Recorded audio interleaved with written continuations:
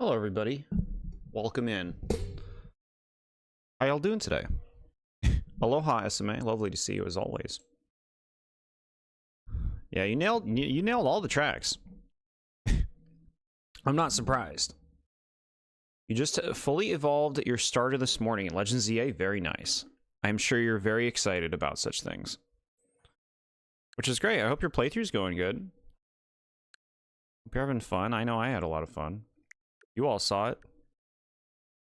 Hold on, I'm cleaning my cleaning my Switch control stick. Got gunk. Get gunk so fast.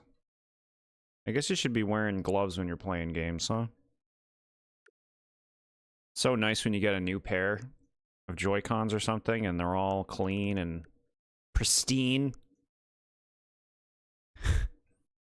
He lives up to his name of a Gator Aid. That's cute. Cute, cute, cute. All right. Oh, we're good. We're good to go. The Primus. We can finish this today. We could finish this in a few hours. Who knows? We'll see. I'm not in a rush. I'd like to, you know, enjoy the ending of this game and its 10-phase final boss or whatever it is. I don't know. No spoilers. See your message earlier on Discord about the shiny you caught? Yeah, I think you said it was a shiny Magikarp. Very cool. Metroid Prime 4 is not good, just a heads up. Interesting choice to make a comment of such things. We're gonna be finishing the game. We're at the end. No spoilers. I've been enjoying the game, but I certainly have qualms. The biggest takeaway is it just feels lacking in a lot of ways to me.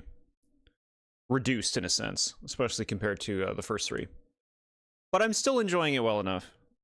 We'll see. I'll have final thoughts once we see the rest of the game.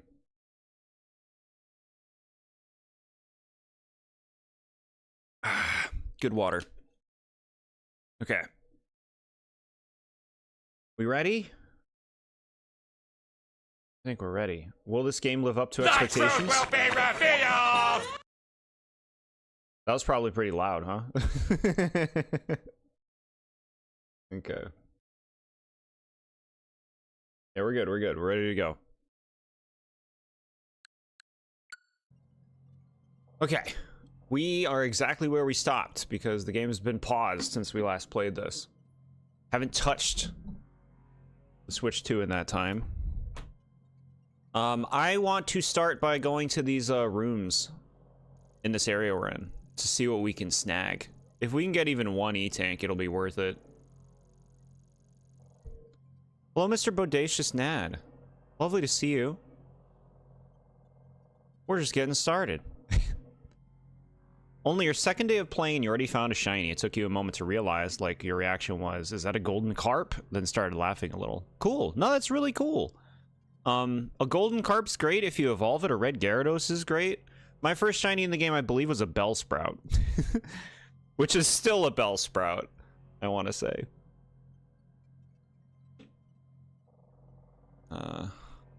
Fun. At least you get, hey, it's nice to get a shiny that can Mega Evolve, right? What is this? What are you doing over there? Secret area. We gotta go there too. You named it Dragon Eel? Very cute. I like it. Okay. We're in, chat. We're in and we're gonna do some exploring. Because that's what Metroid's all about, right?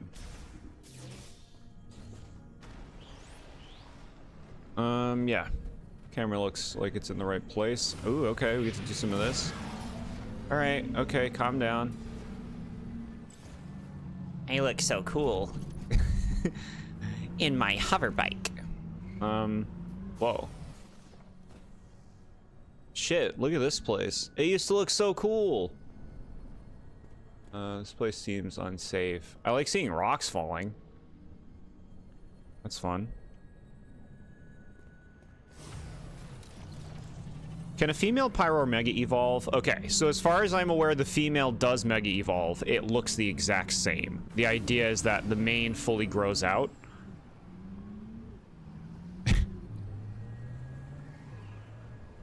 Power bomb.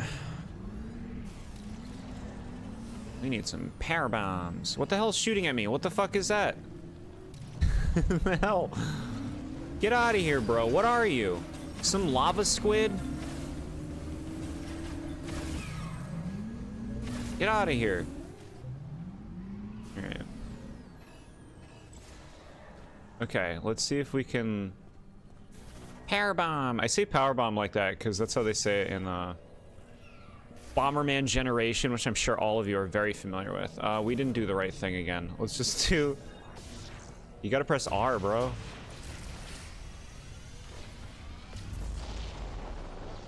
Okay, range on that is shit. Can I throw it at it? Can you do that? What if I, like, jump? No, just try super missiles. Don't even try that. Just do super missiles.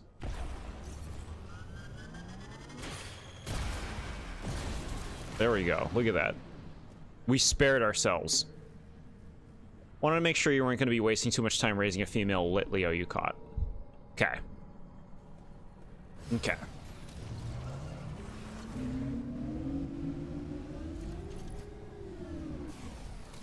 Yeah, it looks like for formed Pokemon that look different, when they mega evolve, they've created megas that just work for all of them, which I think is like a fairly elegant design choice. It's like, okay, mega that is mega that. Doesn't matter what version you have. But at the same time, it feels like they didn't care about about the female Pyroar thing. With that one in particular, like the male and female Meowstic Mega, like they use both of those genders in that, which is cool. The Pyroar one just kind of feels designed for male Pyroar, and they just use it for the female, which is silly. Where are we going? Nice of the lava to flow. So I don't know what you would call it.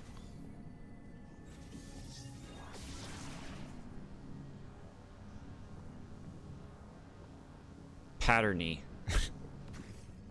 Patterny can work. Going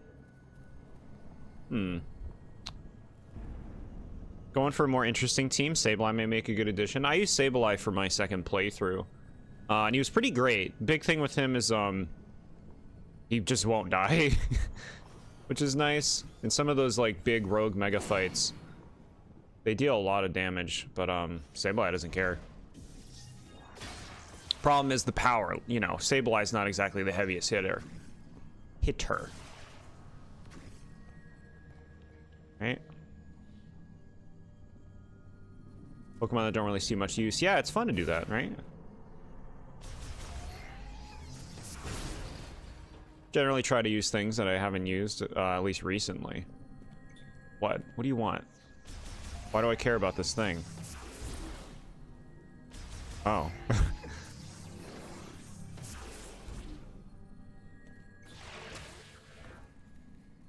Look, chat, intricate rooms that I can go return to.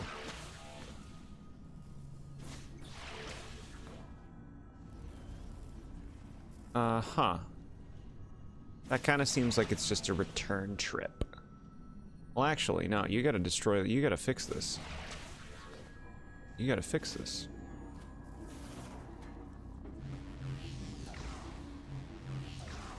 Open it up.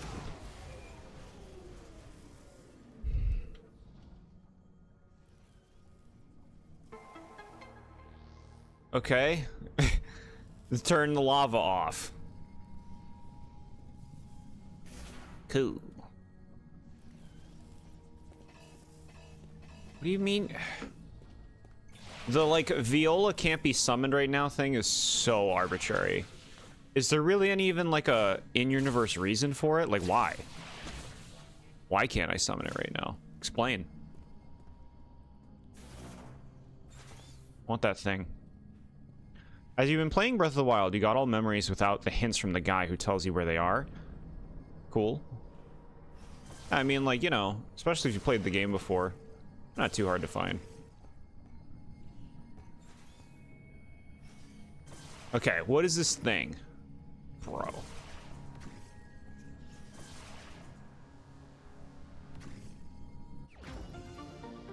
Psychic Power Bomb expansion? Yeah, alright. We could have expansions for power bombs. That's a thing they can collect. Yeah, okay. You know, we just gave them the power bombs. It's the end of the game. Oh, they gotta collect all those things. The green crystals. They'll need these power bombs. Sure. Okay. Looks like a fight's gonna happen in here. It's just like a big room with nothing in it. What's this? Charged particle cannon attachment for the upper right arm of a Galactic Federation heavyweight golem. Oh no. What is that? A thing? Ooh. Look at this funny guy. You're a little silly guy, huh? What are you called? Behemoth. Okay. Giant arthropod with 8 legs, 4 independent eyes, and 3 mouths. His entire body is covered with a mineralized skin layer that neutralizes all firearms. Is it me or is the music... don't you think the music would change for this? We're fighting a big boss. Well, kind of. Attacks by rapidly shooting flaming projectiles from its mouth, using oscillation waves to drive enemies away and producing a powerful air suction to pull enemies in. Only its eyes are vulnerable to damage. Okay, shoot its eyes.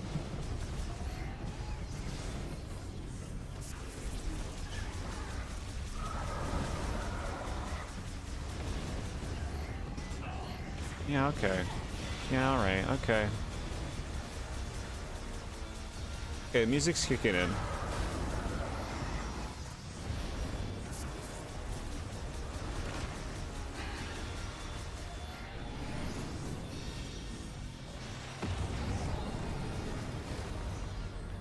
A lot of shockwave moves in this game, huh?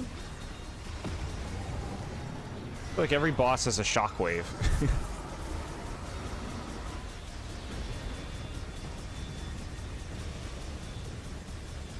I'm trying, Chad. I'm trying to hit it. I'm hitting everything but the hole.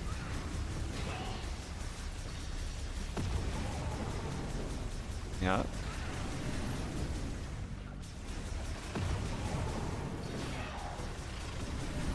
So he's dealing a lot of damage.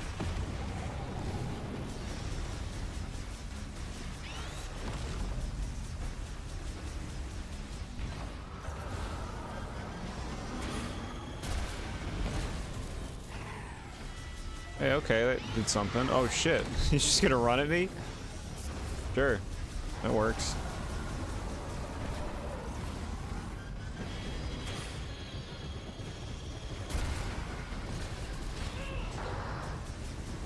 Okay, I think that destroyed that eye. Frickin' Mario spamming fireballs right now.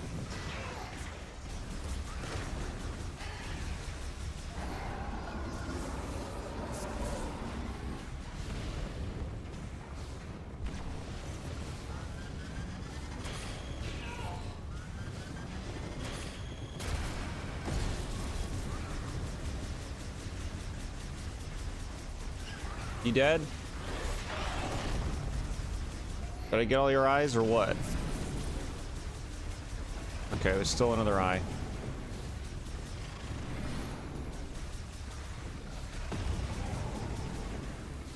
Oh my god, okay,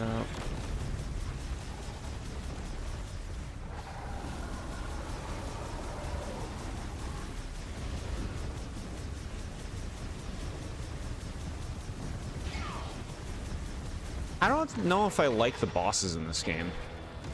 I know this isn't like a major boss or anything. There's something about the bosses that feels very repetitive in this game, just the way they're designed.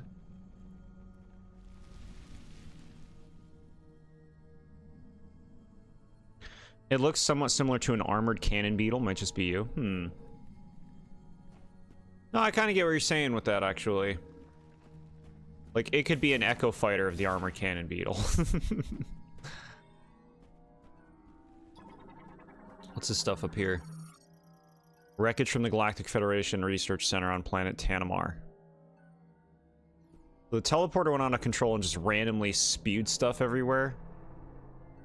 Alright, I think I need something. I need to get, like, this teleporter thing working. We can't even explore. We need the teleporter chip to work.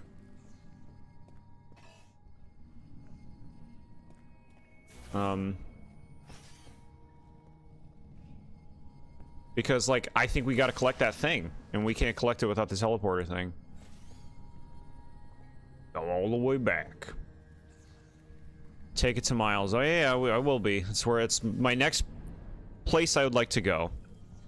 Because I don't want to keep exploring if I'm going to keep finding things where it's going to be like, hey, you need the teleporter thing. How are you today, Living Drawing? Lovely to see you again for the ending of this journey.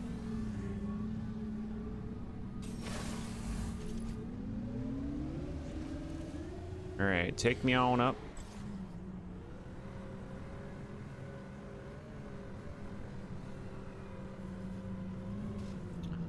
Guess it's gonna be a moment until we go see Miles. We got some terrain to cover.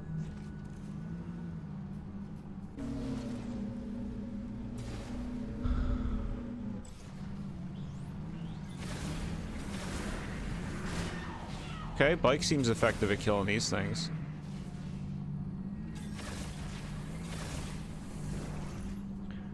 Base camp it in Fury Green is an FU to players, you think so? I mean, it is out of the way, that's for sure. You'd think they'd, like, move the base camp to the center of the desert or something.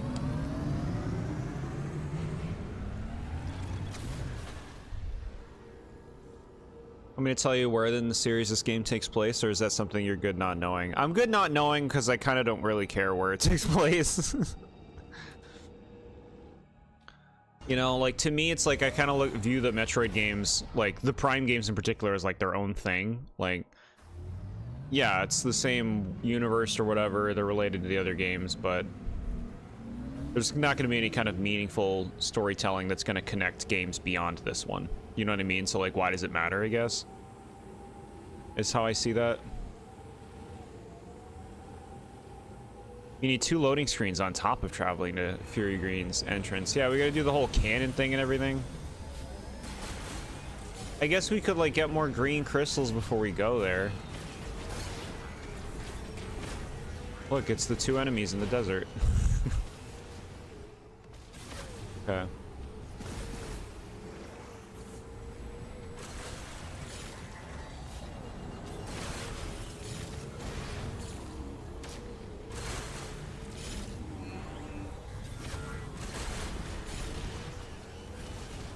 Okay. Bomb, bomb, bomb. Oh, they just keep spawning, huh?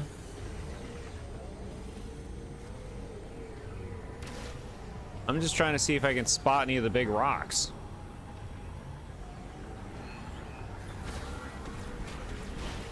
Away with you. Uh-huh. Oh no.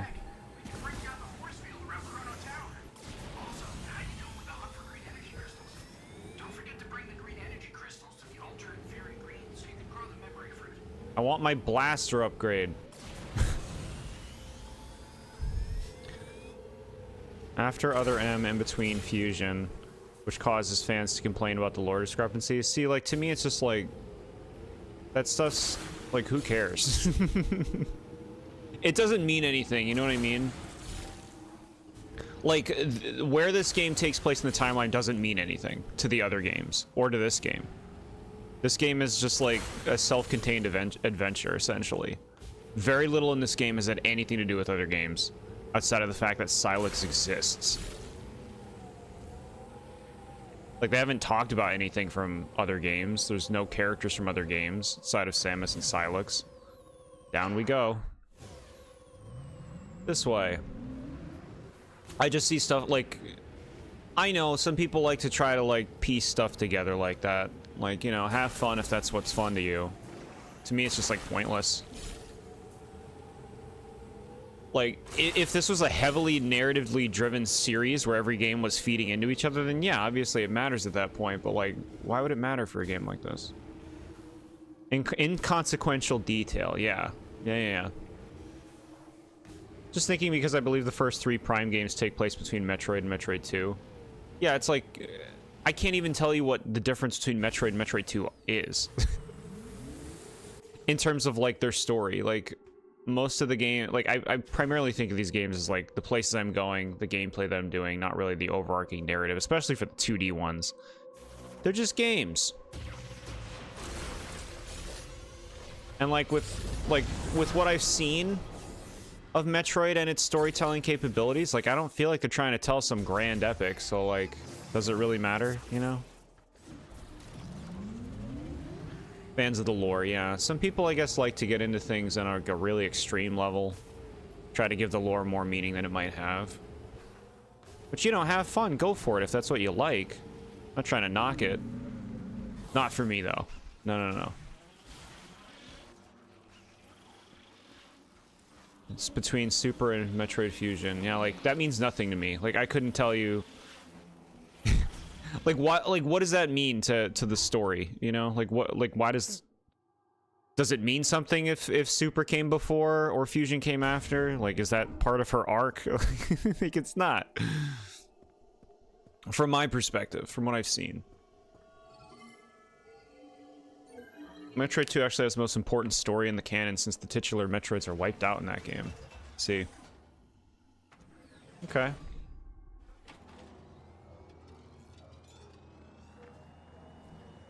Yeah, like, that seems to be the most important connective tissue throughout the whole series, is just, what is the status of Metroids? Even then, does it really matter? Every game has them. They say they're wiped out, they're back again, they're back again, now they're mutated, now they're here, now they're there. It's just like, okay, whatever. The series is about Metroids, bro. I mean, you wouldn't know it sometimes. This game, it's like... They get name dropped sometimes, like, oh, Metroid fused with this thing. Like, what? Where? What are you talking about? What Metroids? People were angry that Metroids and Space Pirates were around after Super Metroid was a definitive end for both parties. Sure, I could understand being aggravated with that. To me, it's just like proof of like why it's not worth taking it very seriously. Right? Look at this thing sitting here. You're not a game developer, perhaps they just want to try and tell some kind of story so people know what's going on when it happens and how it's all connected. Yeah, I guess that's my thing, is it's like, these games being connected to each other doesn't really matter.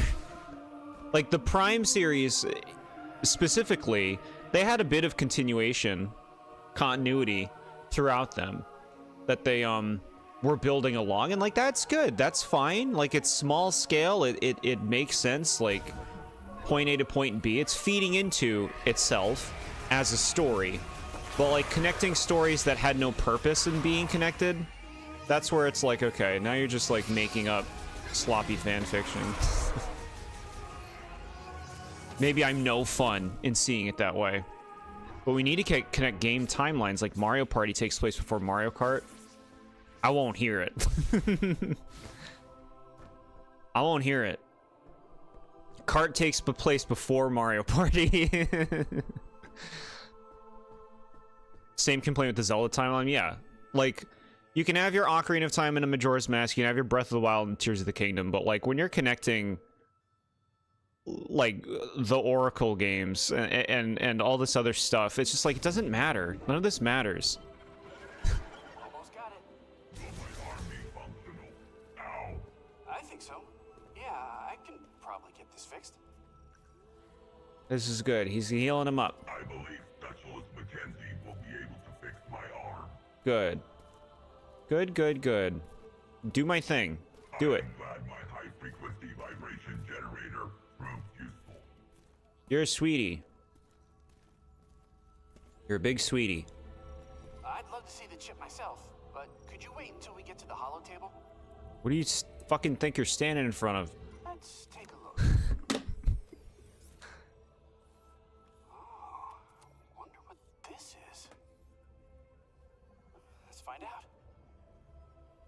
1, a 2, a 3. Teleportation technology? No way! You know, we were analyzing something like this back at base. I have an idea. Yeah.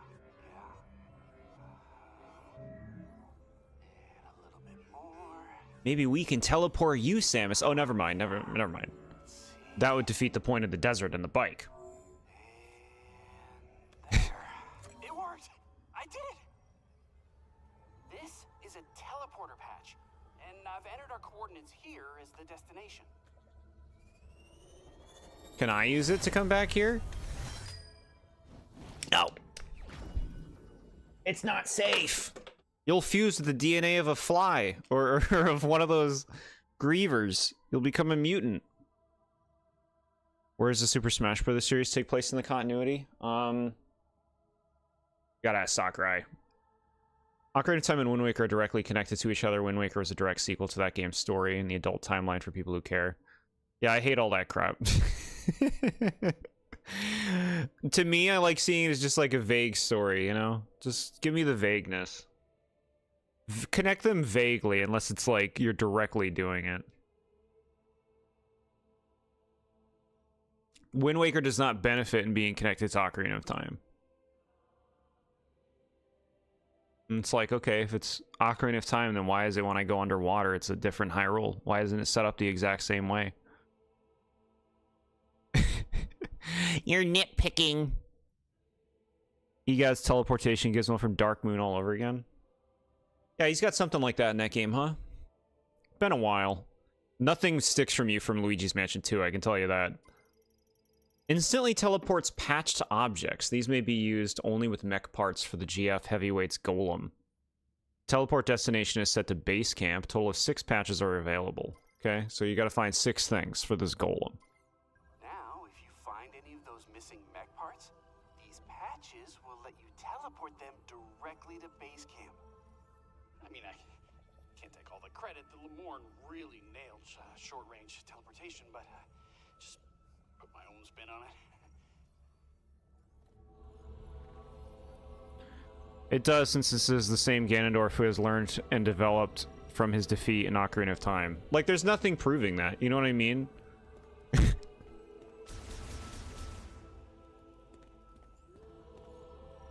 Like, it's all loose speculation, things you can point to, but, like, there's nothing overt about it, you know?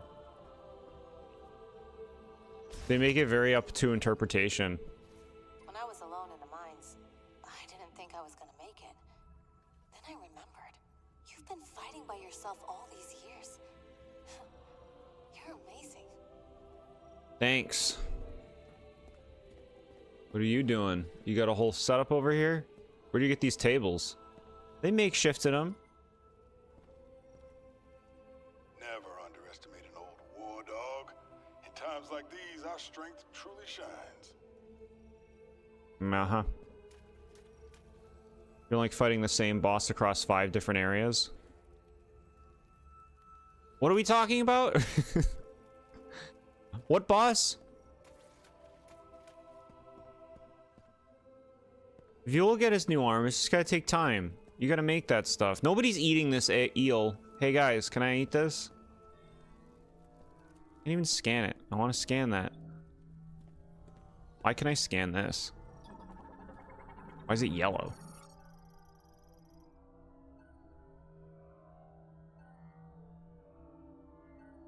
Hard cases and a folding table. One table leg appears broken and a case is being used as a substitute. Excuse me? Why was it yellow? Like this matters. The same possessor ghosts of Dark Moon. Like, yeah. At first, they're at least, like, they inhabit different things. So it's like, you know, you're fighting a big staircase, you're fighting a big spider. The third one is just like a rush of ghosts, isn't it? That stinks. That stinks.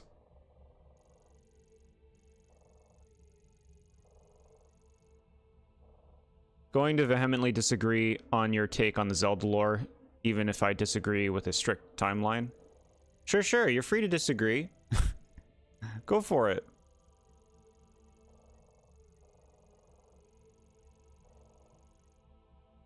What is this? What is this symbol? Is that the put the green thing in there? Yeah, that's the put the green thing in there. We'll go put the green thing in there. I'm just checking out the rest of this. What's this? Save station. Yeah. Okay. Doesn't seem like there's really anything else to go explore here. Like, there might be a collectible in some rooms that we missed.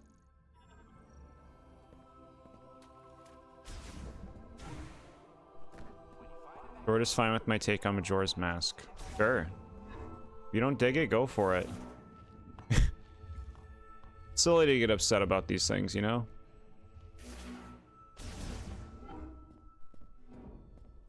Okay, let's see if we get a cool upgrade. Give me my gun upgrade.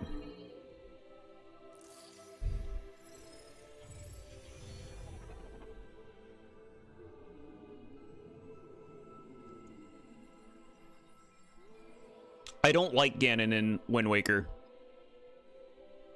I think he gets way too much credit just because he says a single sentence about wind. People act like it's like the best Ganon ever. Drives me crazy. Sweet, we got the upgrade. Shots now travel faster and are more damaging. We like this. Ooh, it looks cooler too. Majora's Mask is the best Zelda story. To me, it's like something I've recognized recently. Is that it's how I like story to be told. Which is to say, there is no active story in the game. Outside of the beginning and the end, you're just going around and doing things.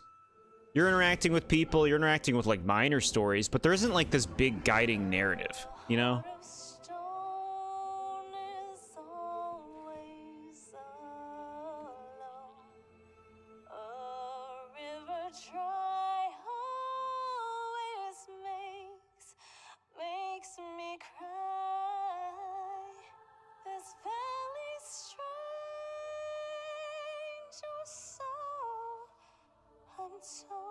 I find this kind of singing annoying, to be honest.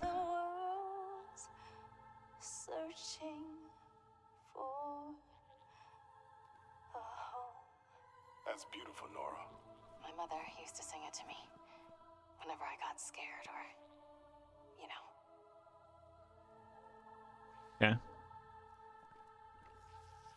It's a song you sing in the shower. I don't like droning singing. He's got his arm back, chat. See, I told you to take time. I am glad my high-frequency vibration generator Yeah. is useful. It's like showboating singing. It's like they're so proud of the notes that they can hit that they really like... Goodbye, view. They really like lean into it. It's like, look at the notes I can hit. It's just annoying. You're just wailing.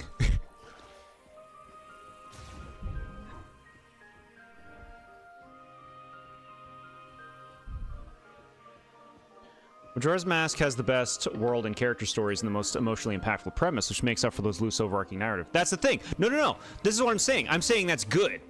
I like... I've come to notice that, like, I like it when a game is just, like...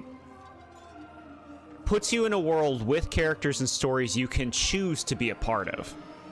As opposed to, here is the story you will be a part of, that you will follow, that will constantly interrupt you every step of the way. I hate that shit, and I think people want that in Zelda. I think people have wanted that in Zelda, and I don't think it serves Zelda generally. Because Zelda stories are mostly bunk. They're just excuses to play the game, which is fine. I'm fine with that. But yeah, the world building, the characters, the lore, and Majora's Mask is all great.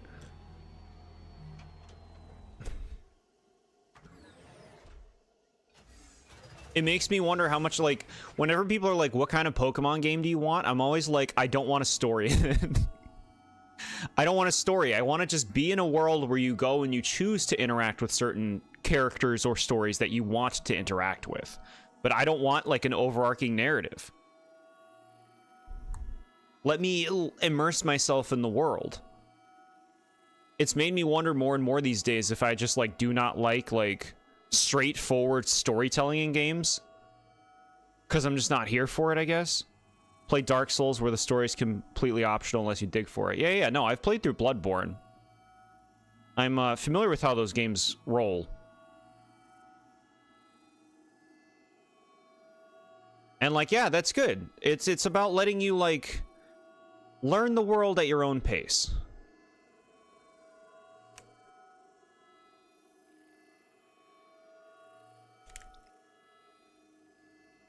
Best told stories in video games. Shadow the Hedgehog is #1. Oh my god. I'm gonna scream. Followed by Final Fantasy VII.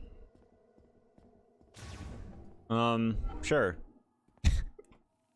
You know, with RPGs, generally you're gonna get a linear storytelling format where you're gonna get a lot of cutscenes. It's gonna be very narratively driven. Sekiro did a good job at a more straightforward story on top of the breadcrumbs, yeah. Yeah. I think there's been too much of an emphasis and celebration of, like, storytelling in games over the last, like, 20 years. And it's affected a lot of games in a way that doesn't necessarily serve them.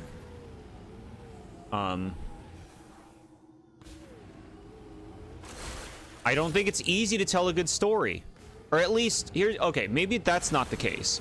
It's that it's clearly not easy for a lot of these companies to tell a good story.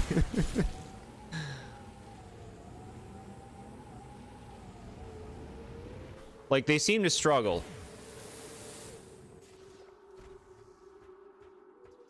Take me in.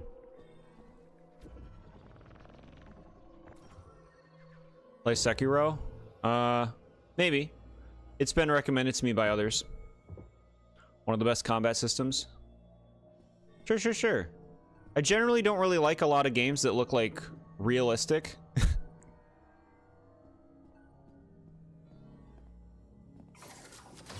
But I wouldn't be against trying the game. Modern games are trying to be big movies. Nothing wrong with that, but I can go off as them thinking of story first, gameplay second.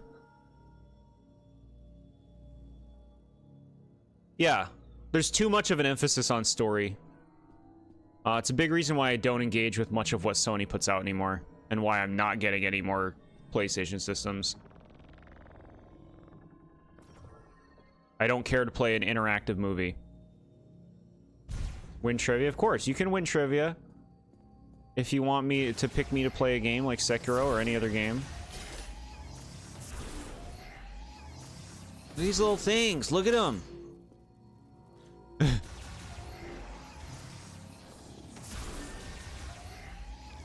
Telling a good story and having good gameplay without one compromising the other is extremely hard.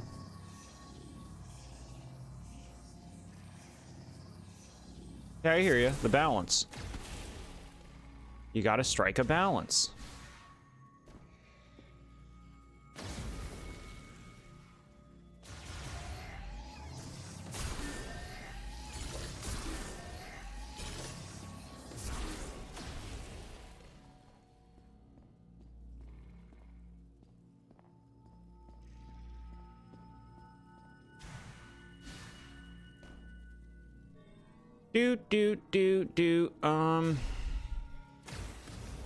So you can keep melting all this stuff.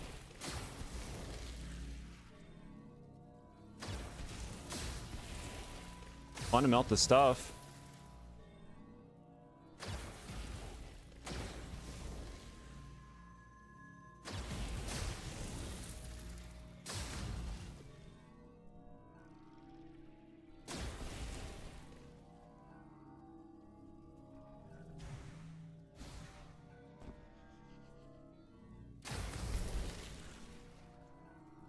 I just feel like it also has to do with like the people writing a lot of stories, you know? Understanding the most important aspects. But then that comes down to the fact that good stories are different to different people, you know? Like, there are a lot of bad stories that are praised by people. To them, it's not bad, and that's valid. It's valid.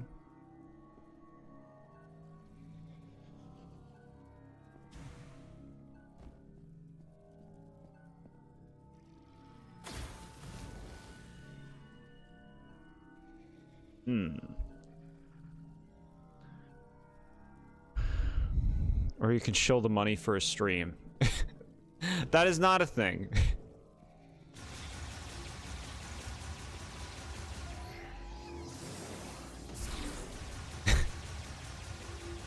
I was moved by ramen's passion. Sometimes that can be a representation of a passion, I suppose.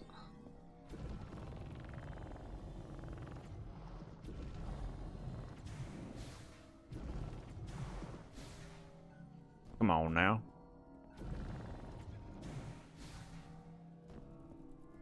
Alright. God of War 2018 and Ragnarok also do a great job balancing story and gameplay, in your opinion? I do not think I would like those games. But there's a lot of things contributing to that, not just story. Like I said, that kind of like realistic aesthetic. I don't generally like games where I'm like walking around with a character who's gonna talk to me and they're gonna try to force bond me with them. There's something good over there. Here we go.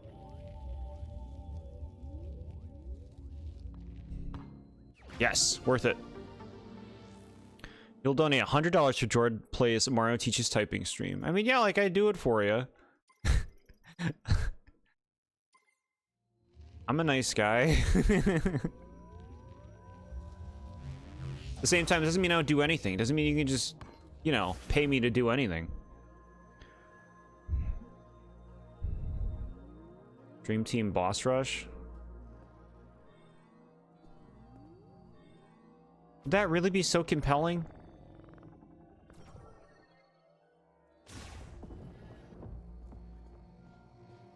Look at this fancy statue. What is this? It looks sweet.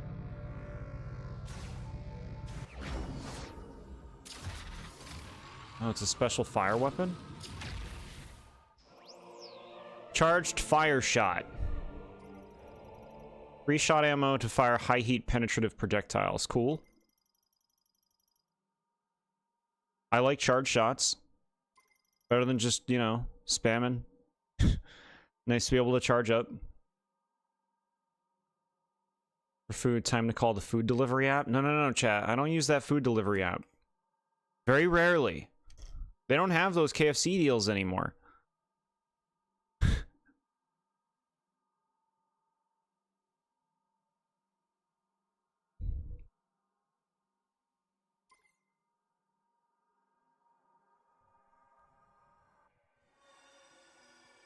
Hello, who are you? The fuzzball of light?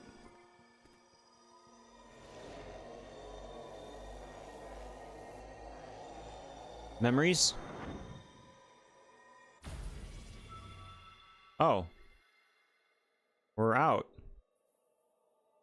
I thought that was going to be a meaningful thing, but okay. Cool. If we can fix the mech, we can break down the force field around Chrono Tower. Also, how you doing with the hunt for green energy crystals? Don't forget to bring the green energy crystals to the Altered Fury Green. Yeah, I've heard. So I've heard. There's another thing we can blow up.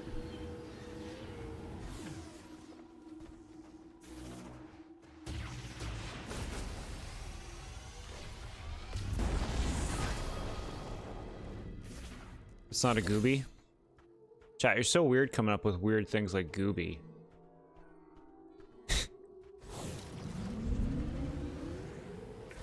We need Ocarina of Time's teleporting sounds in that scene? Yeah.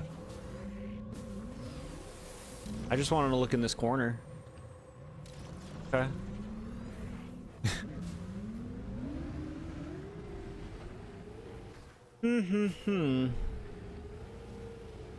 Ocarina of Time, baby. Should we go in this area? You probably don't have to go in the area just to check the map. Do you? Take me to Ice Belt. Take me. Show me the map.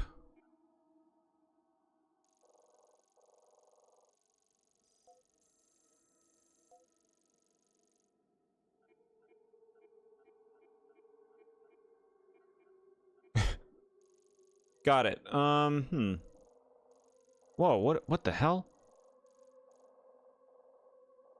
There's so many things. I missed all these things. Jeez. You don't want story in games, you want a compelling world and characters, you want to get immersed in a world rather than a story. I think I'm there with you on that, honestly. I don't think, like, a story can be good, it's just like, man, do they not make it seem like it can be with what they churn out. And then you're stuck listening to this rudimentary crap that often resonates with, like, 15-year-olds, which is fine, good for those 15-year-olds. It's not a knock against them. Stories should be made for all sorts, but then they get praised by the 15-year-olds, and then we get more stories for 15-year-olds, and it's celebrated as though it's good storytelling.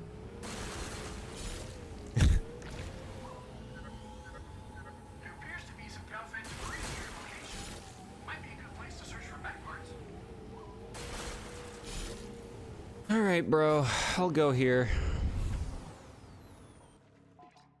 You were the one who called that one critter a gooby last night, I thought. Last night? Or were you here last night? I was barely talking around that time, but I was listening. You gotta keep up with me, SMA. You gotta keep up. The BioShock trilogy have great stories, but the characters are impeccable world building, and atmosphere for all three games keeps you coming back. Interesting. Some stories will speak a lot more to different people. Assuming story games are for 15-year-olds, never change, streamer. Look, I'm saying the celebrated ones. We live in a world where Naruto is considered like one of the greats. You have to understand, storytelling standards are at an all-time low. They're at an all-time low. And it's because there's just like, there's a lot of people who, you know, they haven't seen a lot of stories, so it's not hard for them to be impressed. And so they are impressed and they think that thing is best. And since there's such a loud group of people and such a big amount, well, then that becomes the status quo. Popularity is the hallmark of mediocrity. You might like Claire Obscure Expedition 33. Game has stellar gameplay, story, and amazing, fantastical art direction. I watched, what, like the first 6 hours of the game? I watched a while of it. So, like, I know what it's like. It's too dismal for me. I don't like playing games that are, like, dark. Or, like, exposing myself to, like, stories with a lot of, like, meanness and death. It depresses me. It affects me. But God forbid you want to watch anything made for adults in today's age, because it's fucking chock full of it. You're keeping up good. Good, good, good.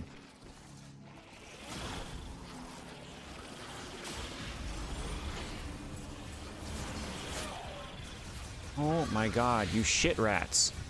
You shit rats. Like, look at Super Paper Mario. We can all talk about Super Paper Mario. We all know that game.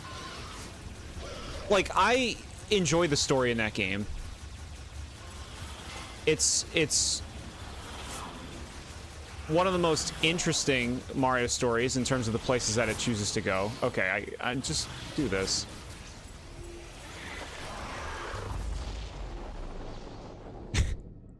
Effective.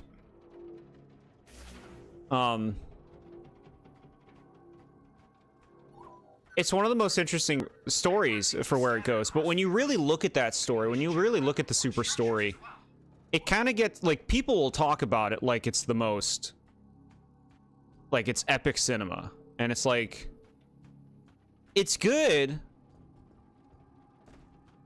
but it's probably getting a little too much credit. It's interesting. It's got some, like, good characterization and stuff. Some good moments. But is that really the pinnacle? Is that really what we're pointing to as the best stuff? But, like, it resonates hardcore. Like I was saying the other day, it really resonated with me when I was, in my teenage years when I first played the game. As you get older, though, you know, I guess you're not for everybody, but for some people, you know, your standards change. You're not as impressed the more stories that you see. You're starting to sound like a snobby art critic who looks down on stuff for being popular. Claire Obscure is depressing, but there is also a good amount of humor and heart. Yeah, I believe you. I remember the heartful scene of the goodbye scene towards the beginning. I'm not saying the game is bad or anything. I'm saying I don't personally like jumping into There was a lot of death just in the first like 6 hours of that game. Depressing to me. Like, I'm not saying that's all the game is. Think dialectically, chat.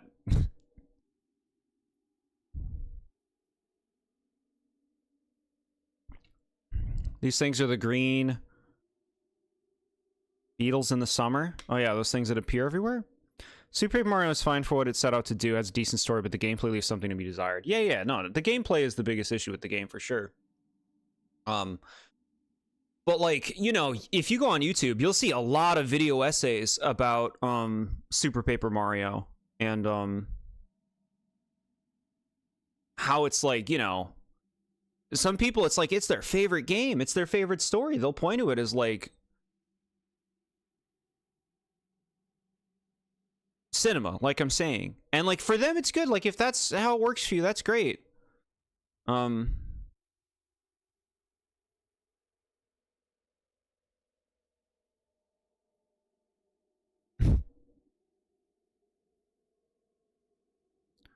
But like, wait, like angsty story, angsty jester character who wants to take over the world, tragic villain who wants to destroy everything because they're sad, is so made to appeal to teenage minds. They eat that shit up.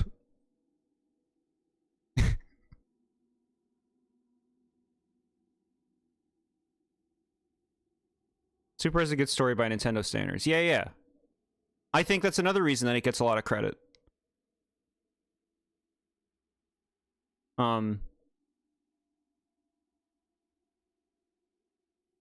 Like in the vacuum, all of a sudden a story that's trying more than the many other stories that are not trying that hard, it's going to look a lot better. Why Super Paper Mario's story is peak and the main playable characters feel like afterthoughts. Tippy is the main character. Yeah. No. I get it. That's a Tumblr DeviantArt story that turned into a Mario game and threw the Mario characters in.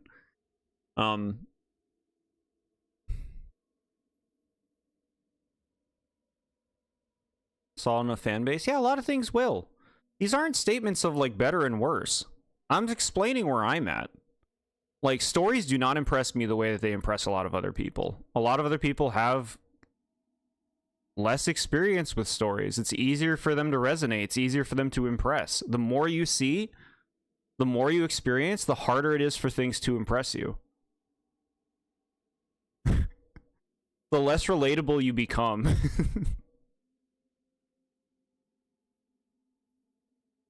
And I take offense with the you're starting to sound like a snobby art critic who looks down on stuff for being popular. There are plenty of popular things that I enjoy. And I think that's pretty obvious. But I also think that if you look at a lot of the things that are very popular, how does something become popular? It is something that resonates with a lot of people. The truth is, a lot of people are young and have a lot of learning to do and don't have a lot of experiences. If you want to make something that resonates with a large amount of people,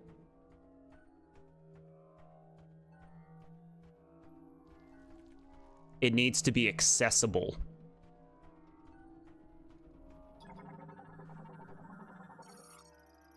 Forearm for the Galactic Federation Heavyweight Golem. Undamaged. Finger flexion will trigger with an electric current. Okay. Do it. Take it. Oh, you want me to shoot it down? Okay, that looks like it'll work.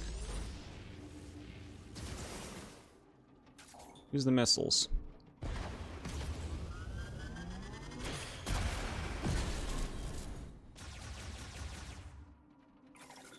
We got things. Oh, okay.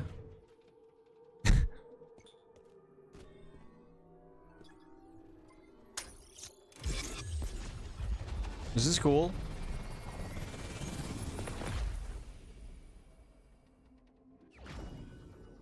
Mech part acquired. People find angsty stories compelling if they live an angsty life. Teenagers. Missing Galactic Federation mech part found and teleported. Base camp, one of the 6 mech parts.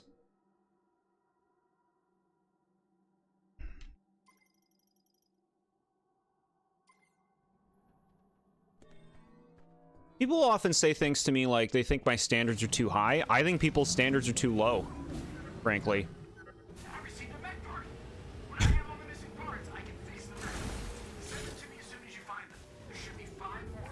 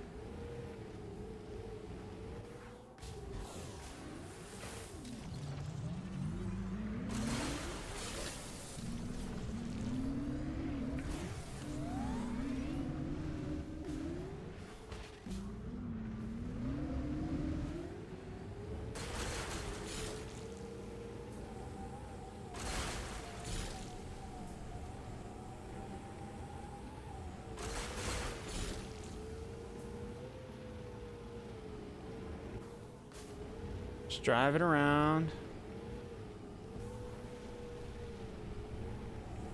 Looking for goodies.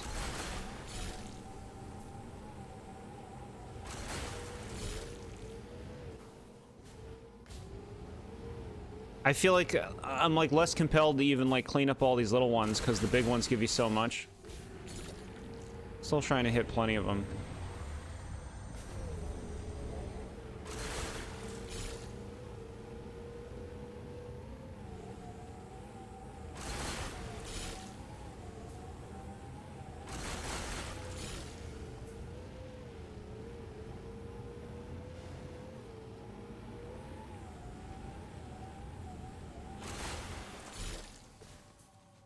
Okay, we can get the thing here.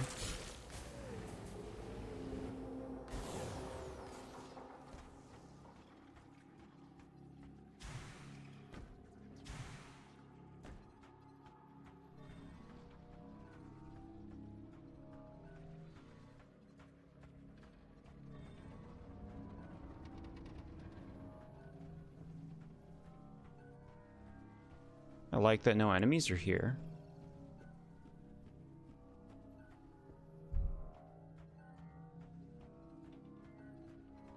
Scan this thing.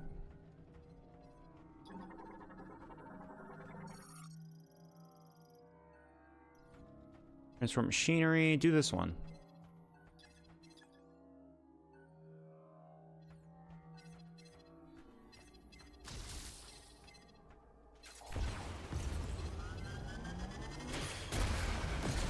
We'll try that, and then we'll try this.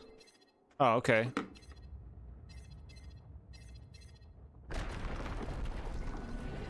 That thing's kind of creepy. Riveting gameplay. Are you riveted? We're gonna fight a big sand flounder. It's gone now. That creature just swallowed a mech part. Don't let it get away. I don't even know where it is. There it is. Here you go. Here's your riveting.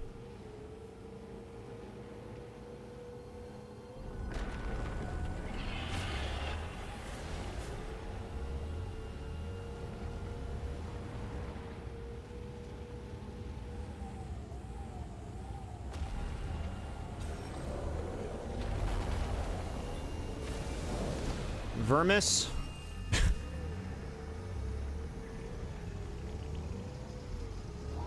Okay, it's like a bike fight.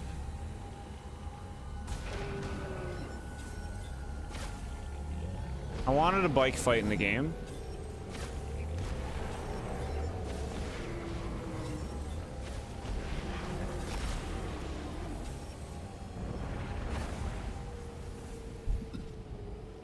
Oh god.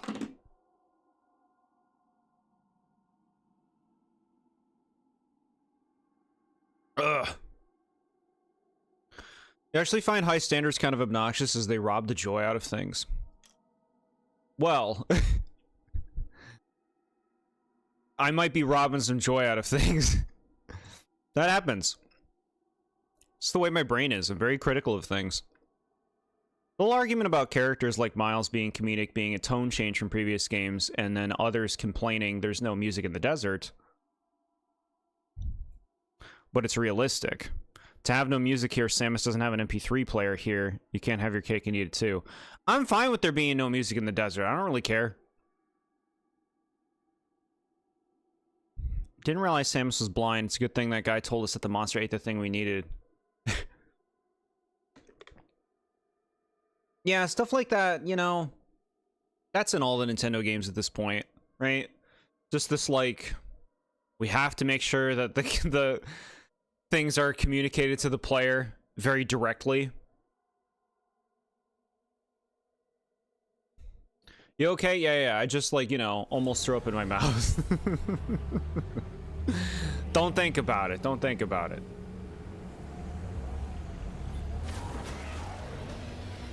Alright, chill out. Oh, you just take me off the bike when that happens, huh? So far this boss seems kind of lame. What do I just run into this? Yeah, that dealt damage. Okay. The worst feeling, I know, right? No, there are worse feelings for sure. But definitely uncomfortable. A little bit of water helps it.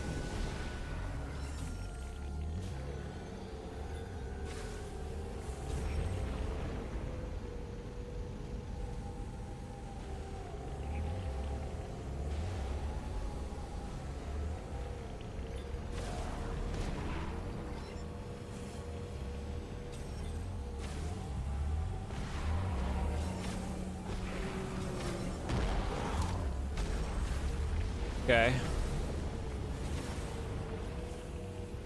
I mean, this seems fine right now. It's not very compelling. But, like, at least it's not annoying. So far.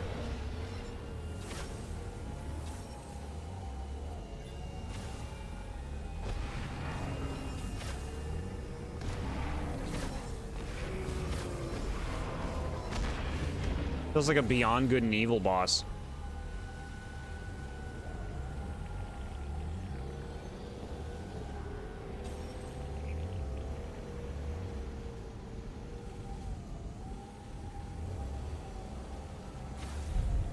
Prefer to just enjoy things at face value at this point. Obviously, I'm still paying attention to things to critique, but I'm not looking super deep into things.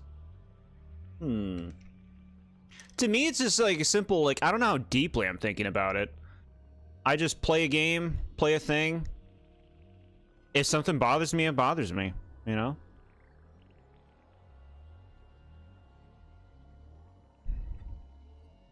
It did happen to you yesterday when you were outside. Let's see. What are you doing hanging out outside? It's cold.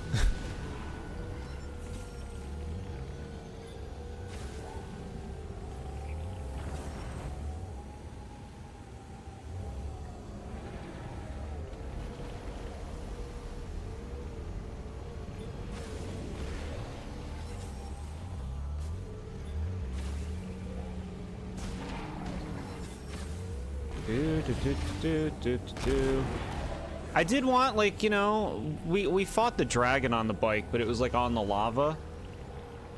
I like that there's another fight where we're on the bike. Like, I would take this fight over a lot of the other bosses because This seems less annoying than those.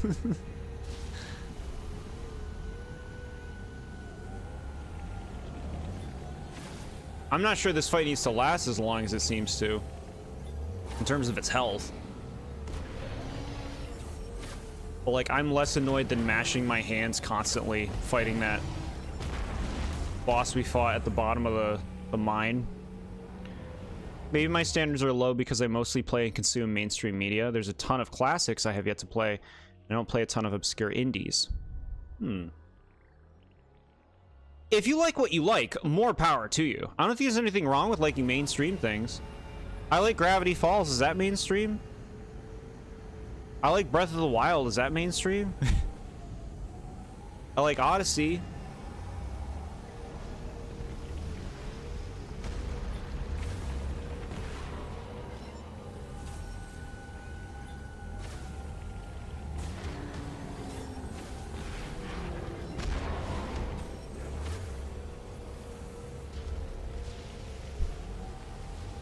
You hate this boss, yeah?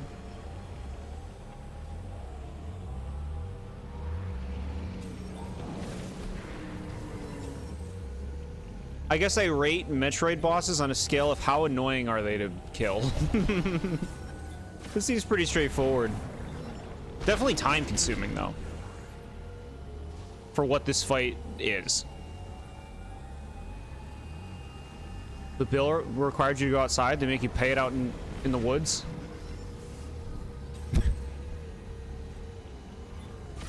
Okay, I get it. Do what you gotta do.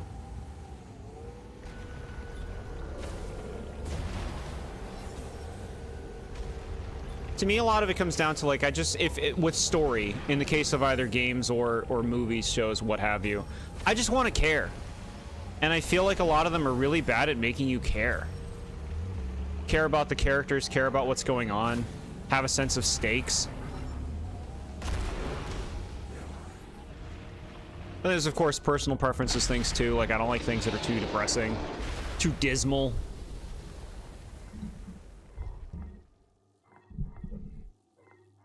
Alright, we killed that thing. Can I just drive in? No. Walk in?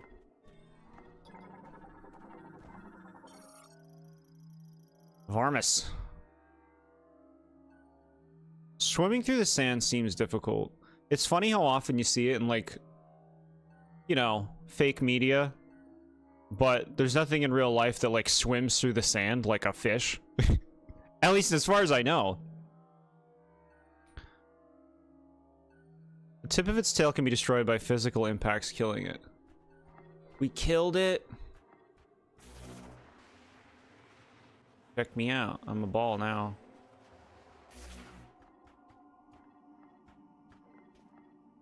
Who is Goog? Yeah, we'll go on through the mouth. You like all the storytelling in Sonic games, but you'll say Frontiers is not bad per se. It's not the best story ever told. Sonic's like a good example where it's like, I played Sonic Adventure 1 and 2 way back when I was a teenager, and I liked those stories quite a bit at that time. Watching them today, like, I can't take any of that seriously.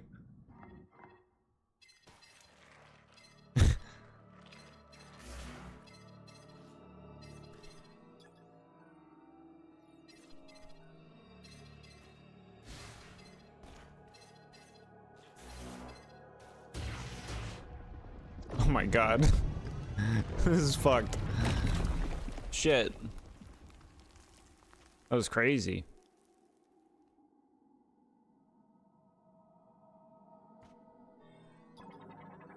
Oh no, just walk up to it and put the thing on it.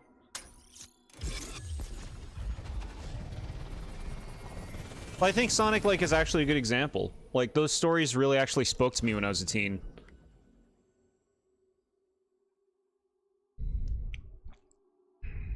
You can't take a story where Big the Cat is in the story. I like Big the Cat. I can still appreciate, like, the characters. Some moments. But,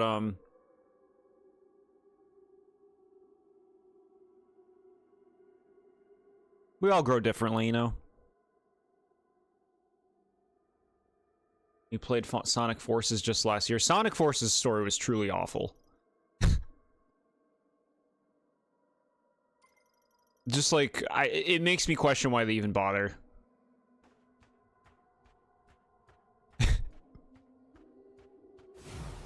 Okay, there's another thing we got.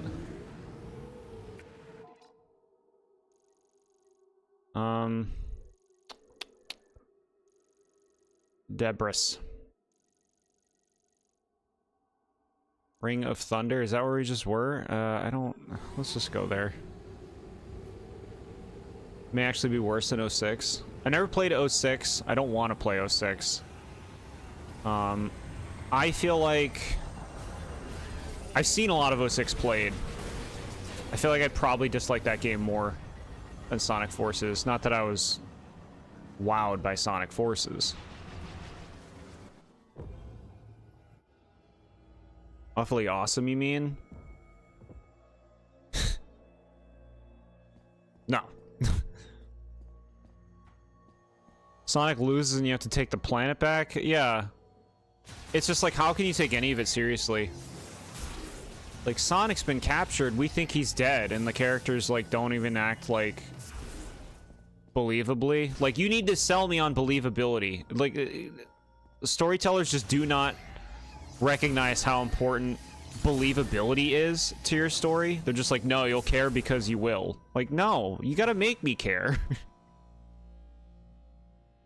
Sonic 06 at least had level design, yeah. I'd probably appreciate the 3D stuff a lot more, since I prefer that to the 2D stuff. Alright, we were here once upon a time.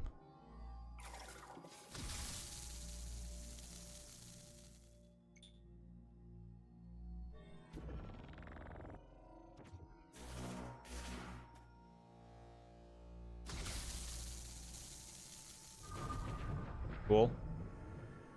This must be like an electric charge one that we'll get, maybe? You love Sonic Forces so much, and you'll still say it's your favorite game you played on the Switch. I'm happy it worked for you.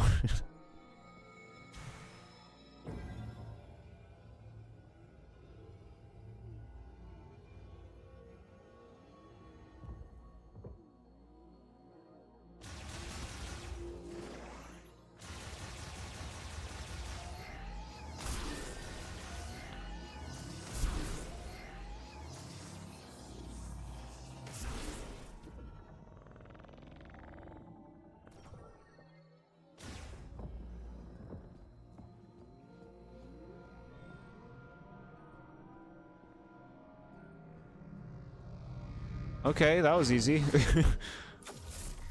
Cool. Charged Thundershot. Everyone else missed that pot of crystals, really? 5-shot ammo to hire a high voltage burst that often arcs to other targets.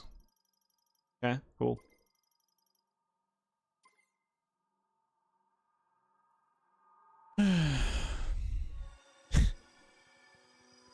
Here it is, it's our way out.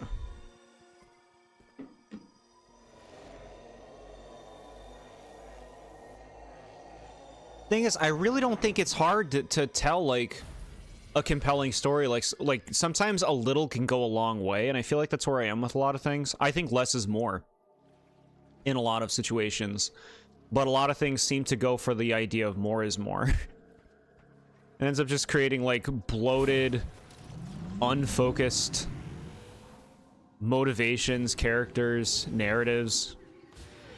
I lose interest. But I tend to appreciate very grounded stories. Not that an ungrounded one can't be good.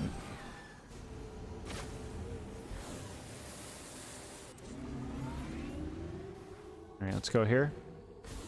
These shrines have such straightforward solutions, I'm surprised they even bothered. Yeah, that one was pretty simple, huh? I was surprised that was it. You just... shoot the electric... pull the two things up, shoot the electricity.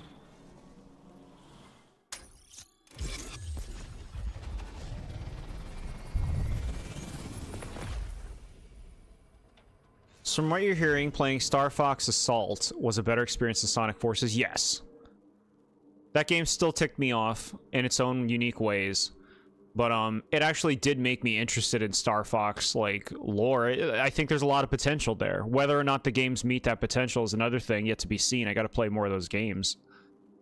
But, it seemed like it could be cool. Like, the thing that happens with Pigman in that game is cool. Missing Galactic Federation mech part found. Great. Half of them down. What's the game plan? Just roaming the Great Sands to find green crystals and mech parts? Yes! We gotta go to the volcano, too. One of our parts is in the volcano. I think I'd like to go there now.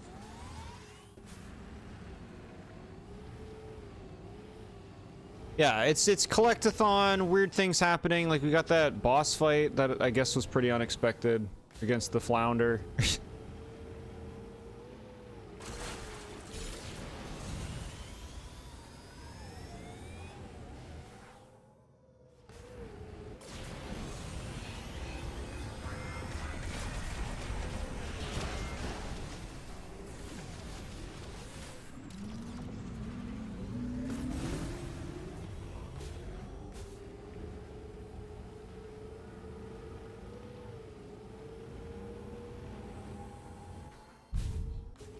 Mech better be worth it. You have to do it.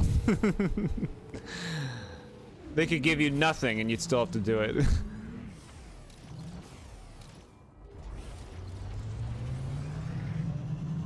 But yeah, I mean, hopefully it'll pay off. I don't know. I think there's gonna be like a cutscene where we all eat shit and just Samus gets out. That's my guess.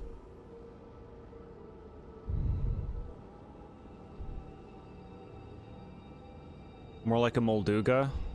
Yeah. Sure.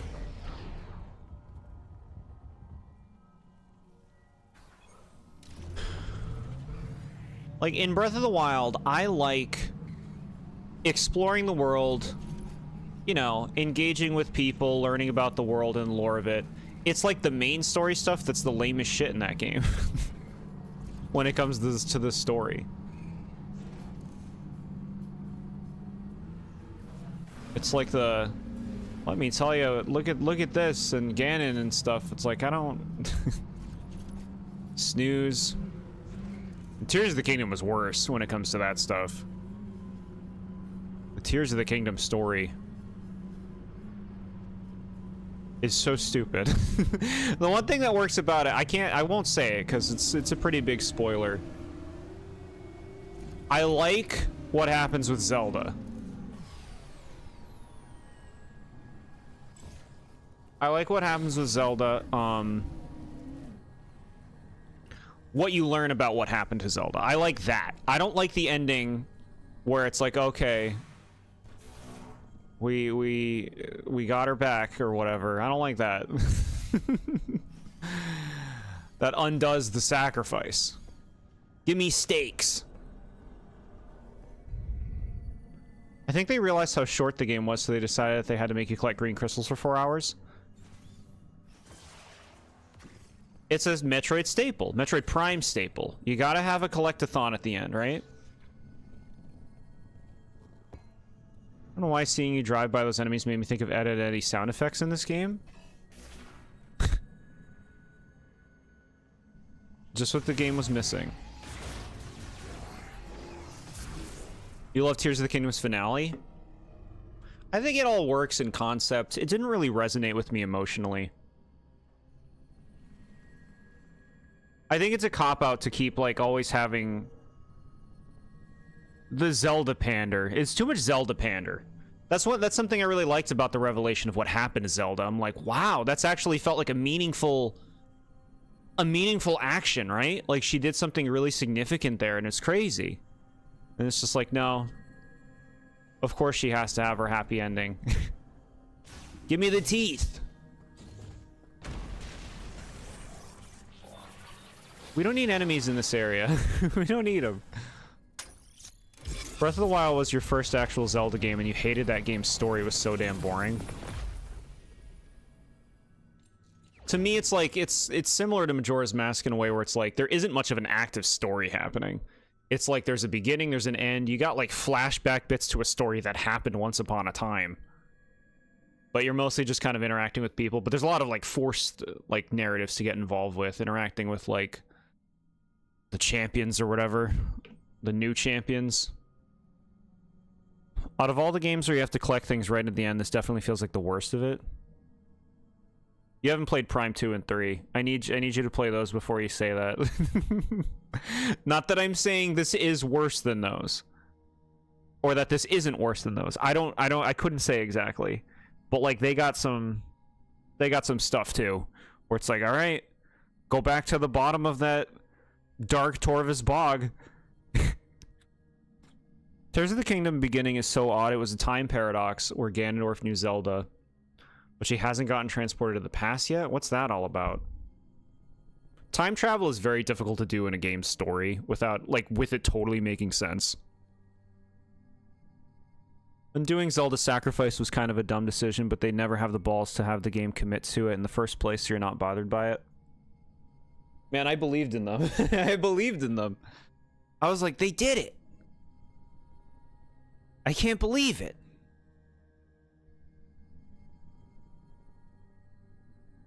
They actually did something really cool. I'm a fool. They played me for a fool.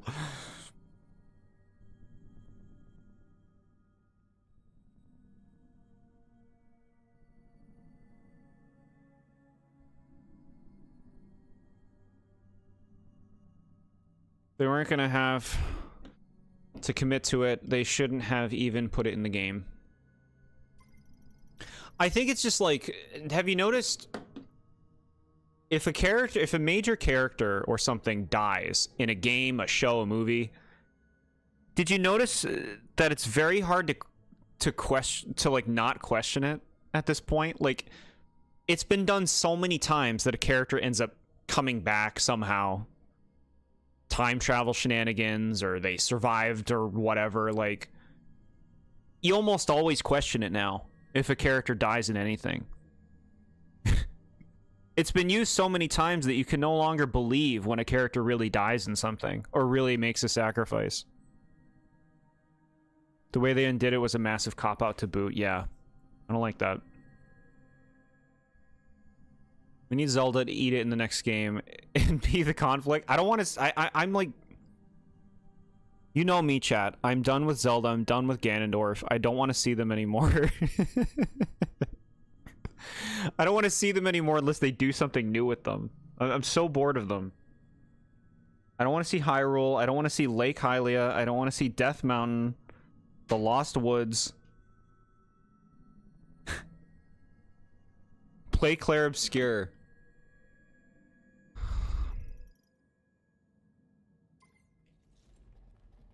It's too real. It's too depressing. We're doing trivia at the end of the month. If you win trivia, you can choose for me to play a game. You could pick Clair Obscure. I'd play it for one stream, and if I wanted to play more of it, we would play more. But I'm committed to one stream.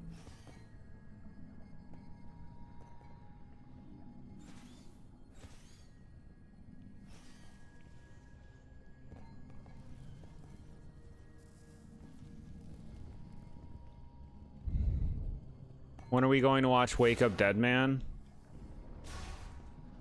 Whenever you want.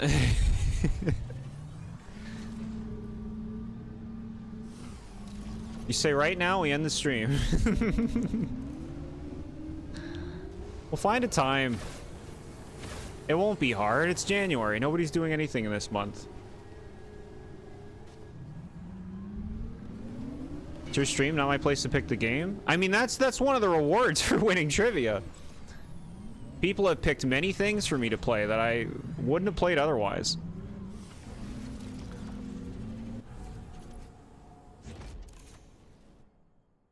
Next Zelda game is going to take place in Lorule. I'm so over it. I need something fresh in Zelda. I'm so tired of the same things. It's like, that's what the series is, bro. Yeah, I guess so. This is cool, huh? Oh, enough of these squids.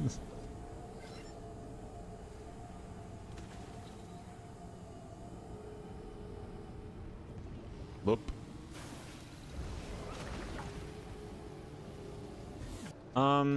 Why are we here?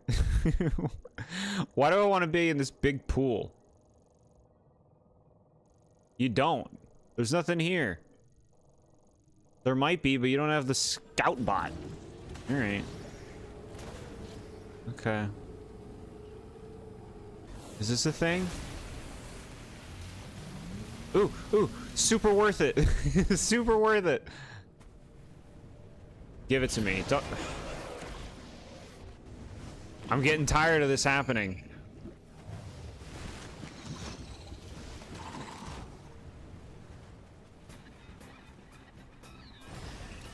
I want it.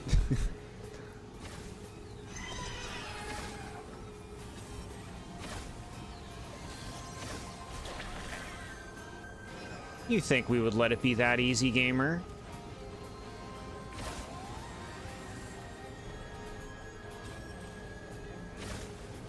Claire Obscure also has like a Mario and Luigi thing going on with its combat system that I think I would hate. Because I hate the combat in the Mario and Luigi games.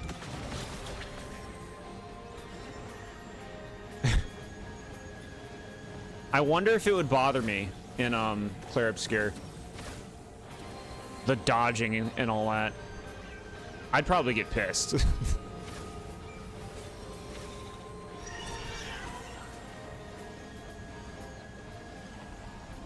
Claire Obscure is exactly the kind of game with those kinds of narrative stakes for the most part. I get it. Yeah, I get it. It's hard, like, you say you want stakes, but at the same time, you say it's too depressing if there's too much death. The thing is, I don't think death needs to be the only stake. I feel like that's a cheap cop-out in games. In storytelling in general, not even just games. It's like death. Death is always like the bad thing that happens to things. It's like, that's not the only bad thing that can happen. Make me care about something else. I'm bringing up Octopath again. There's a character in Octopath Traveler 2. Octopath Traveler 2 has a bunch of bogus storytelling. TLDR. Not TLDR, warning.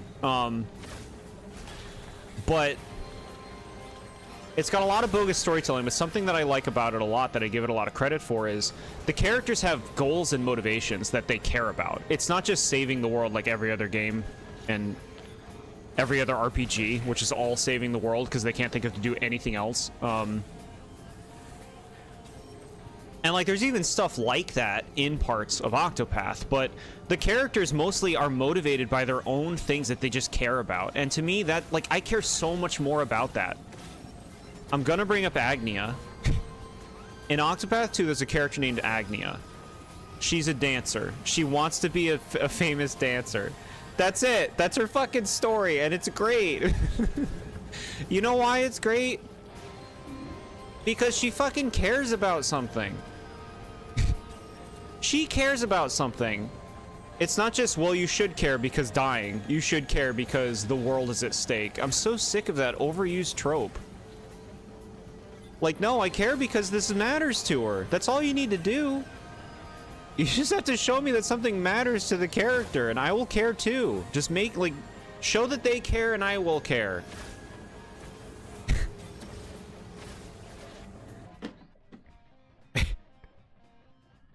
Claire Obscure is extremely hard, yeah. I'm gonna be slobbering and spitting as I'm playing that.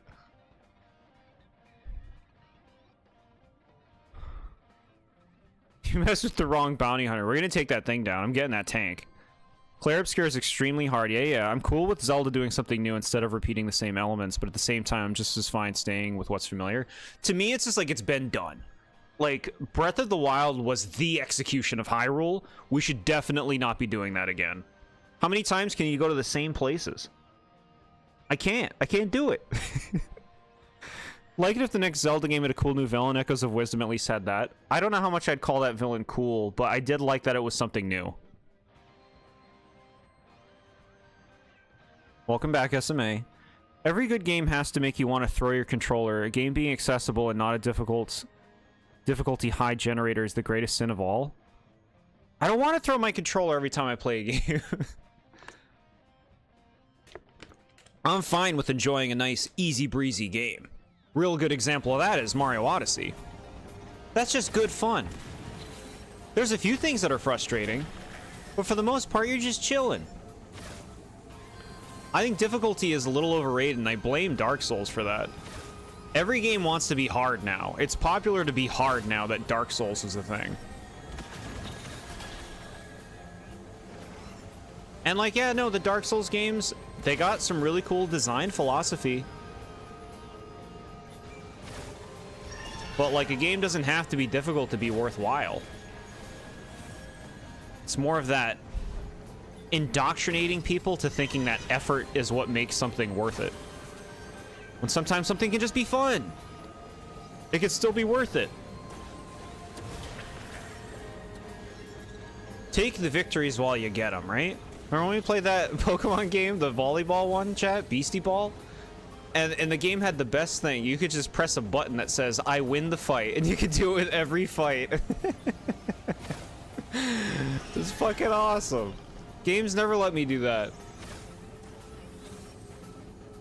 But yeah, I'm really sick of like the... Oh, you gotta save the world RPGs. How many RPGs do we have to save the world in? Can't we like care about something else? It just shows like the narrative limitations, I think, of writers. It's like, is that all that gamers want to do? Is save the world? It's plagued the Pokemon games. That thankfully the Pokemon games have kind of been moving away from it. Kind of. All right, we got the tank. But like, my point is, with Agni and Octopath 2, it's like, I care about her wanting to be a dancer because it's something she cares about. And they show that. They show it's important to her. I care just because of that. You don't always have to bring it to a something is gonna die scenario for me to give a shit. It's cheap. I think Jord could play Claire Obscure if it's as hard as you say, because he would probably get really heated and get banned off the platform. I hate this mentality that a game is bad for being easy. Difficulty does bring out a game's full potential and forces you to use every tool and advantage, but I prefer easier games. Yeah, I like seeing some appreciation for easy games. I like that. It's one of the biggest complaints you see people have for Odyssey, is a lot of people do not like how they find most of Odyssey's content very easy. But like, the game itself is fun to play. It's fun to control Mario in that game. It's fun to do the things.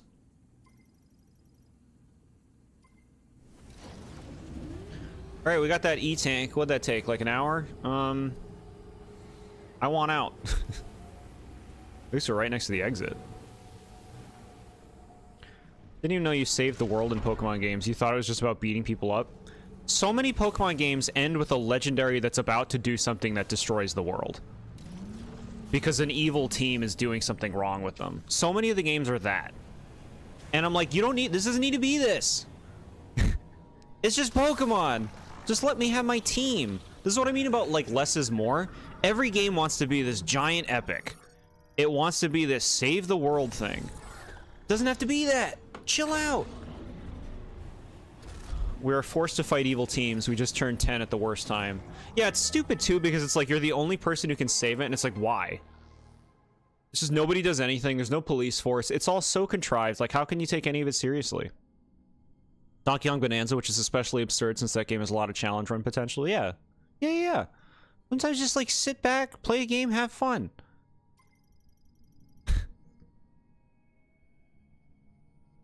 Unacquired items in this area have been marked. Great. Thank you. Thank you for that. Ooh, that was easy. Zelda's name starts with Z and ends in A. Zelda Legend ZA. Explore Kakariko Village, and that's it.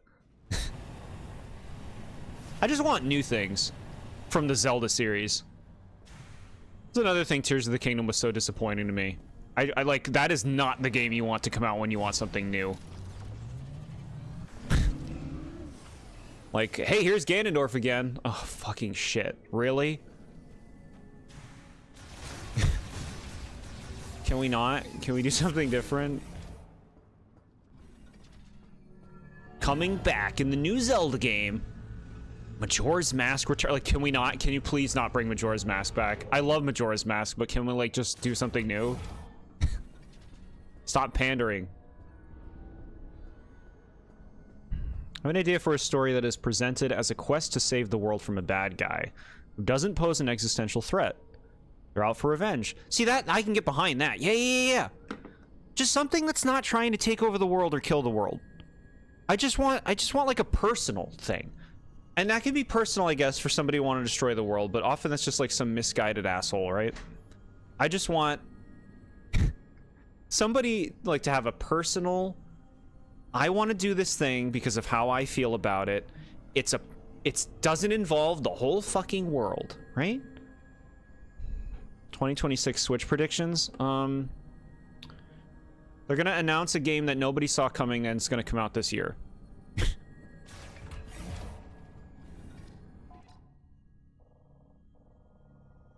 gonna announce the new Paper Mario. It's gonna come out 3 months later. And it's not gonna be the Thousand Year Door 2. It's not.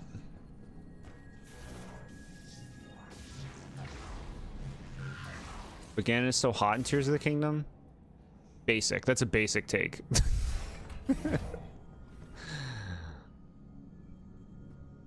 I do not like Ganon in Tears of the Kingdom. Don't worry, Nintendo doesn't like Majora's Mask. When Majora's Mask 3D was announced, many interviews were conducted where they were mostly like, ugh, why? I don't want to remake this game. It was so odd, I think Nintendo sees that game as rushed. They had to rush to make a new game. So you're saying, like, people appreciate Majora's Mask more than Nintendo does? That's the idea? Sure.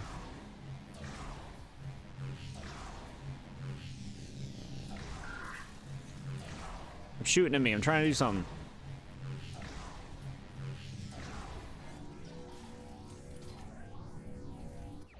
Okay. I actually like what you're complaining about in Zelda reusing elements, but yes, it is lazy from a critical perspective. See, I wouldn't use the word lazy. To me, it's like... It goes back to what I was saying one time, where it's like... The average person is not us, right, chat? Who play every Zelda game, who play every game that comes out. The average person is not sick of these things. They're excited, they're stoked. The average person played Breath of the Wild once. I beat that game, I think, 5 times. I got all the Korok seeds twice. I was very well acquainted with that game. So for Tears of the Kingdom to come out and be like, here's that world again, I'm like, alright. It's your own fault for playing the game so many times, gamer. My fault for enjoying it? So disappointed with Ganondorf from Tears of the Kingdom. Oh, they are doing something different, unique. Oh, it's just worse. Breath of the Wild 2. I know Tears of the Kingdom really fixed it for some people. Some people didn't, like... Breath of the Wild didn't work for some people, and they were like, oh, Tears of the Kingdom worked for me, though. I don't get it, but good for them.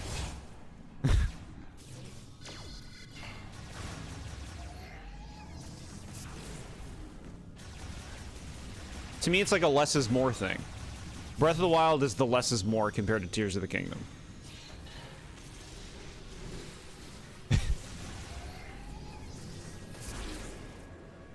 Bro, I can't use this thing. I don't have a second person.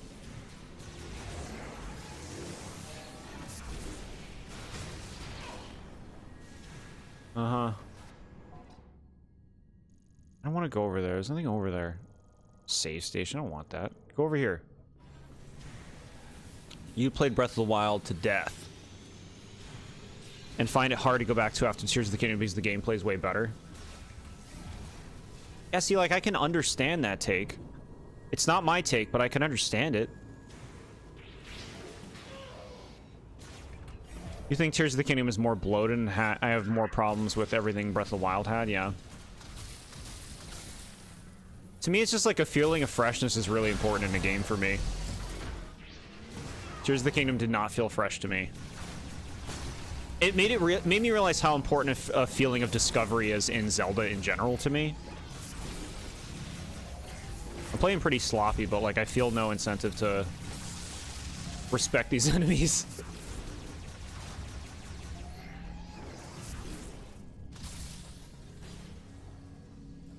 All right. Ooh. Stuff in here.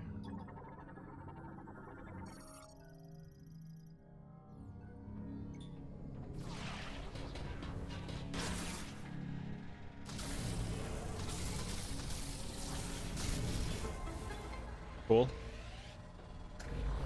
Hey, we're getting 2 things for this? Nice.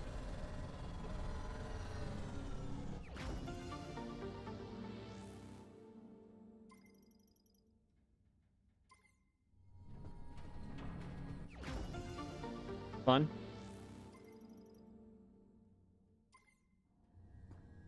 Well, that was the thing we came and did in this room. Anything else I want to do around here? We're like pretty close to, like, there's still all these upgrades. Look at them all. We need to get everything though. We'll just leave.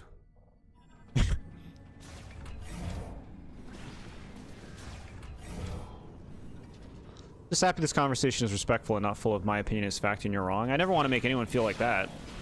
That's for sure. And you know what? I think I get how I can come off as a snob. But I mean, it's like, what can I say at that point? I am who I am. I'm sorry if it doesn't work for you.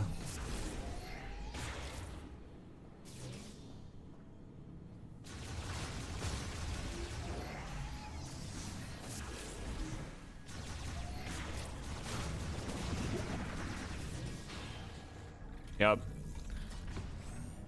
Explode 'em ups. How does one get over there? Pull it off. Pull it off, gamer. Okay. I'm doing something. Yep. Okay. Bye. You invited Vivian to your island in Animal Crossing. Look at you go. We don't disrespect anyone here for having different opinions and views. That's just being mean and snarky. Yeah, exactly. Ultimately, we're all different. We will never understand each other the way that we understand ourselves. Let's just all respect each other and, you know, try to see each other's perspective on things I think is valuable. As long as you're respectful of opinions you disagree with, and don't treat your opinion like fact, I'm cool. Yeah. That doesn't mean I might have a playful jab now and then. We can be playful. You said goodbye to Shep. Okay. Bro, you're the only thing in this room. Your opinion is peak. Splatoon 3 is a poo game. Been working on my review. I gotta shorten my review of it. Been writing a lot.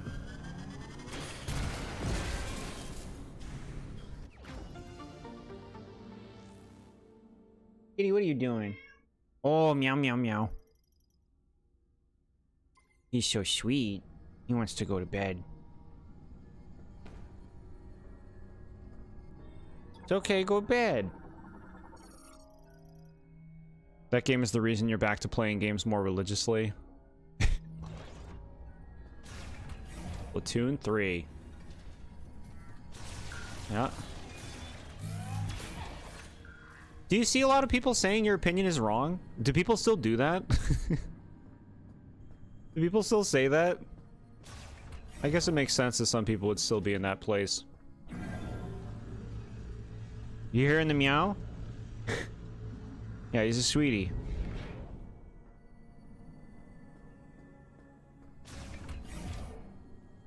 Shadow the Hedgehog is the best game you ever played? Yeah, see? I can be playful and I can say You ain't right. But power to you. Power to you. Enjoy your game.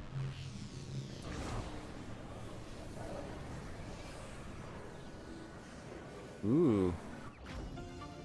Sweet. We got a thing.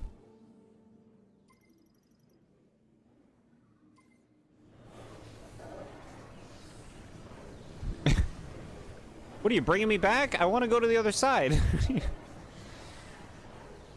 Okay. Not directly, but people try to tell you why your taken opinion is wrong and invalid rather than engage with it. I think people have a tendency to, like, treat opinions as facts. Like not realize just how many things are really opinions. Like, when you say anything is good, anything, it's an opinion. Because good is a perspective thing. That can be a hard thing for a lot of people to wrap their brains around.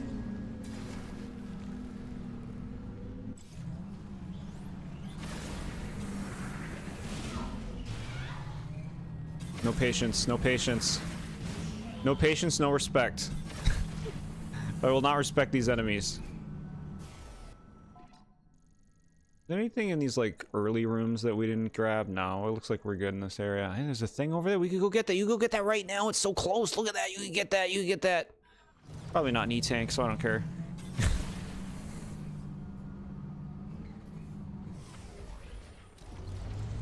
People get defensive of criticisms. I think that comes down to a lot of people, like, take such severe ownership of their opinions that they feel like it is a criticism of them when you criticize something that they enjoy, you know? It's important to recognize, like, you are not your opinions. You are not the things that you treasure so dearly.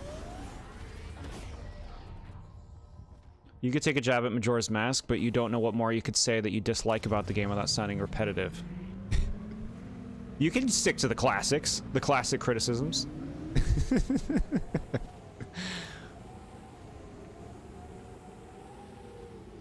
Let's do this shrine over here. We didn't do this one. This is like the first one we ever found.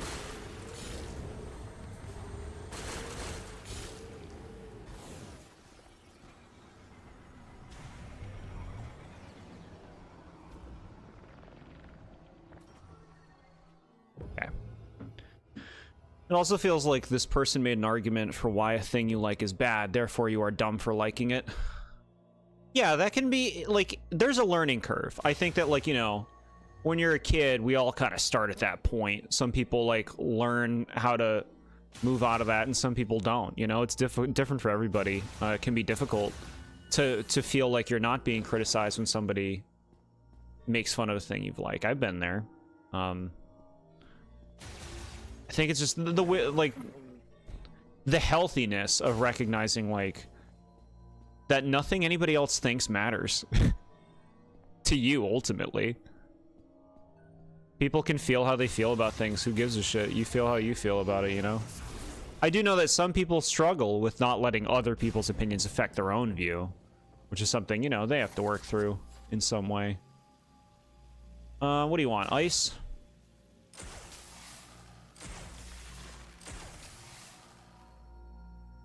You did it. You win. Green crystals.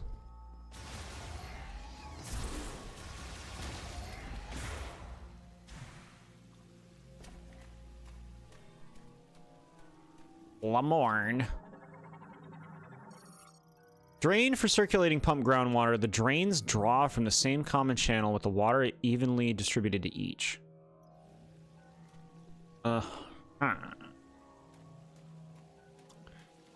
So they say. What's all this? Doesn't help the 2000s, 2010s review mentality of insulting fans of the media being trashed as being stupid for liking it. Yeah, I preface all of my reviews. You might have noticed this, chat.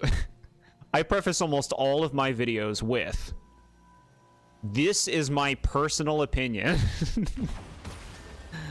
I say that about everything. Because I think it's, like, a lot of people need the reminder. A lot of people will hear an opinion and feel assaulted if they don't line up with it. You gotta have that restatement, even though it's true no matter what. Like, do you need to state that it's your opinion? It should be obvious that it is. Oh, I think I get what's happening here. It should be obvious that it is your opinion since you're the one making it. You don't need to say it, but it helps a lot to say it. Sweet, we found the ice one.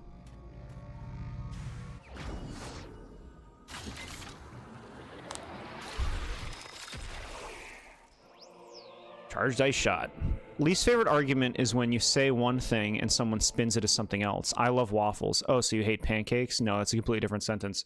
Again, people also struggle to think dialectically. Like, that is something else that is very essential to learn, is like recognizing that there is so much... People are so dynamic. Our thoughts are dynamic. Our opinions are. When you say something, it does not mean that the inverse is true. It does not mean imply all these other things, but it's really easy to follow a narrative that it does.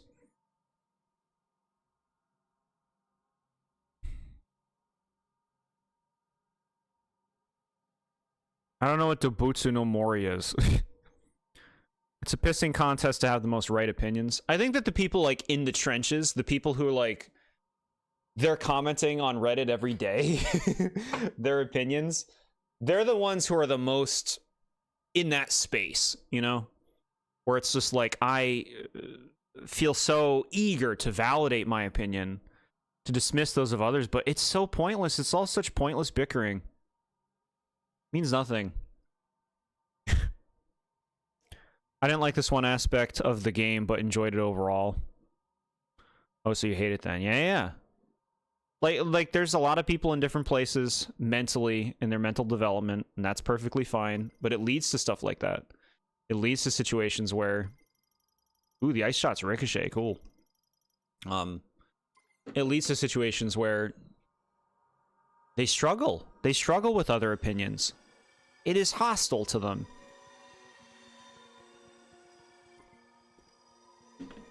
I'm gonna think that I know you. That's a big thing with people. People, you know, they're trying to know other people. They're trying to have them understood and downloaded. Oh, okay, I get you now, because you feel this way about this and that way about that. I understand you now.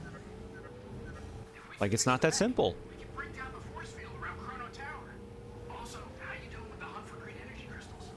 Don't forget to bring the green energy crystals to the alternate fairy green so you can grow them every year. You can spend your whole life with a single person and still not know them. Still not know a lot about them. And you never will. Like I said, we can only ever really know ourselves. And even that, a lot of people struggle with. It's true. Animal Forest or Animal Crossing N64 Japan version. What do you mean you're watching it? The anime thing? There's like an anime movie.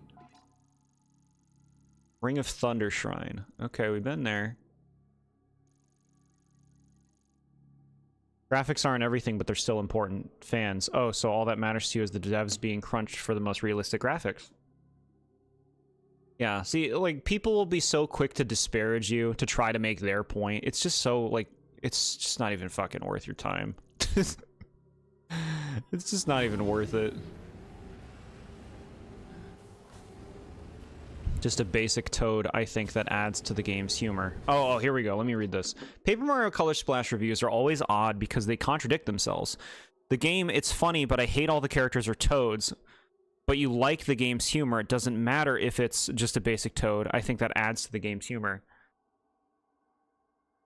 Yeah, it's silly because they complain about how the surface of Color Splash is shallow, but the actual substance isn't. Like, the actual writing is really compelling.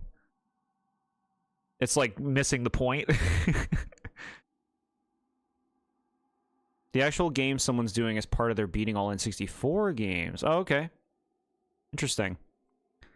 People can love Color Splash's humor while wishing for more character variety. Yeah, I think both are true. See, look at all the depth to this opinion. It can all be true. But see, you can easily make the, oh, well, because you said this, that means you hate this, and that means this. No. Dynamic thinking.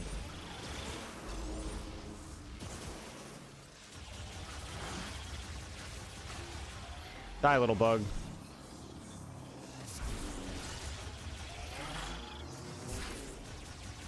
I've been burned a lot in recent years, too.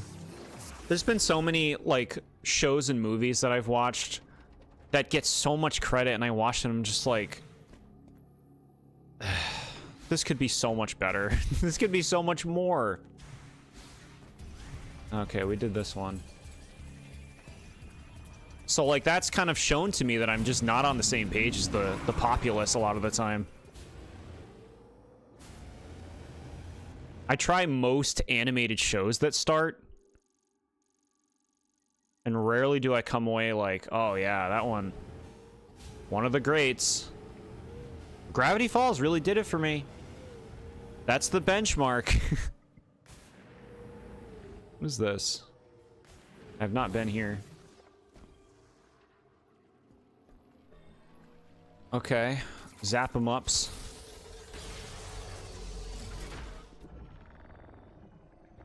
To knock the game because of something so small and minimal and make a big point of the reason why this game is flawed is kind of snarky. Well, we all have different priorities. But yeah, I get you. Part of me doesn't think Paper Mario will ever really have unique character design again, and it's going to be Toad forever going forward. I don't think that's true. I think that they are well aware at this point of the backlash from the populace. And I do think that we are getting like more of them being willing to be creative just by looking at stuff like, look at Mario Wonder, look at Mario Odyssey. They're clearly willing to be creative again, unlike they were in like the Wii U era. A lack of character variety severely damages a game's charm. It depends. Like, I can totally understand it being the case. Like, for me, it doesn't hurt Color Splash at all. You know?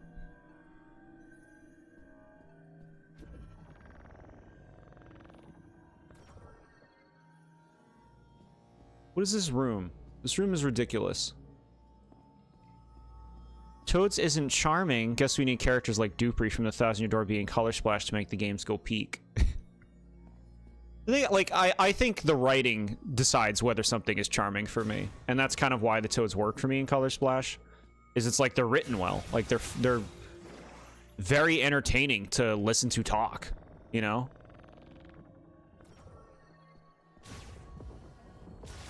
The writing decides charm for me, I guess, not the appearance.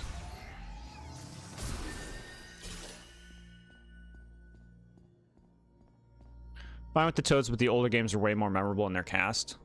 Yeah, because they were individuals.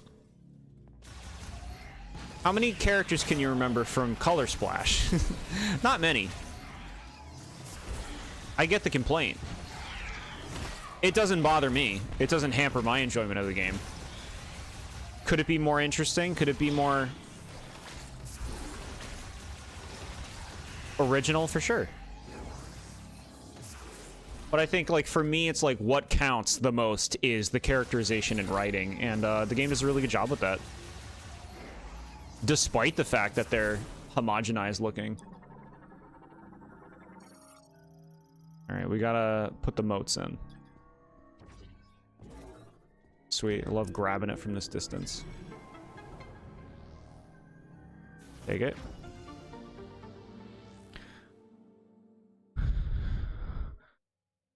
The latter half of Paper Mario games have just been Toads as far as the eye can see. For the most part, yeah. And then Origami King was all about people complaining about the Toads. I don't remember engaging with the discourse around Origami King. I remember the Toad who is a pro on knowing Toads who knows how to build bridges. Yes. Yeah.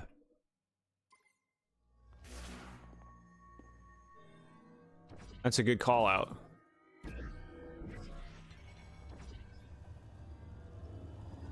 What the hell? Cool.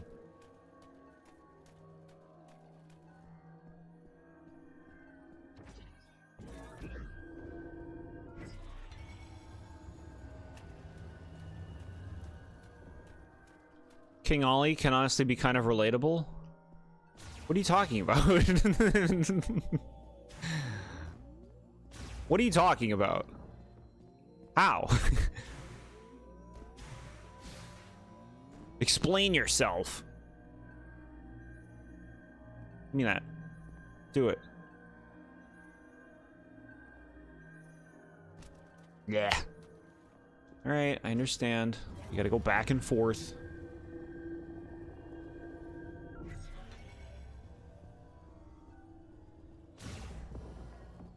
And then Origami King brings that joke back where a toad says, man, if only we know a toad who knows bridges. Yeah, it's good stuff. See, that's great writing. Entertaining writing. I think that's a big thing a lot of games don't get right as well, is like having the writing actually be something you want to read. Like something that is funny or interesting. So many games, it's like the dialogue isn't. It's like you're just reading it. It's just getting the job done of getting things from point A to point B, but it's just like not compelling on its own. Wanting to be rid of all the toads in the world. Wow. Give me N64 Toad. Y'all know I love it. Toad was ruined after the N64. It was the horrible voice.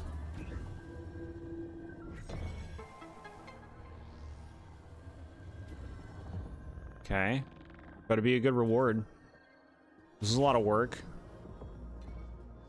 What do we have here? The hell's this?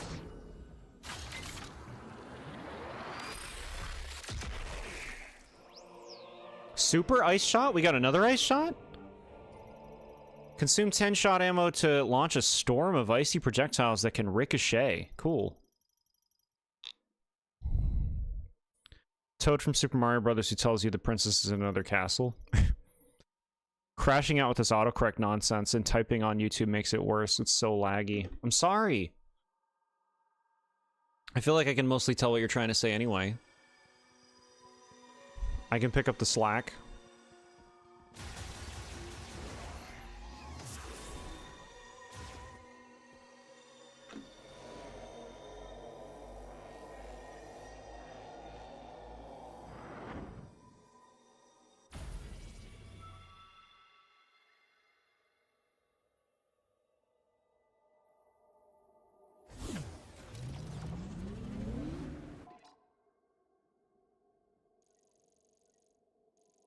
To the Debris.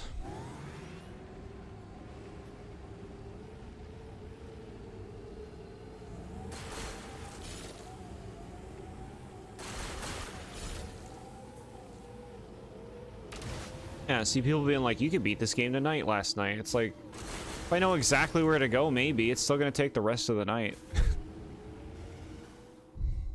I want to take my time.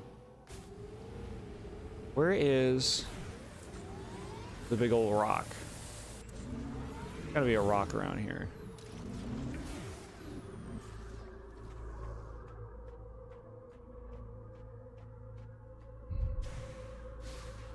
Questionable grammar makes your brain go crazy. Don't worry, don't worry. You're not expected to have perfect grammar online.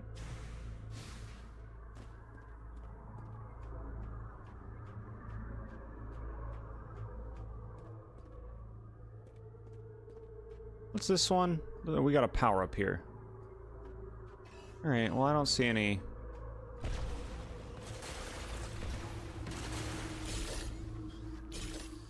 I don't see any big rocks. Doom 2016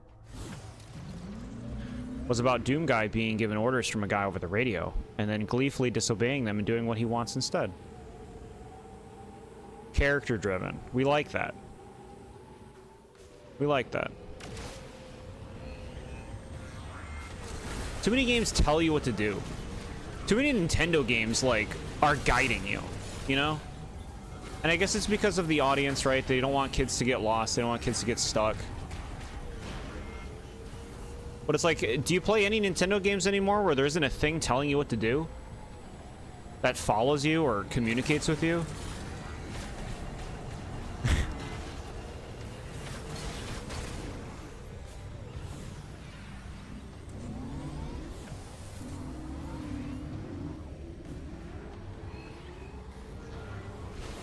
This?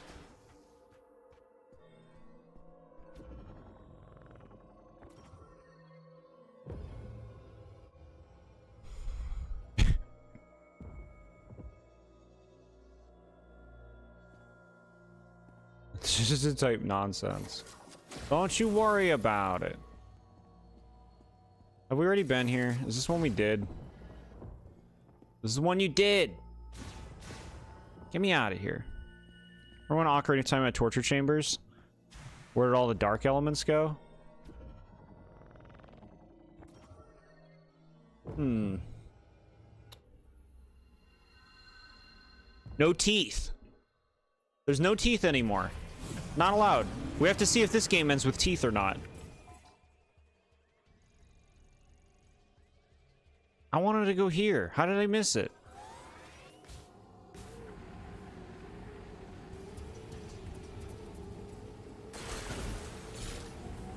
Did you collect enough green energy crystals, Samus?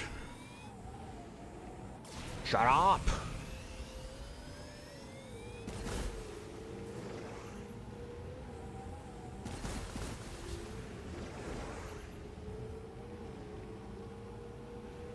This game would have major teeth if they off miles. I don't think the game has it in it. I don't think it has it in it. Yeah, right, bro.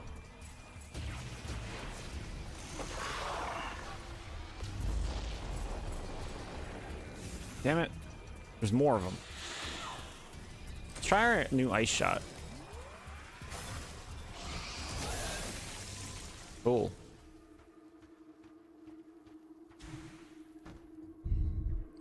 Tears of the Kingdom had almost nothing dark about it and very minimal stakes despite the save the world from the bad guy plot.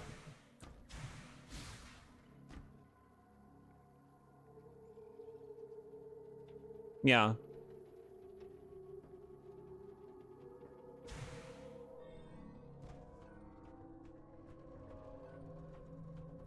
You love the Shadow Temple and bottom of the well in Ocarina of Time. Those places just fascinate you. They're really cool. Yeah.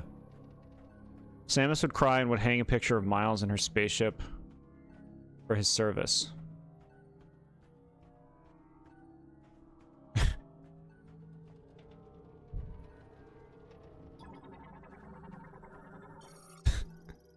Would she care?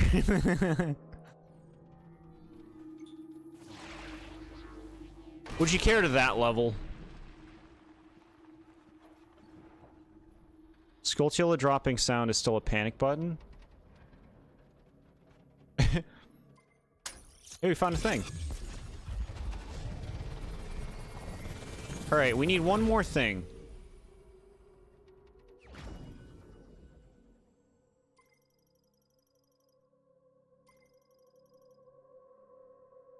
Okay, show me that information. Tell me about another one.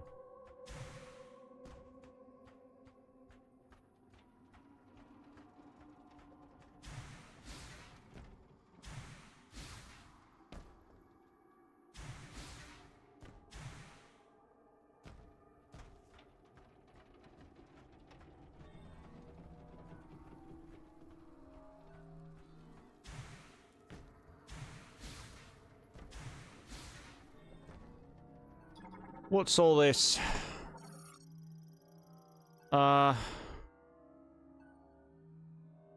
Powerful burst of beam energy. Where do you want me to shoot this thing? Probably this.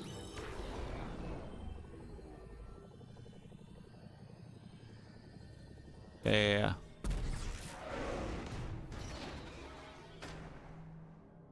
Okay. Fun. I think Nintendo games may be a bit too focused on being as pleasant as possible, to be honest. They've clearly, like, found what they want to be now, you know? And so, who knows how much they're going to be kind of deviating away from this as long as they continue to be a success. But who can blame them in that case, right? Makes sense. Fire blocker? Excuse me? What are you talking about? What? Fire blocker. I'm going to see this fire blocker. I gotta see it. I don't know what the hell it is.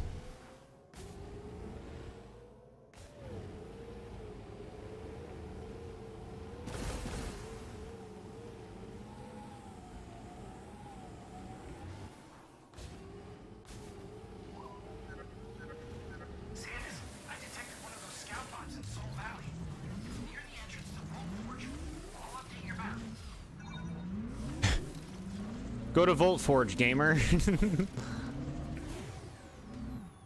Alright, we gotta get on top of this rock. I'm kind of enjoying just like exploring in the game and getting things. Like, this is fun. I'm glad I saved this for the end when I had all of my things to do it. Okay. You don't know the fire blocker? I don't. Nintendo games being so pleasant is why I love them so much. Their games aren't dark or filled with unlikable assholes. Yeah, I generally don't like exposing myself to... Like, some dark things can be cool. Like, Shadow Temple is cool. You know, like, that's dark in a way that appeals to me. And it's still like to have some teeth. But, I like not being surrounded with miserable things, miserable people playing these games.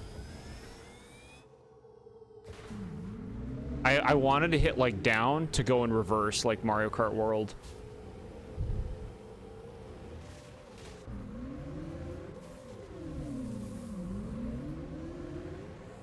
Alright. No. Okay.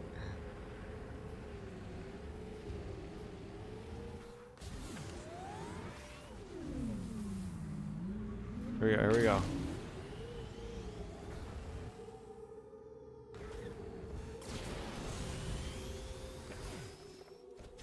Alright, what the hell is this? Oh. Power up?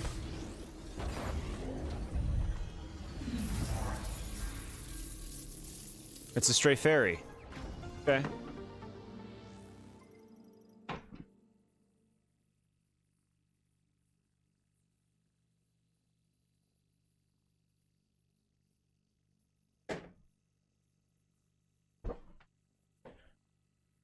Okay, their games are about joy and positivity, which is extremely rare in today's gaming space, but maybe a little more teeth would be nice.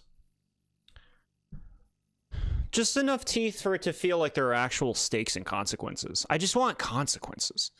You don't get it in anything. And a lot of things. Meaningful consequences.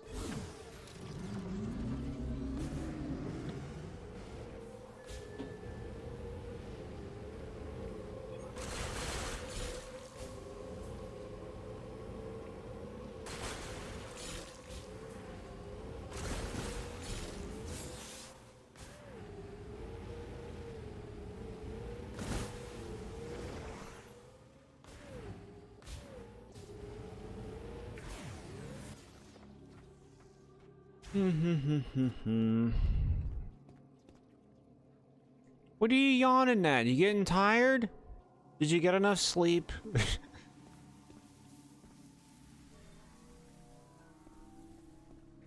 So tired today, why? I want that. I want it desperately. What's the ticket here? Electrifying the lock on the lower part.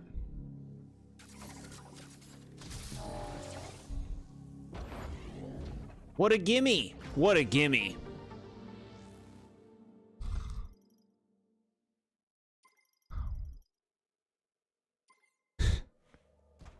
Feeling pretty good with energy. We got a lot of them.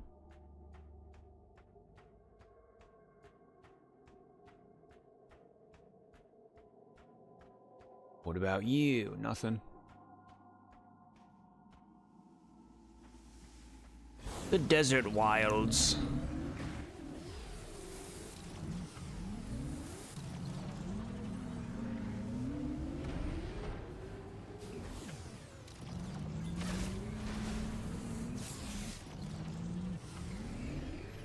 Oh, he said it was like there's a scout thing. Maybe he meant it was actually in the place. Alright, just take a moment, look around.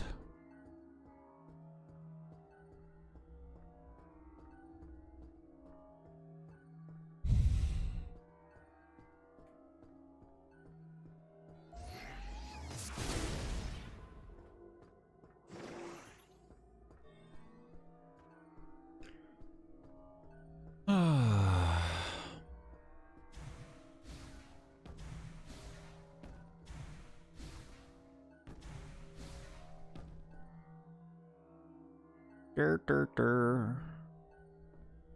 Dur, dur, dur. Alright. We're going. Island off the cliff near the crashed pod.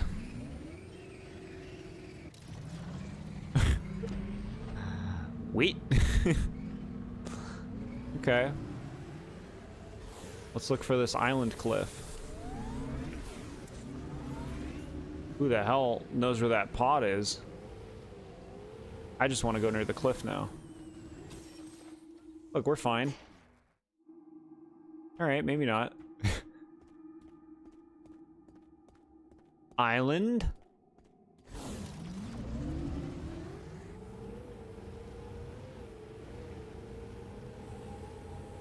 Get these.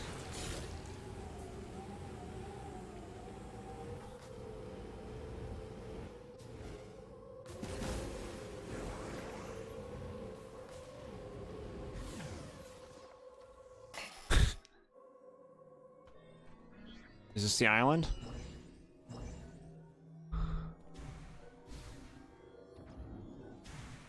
Mega Man? You mean Megan, ma'am? I was reading. Okay.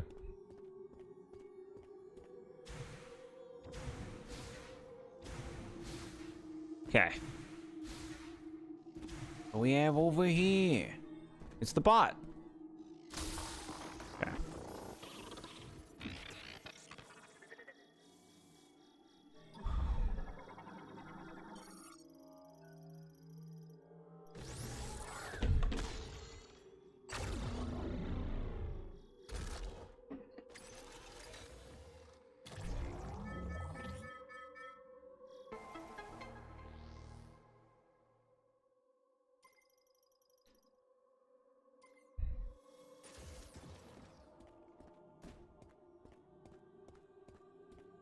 Still no Ridley in this game yet. I know, right?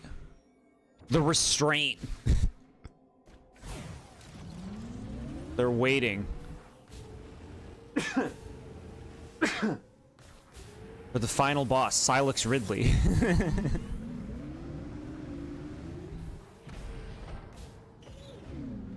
Alright, take me here.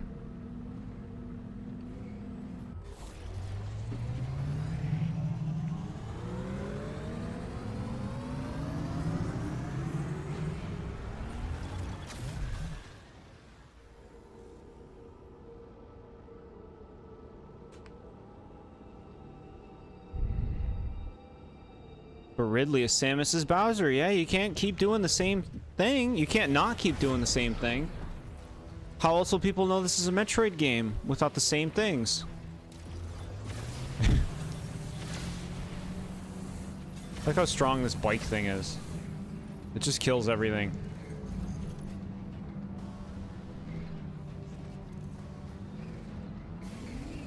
Ridley killed her parents?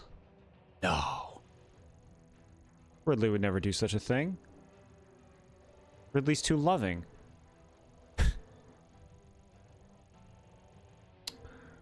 That scout bot, did that scout things for this area or did that scout things for the desert?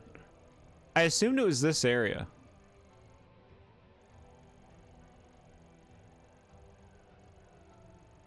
Bro, I'm not seeing anything here. I think it scouted things for the desert. Oh, there's a thing. Look at that. And it's so easy to get to it. That sounds wonderful. We're gonna go right over there.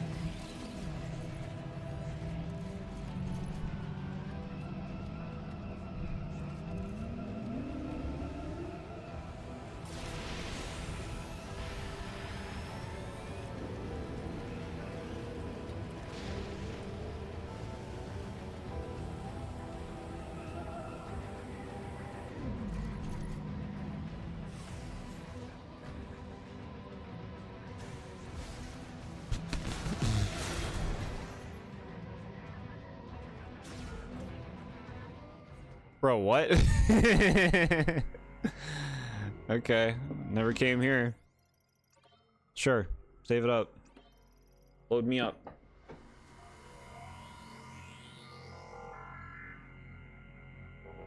Well, wasn't that fascinating?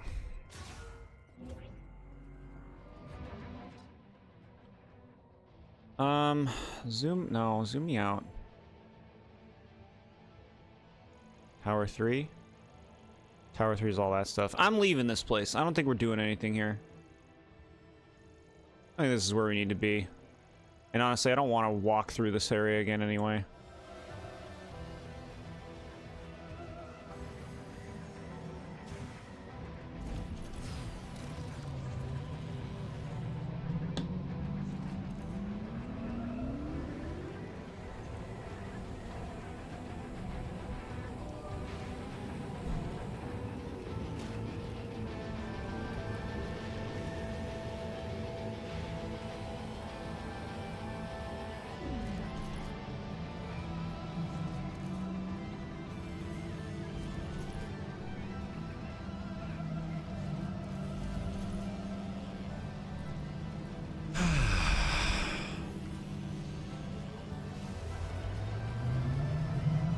Leaving so soon? Yeah. I don't think that's where we want to be.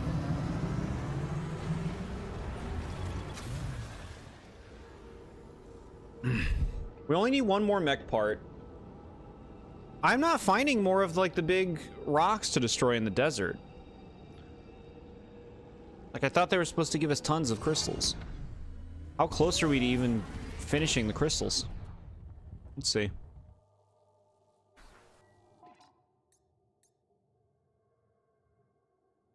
We still need so many. I gotta fill that whole thing up?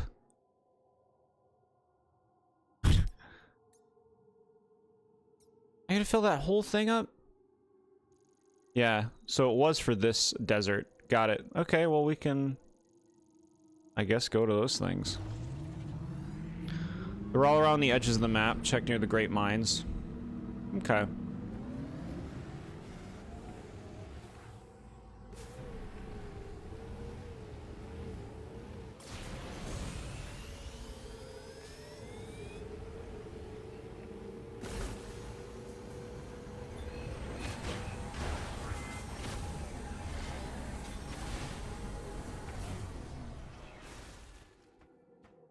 What's up? Do you have something for me?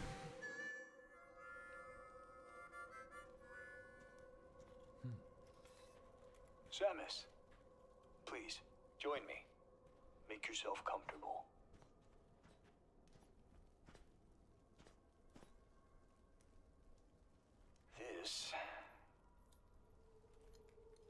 This belonged to my father. We used to sit around a fire just like this, telling stories. He always spoke of Solon. Are you familiar? Solon sits atop the sky. Solon provides equal light to all. Solon is always watching over us. That is why we must not bring shame to Solon. I have made mistakes, many mistakes. But through Solon's light, I find balance. Thank you for indulging me. I've missed these campfire stories. Samus, have you seen some of the pieces of the Federation base that were teleported here? I believe this will be of use to you. Please, take this. Alright. Fire alarm's going off, really? I'm sorry. If we can fix the mech, we can bring down the force field around Chrono Tower. Also, how you doing with the hunt for green energy crystals? Don't forget to bring the green energy crystals to the Ultra Inferior Green so you can grow the memory fruit.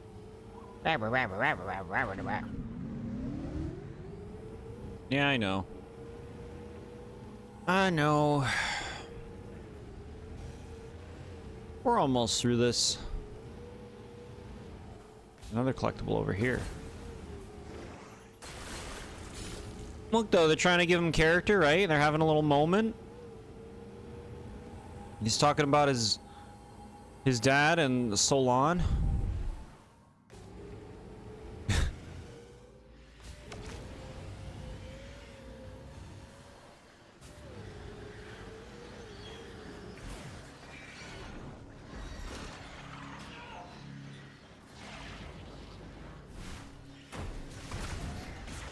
Okay. We got it.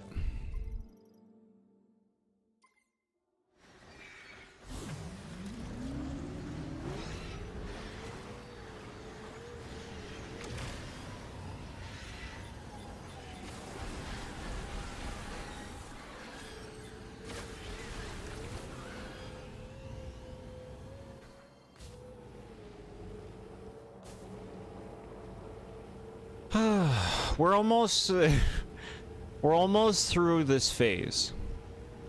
We just need more of these. And we need here we go.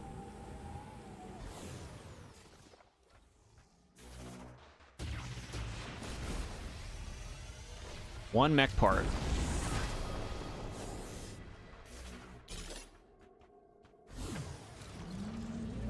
Okay.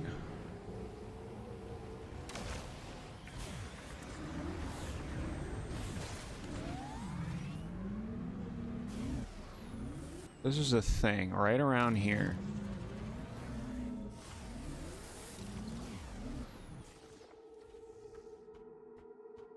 Wait. Where are ya?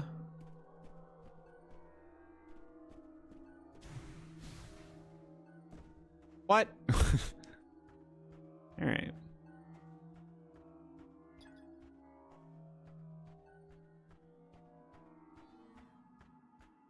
Map, I see something.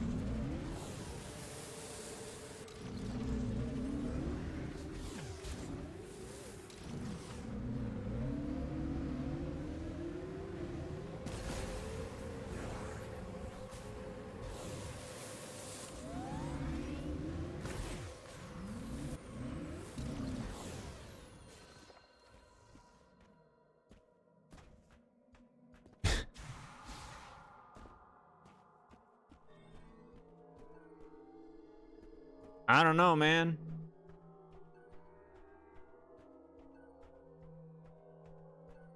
I don't know. Maybe it's like you can't get it right now. Maybe he like moves. The campfire guy. That's my guess.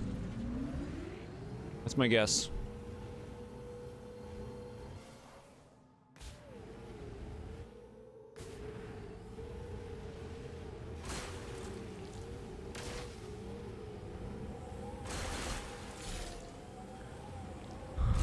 Droid had his fire alarm go off yesterday too. Coincidence? I think not.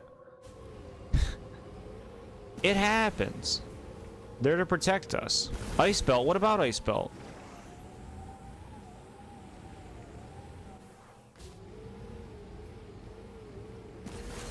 Is that where I'm going?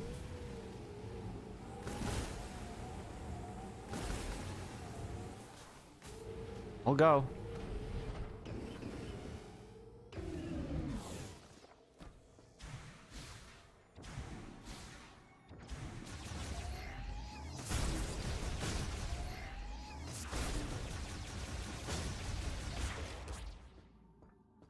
In we go.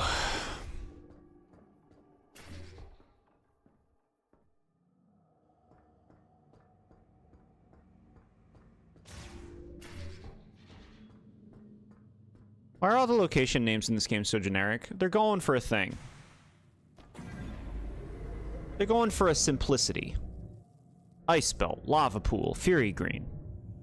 The other one.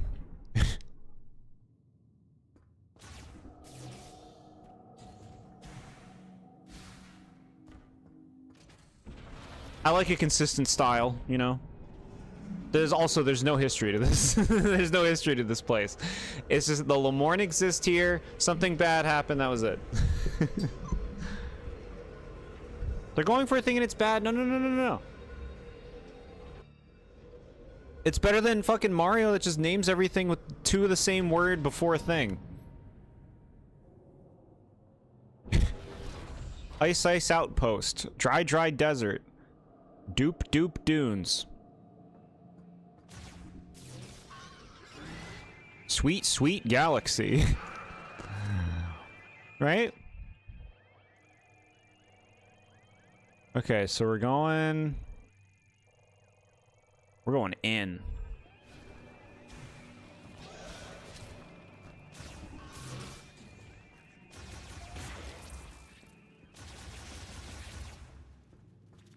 Would you like it more if it was called Ice Ice Belt? Flare Flare Pool? Volt Volt Forge?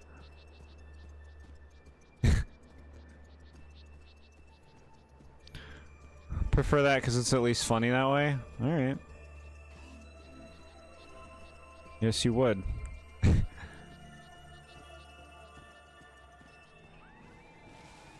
Well, hey, you know yourself. You know yourself, you know what you want.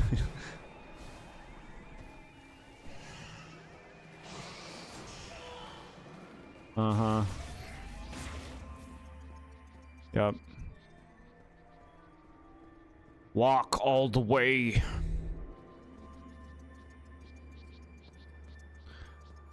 We're walking.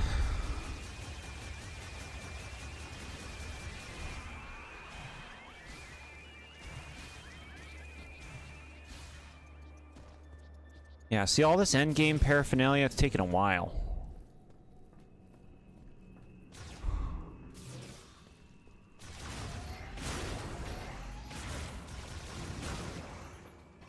I just like destroying them, okay?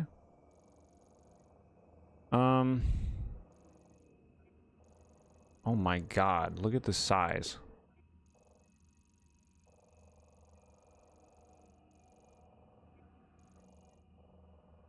Is this where I want to be?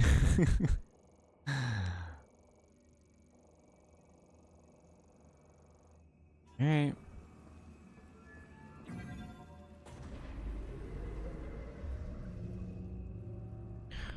We're going down.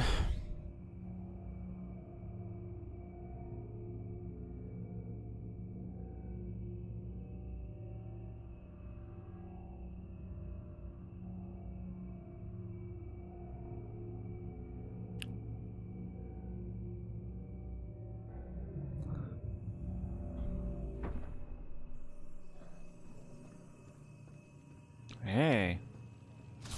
Zap.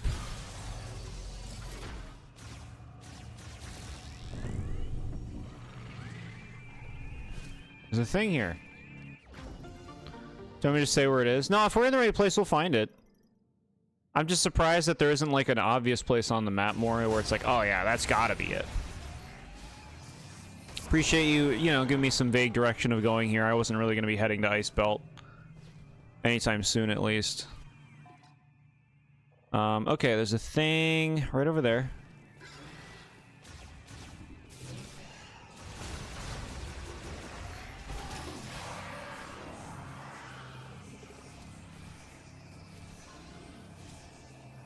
You gotta go this way.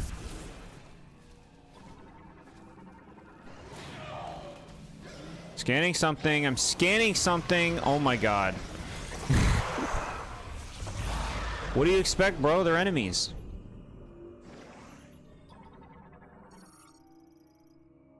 You aren't in the right place? Of Ice Belt? You said Ice Belt before. Is Ice Belt where I should be? Boyfriend's about to play Poppy Playtime Chapter 3 for the first time. You wonder if he'll get annoyed as you did during the Miss Delight section? Yeah, that section's annoying to play. Got better names like Crystal Caves, Fungi Forest, and Angry Aztec. Crystal Caves is so generic. Around Ice Belt. Okay, so not in Ice Belt. You don't have to cover your ears anymore? Good. I'm glad it's been resolved. A powerful impact? I just used a big old explosion. That's not the weapon we wanted you to use. Alright, well, we grabbed some stuff here.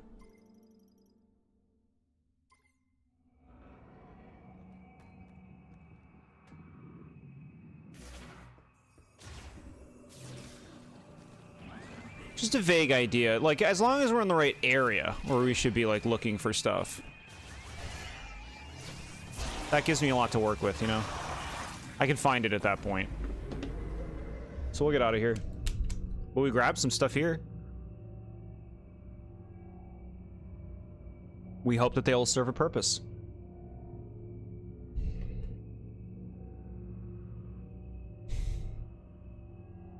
Every Poppy Playtime chapter except chapter 1 has like an annoying gameplay part. Multiple annoying gameplay parts.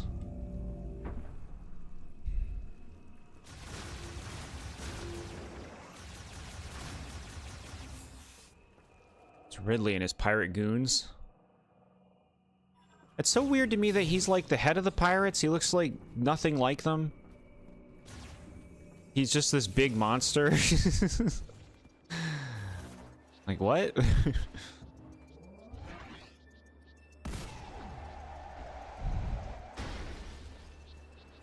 Sound really hurt your ears? Yeah, I believe it. They make those really loud to make sure that you know about them. So that you get up and leave.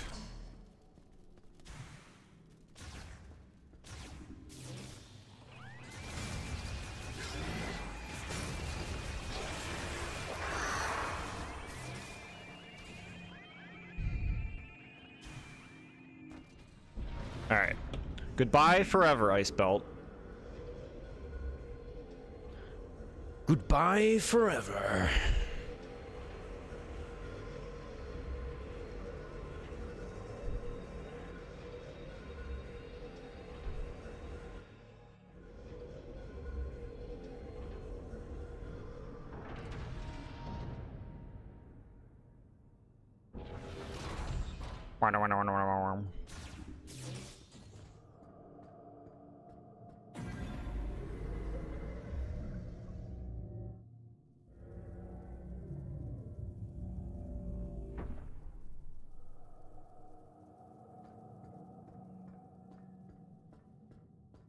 The only part I found annoying was the playhouse in chapter 3, the fucking bullshit where there's the little ones and they get you and you don't even see them and they just get you in an instant. That shit pissed me off.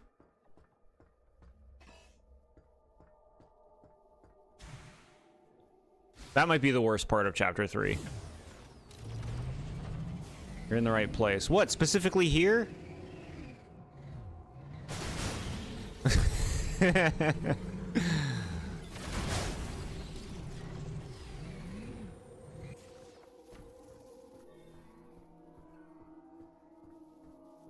This cannot be opened. Yeah, you're in the right place is a tricky wording. Like, I guess back in the room I was just in? We'll check it. We'll check it.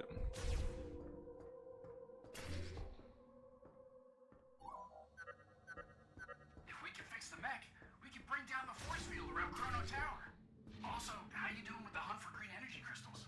Don't forget to Why can't you go get some green energy crystals? so you can grow the memory for Why do I gotta do everything? The only things you hear when you and Ghost talk about Poppy Playtime is that annoying part. It's the whole game. Game's super annoying. It's just like one aggravating sequence after another. Starting in chapter 2 forward. Hey. Nice. Good direction, living drawing. Just enough because, like, I thought this location was, like, explored. I, forgot that part was here when we came by here the first time.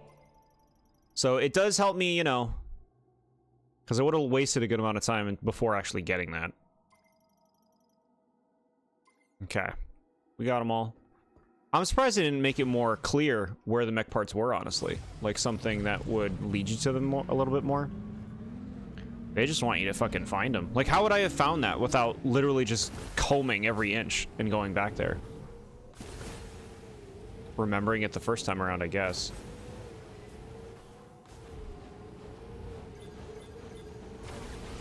You're not going to talk to me about getting all the mech parts? I can't believe he's not talking to me right now.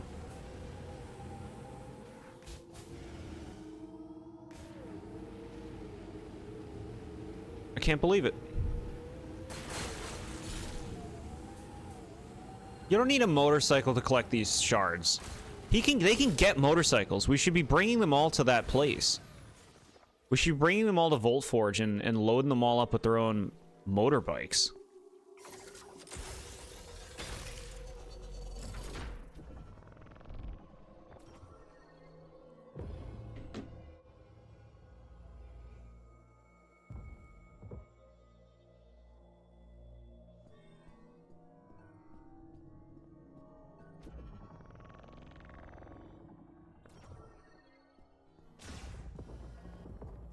Hello, we're here. I'm here for your green crystals. Look at this. No motorcycle and I'm getting them.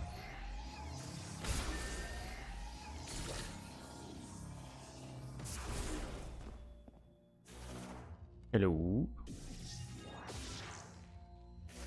Hmm.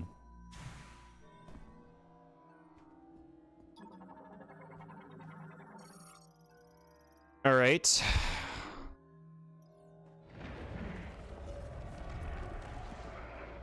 Cool.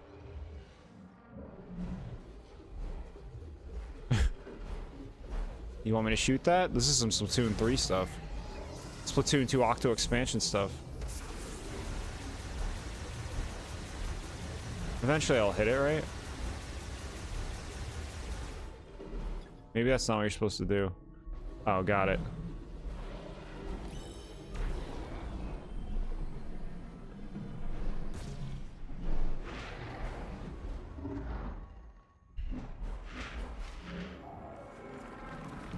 So elaborate just for that.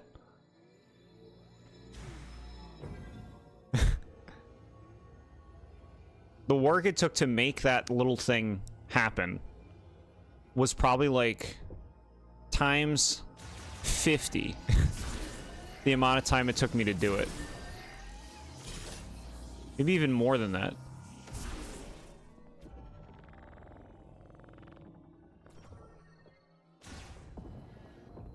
This is like door opening stuff. It kind of feels like it's just like something to do, huh? Pulling those things down. All right, this will give me another fire ability.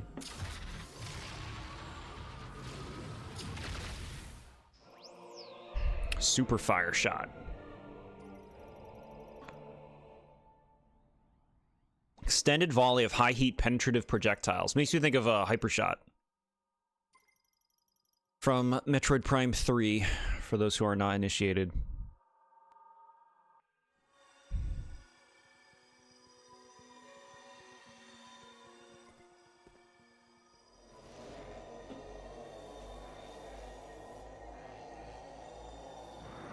All right, so we'll go towards the mine. We'll get some more green crystals. I'm surprised the green crystal thing is like asks for so much. Like how many crystals you have to collect.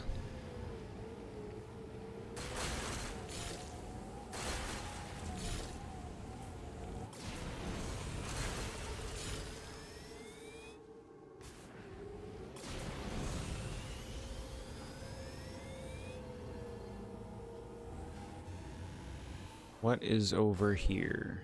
I see a thing.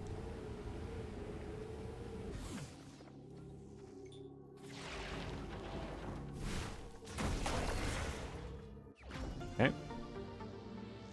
More missiles.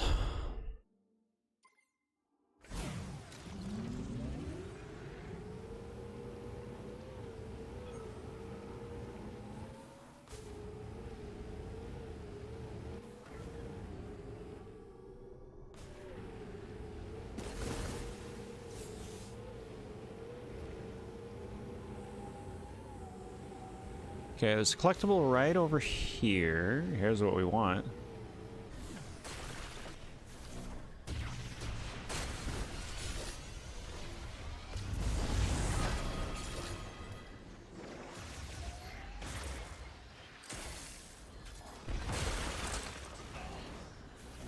Wait, there's still more of this thing left?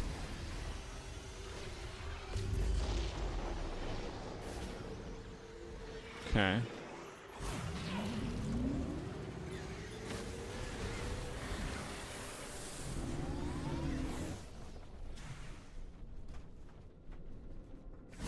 Alright, it says there's a collectible on this bridge. I see it.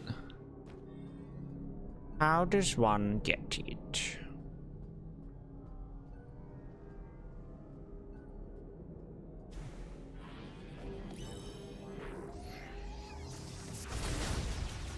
My chat's still working? Just checking.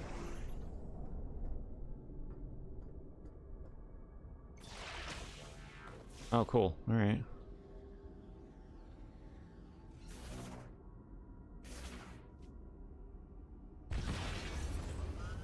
Thank you, chat.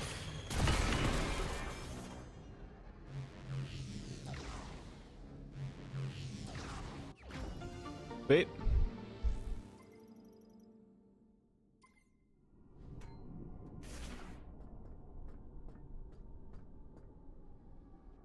Now, wait, it says there's another collectible here?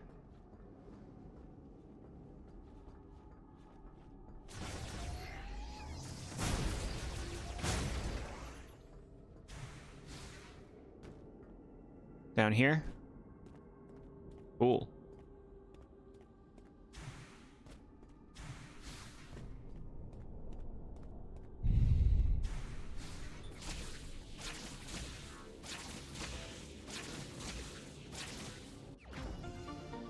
Large shot expansion acquired?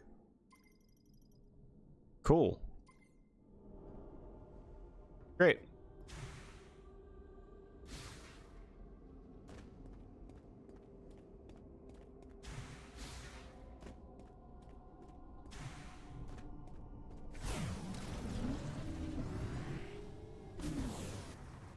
Now, how are we looking? Bro, I still need so many green crystals.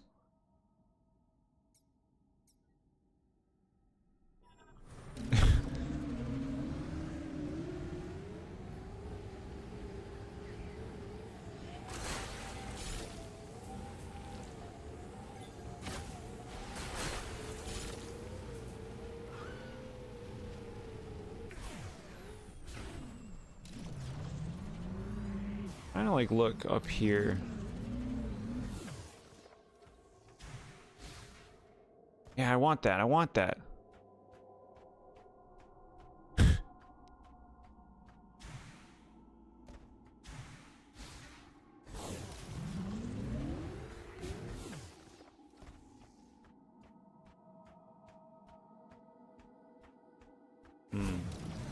Maybe we can jump it.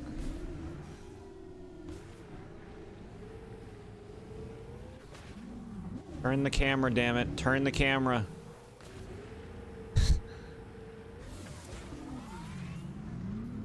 Come on now. Come on now.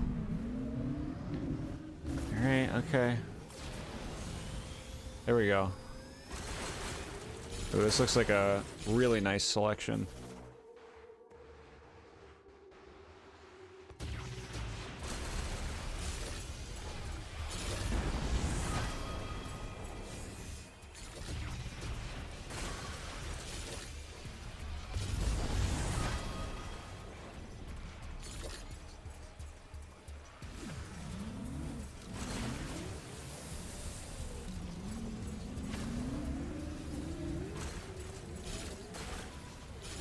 Alright.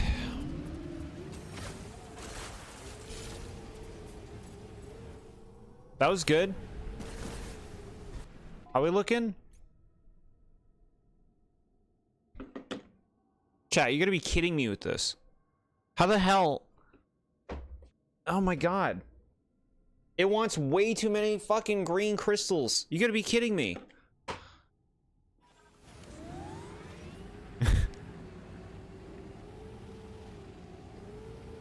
I don't even, what?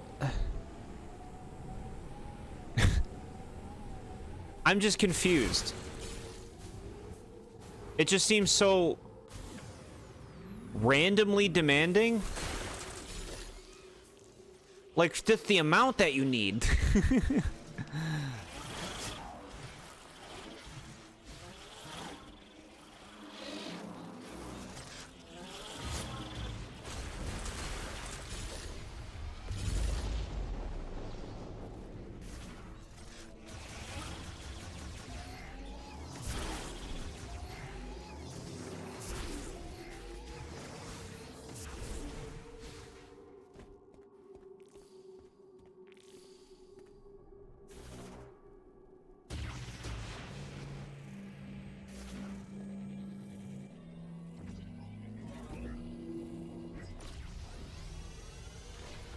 Like, that's a cool thing to do. The thing we just did was cool. Gonna be some lore.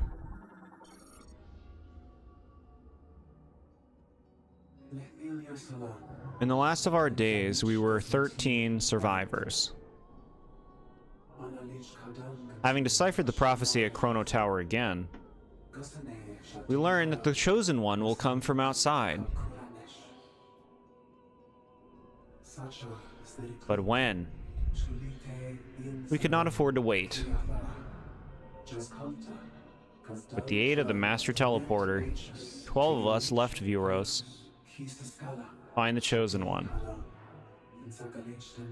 I remained behind, for it was my duty to protect the Master Teleporter. For security, there were 5 keys to the Master Teleporter. I entrusted the 5 keys to those worthy of being guardians. They would be protected, given only to the Chosen One. All that is left is to await your arrival. It is impossible to know for certain if that day will ever come. And yet, I believe. I pray for your safe arrival, Chosen One. So, like, this is a good example, so that I might be here to greet you myself. This is a good example of uncompelling dialogue, uncompelling writing. Like, that that belching of exposition, or whatever you want to call it, was so boring. Like, does it get the job done? Sure. But, like, can't we do better than that?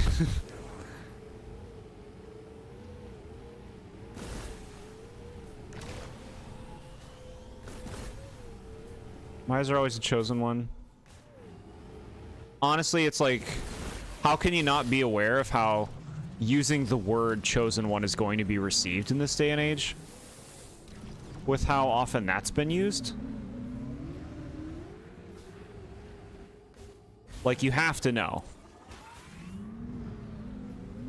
that people are bored of Chosen Ones by now, right?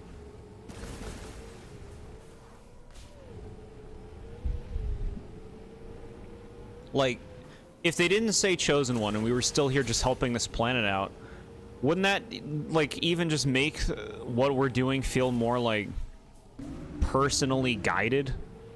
Like it's a decision that we're making, as opposed to it being a predetermined decision?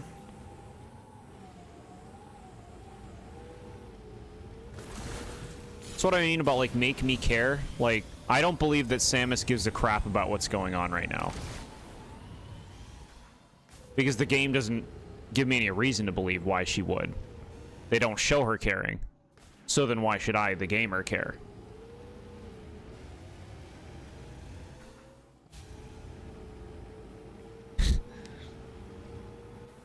It's up to the game to make me care. Alright, says that I missed something in this thing over here. That's right. I guess we never went into the big place itself.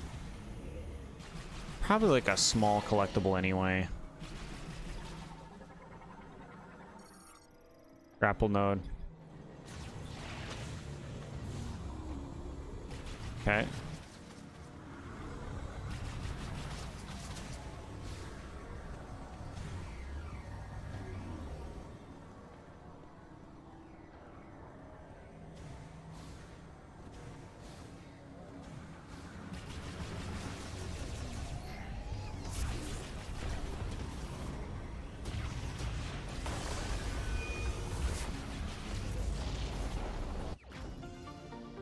Okay, another power bomb expansion, sure.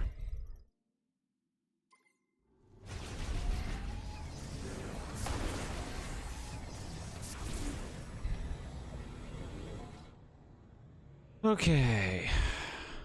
We haven't been in all this. I guess we'll go over there.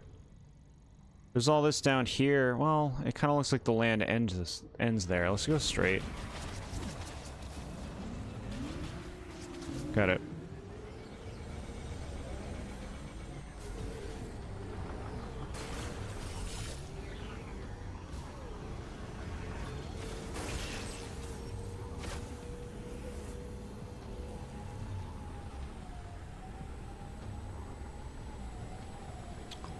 This is where we fought the big fish thing.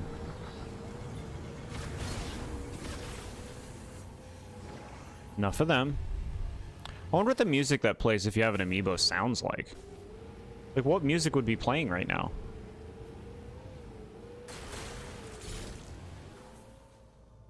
Okay, I see a rock up there.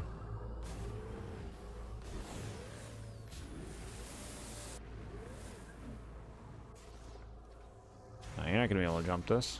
Oh no, you got it. Okay, cool.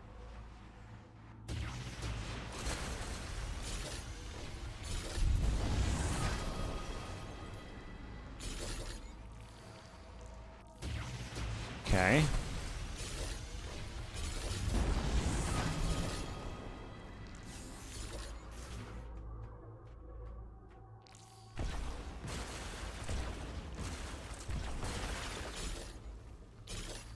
Explain the green. I want the developer to talk about the green crystals. I need to hear him. Whoever developed this game, I need to know. I need you to speak up. What did you do and why? Why the green crystals? You had to have known. It's honestly crazy to see something like this in a game today. Like, you'd easily see stuff like this in games from like the PS2 era.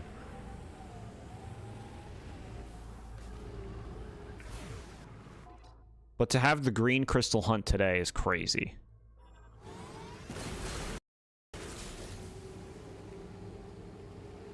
It's crazy.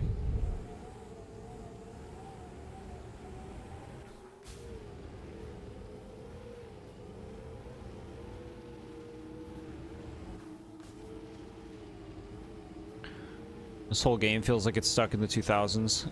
You expected more of an evolution, a step forward.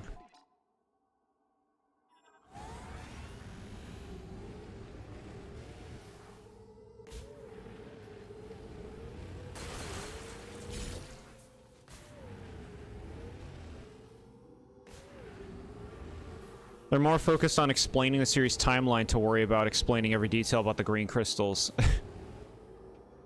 I just want to know why. Why'd you do it?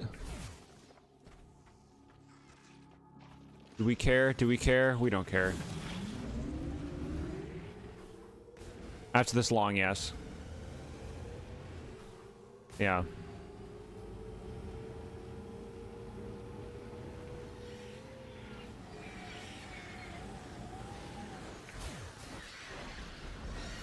Is this just the end of the cliff? Yeah, okay.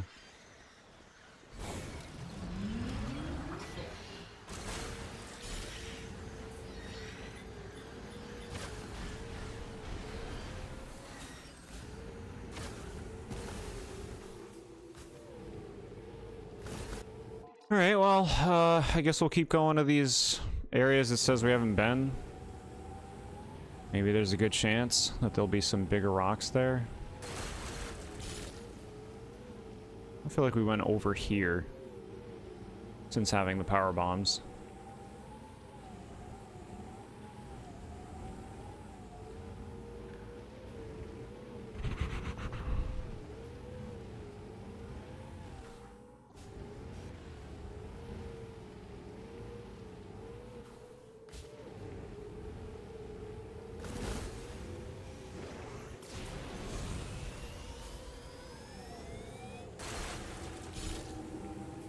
Yep. Okay. You could be more thorough with your crystal collection. I know. I know.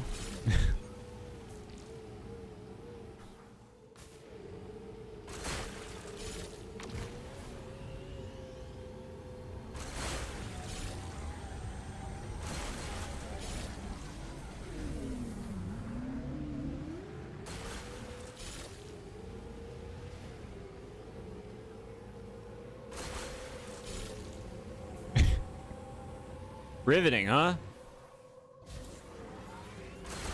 We're getting them. We gotta be almost there. I'm back to see nothing has happened. No Ridley yet. Yeah, no Ridley yet. Just these spinners.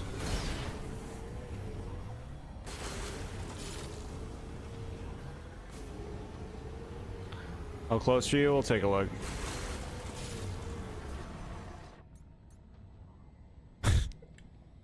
getting there.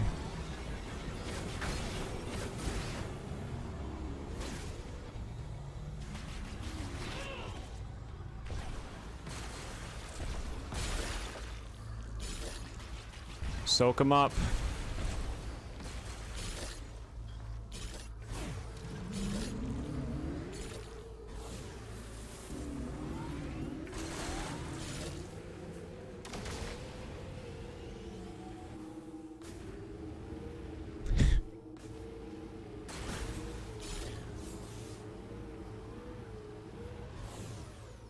Like, it makes me think of, like, the ridiculousness of Wind Waker that makes you get all those rupees to translate the Triforce charts. It's like that kind of thing.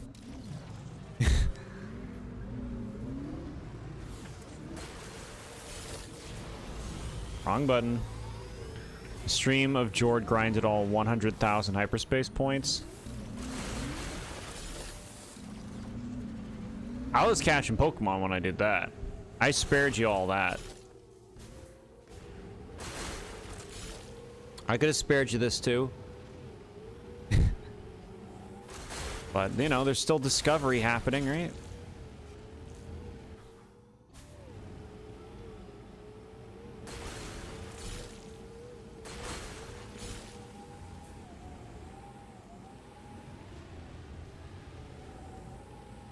Gamer.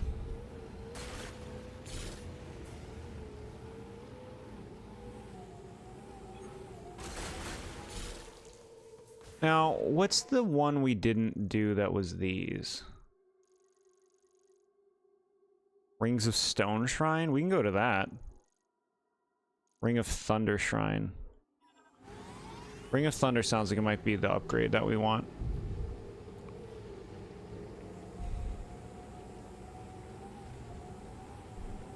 Might as well go pick up power-ups, right? Maybe we'll use these beam power-ups in the... in the final battle or something. I don't know. There's got to be a use for them, right? I guess we could have gotten them earlier and maybe used them in scuffles. For not having any of the upgrades, I gotta say, like, I don't feel like we met much resistance in combat. Falling Labyrinth. I don't know what you mean by Falling Labyrinth.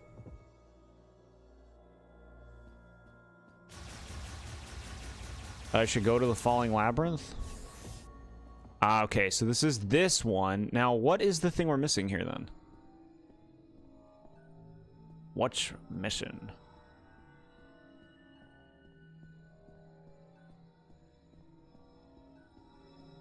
Take me down.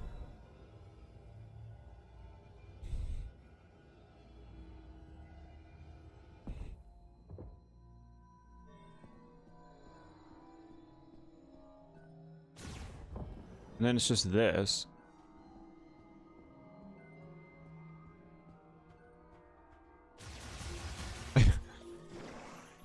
Hmm.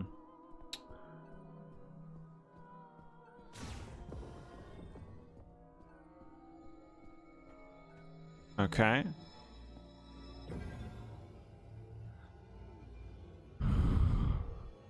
Ridley's brother's in this game. It's hidden in a spot you'll never find on your own. I'll try. I'll try.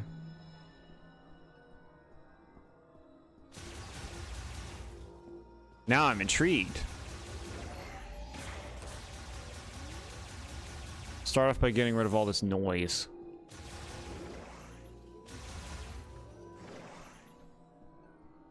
The visual noise.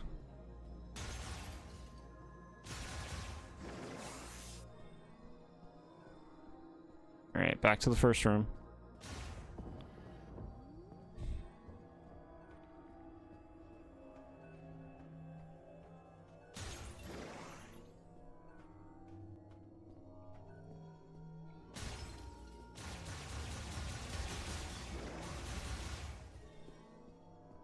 Okay.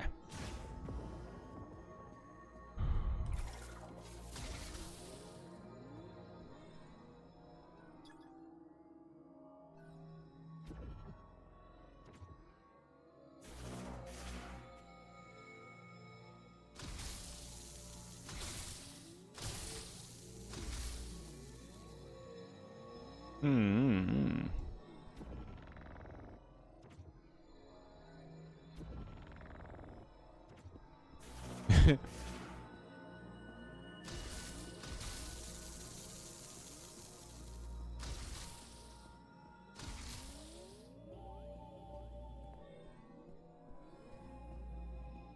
Hmm.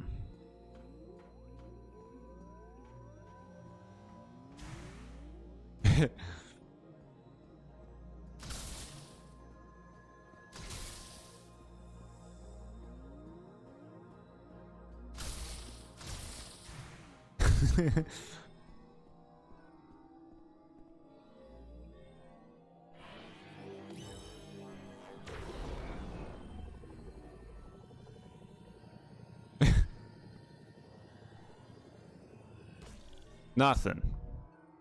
Want a hint? Yeah, okay.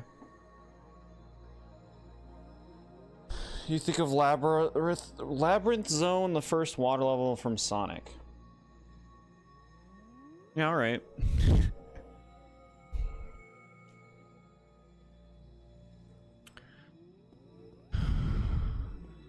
I'll never find it inside. It's a good hint. Thank you.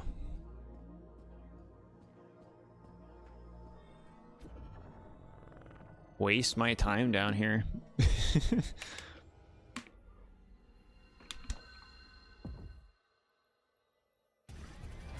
Get out of here, you shit rats.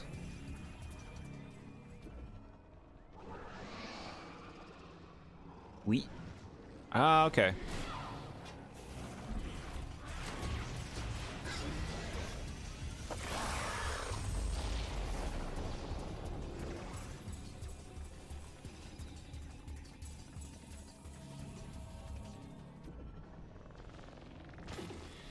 What? What the fuck? Fuck you, you fucking piece of shit. Leave me alone. Jesus Christ. Ooh, worth it. Big time worth it. Yeah, I probably would have been rummaging around down there for a long time.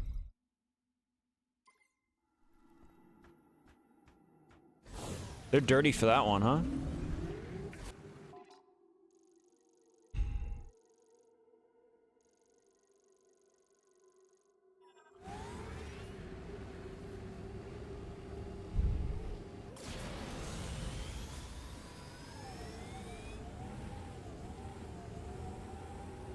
You got pet rats?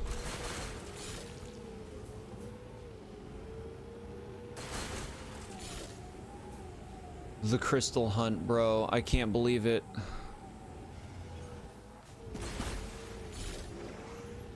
I can't believe it. I shall give TheBoredJord a Hawaiian Punch, the only drink where you can add ice and the drink never gets cold. Is that a thing? Is that the marketing for that? I just picture that little guy. You know the little guy on the Hawaiian Punch?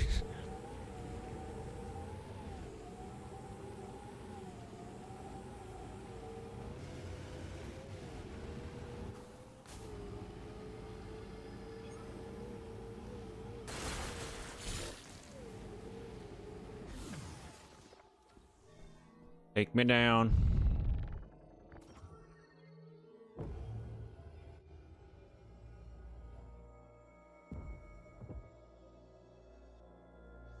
Okay.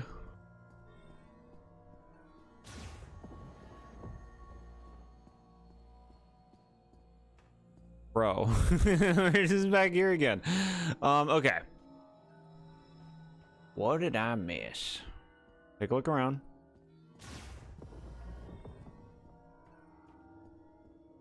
Take a look around. Okay. You should try it. It will shock you. And then you try it and say it was cold. Nah, I wasted $5 on this. I get the little packets. You put the packets in like the water bottle, right? That's better. Sugar-free. Sugar-free, but still yum.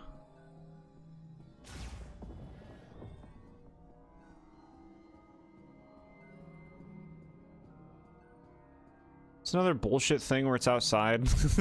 Going outside.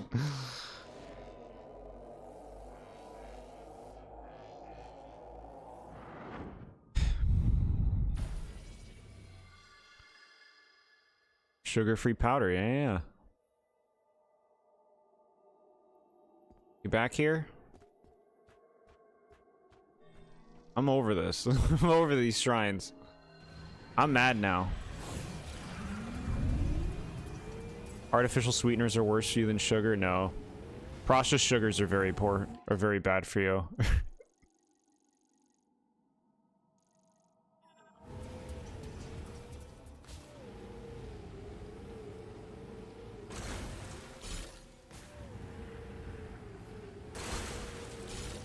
But that's my opinion. I think that you can point to some facts. Like, everything comes with issues. It's all about balance.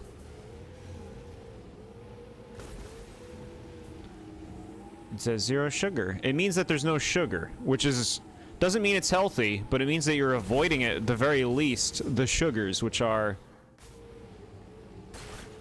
very problematic in high quantities.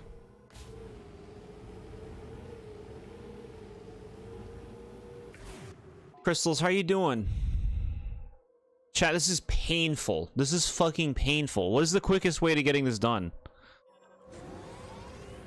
I feel like I'm scouring. I know I'm not hitting every crystal I pass, but like, is it really that require that level of getting everything? You gotta get all the crystals you see?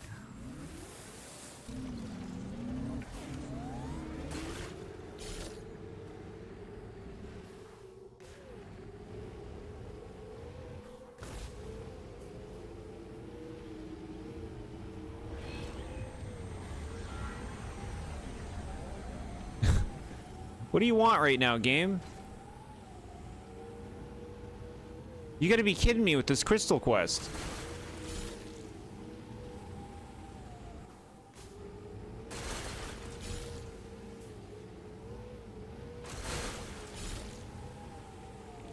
Baffled a game in 2025 references the worst part of Wind Waker. I just, like, you know, you can have your crystal thing, but we should, like, it shouldn't ask for this level of crystals. Like, why do you ask for so many?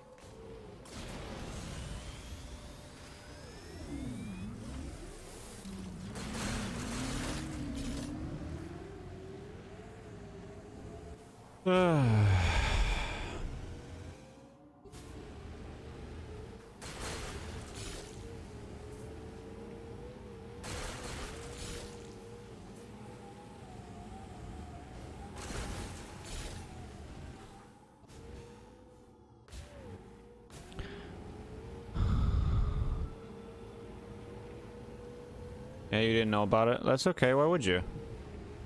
Why would anyone think that this is a mandatory thing? How is it a mandatory thing? I really have to do this to beat the game? It's like, I still can't fully understand it. Fully believe it. 5,000 rupee wallet, what would I need 5,000 rupees for? To pay to unlock the ending.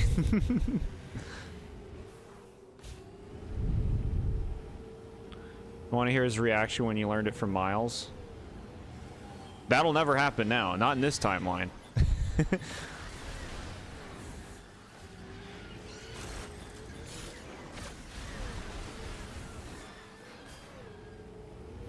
But if I heard it from Miles, I would assume it wouldn't be as, asking quite as much as it's asking right now, you know? Because I'd be like, oh, okay, they want me to get some crystals. Sure. I'm sure that won't take long. Then I'd gather crystals for like an hour, and I'd look at the amount that I have and be like, what the fuck?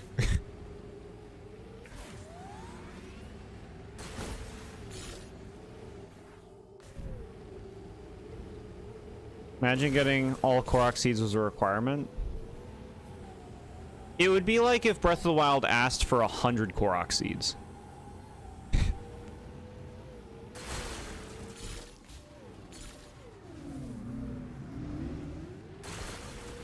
Which, you know, you'll probably get 100 playing through the game.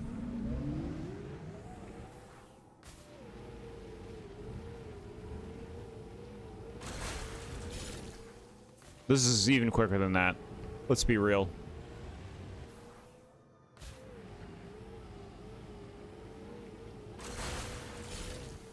These crystals are everywhere.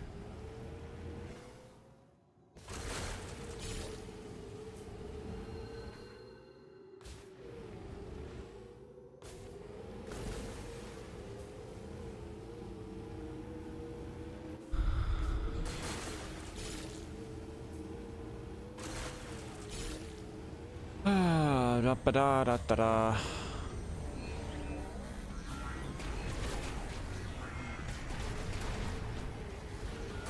Look, it's enemies. What an engaging desert firefight. Hold down the button and point.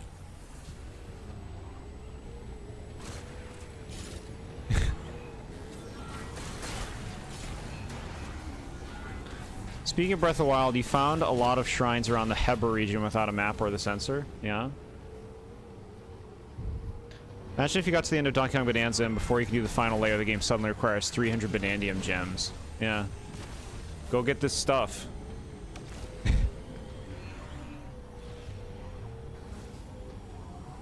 I get it, their intention probably isn't for you to just blitz this game, right? They want you to spend your time in it. But this crystal hunt is just like tedious.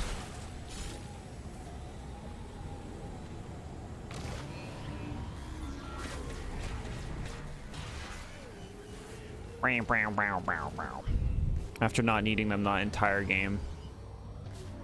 Yeah.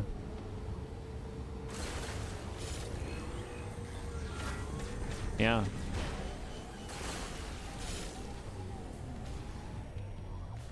Are we good? We got enough crystals, game?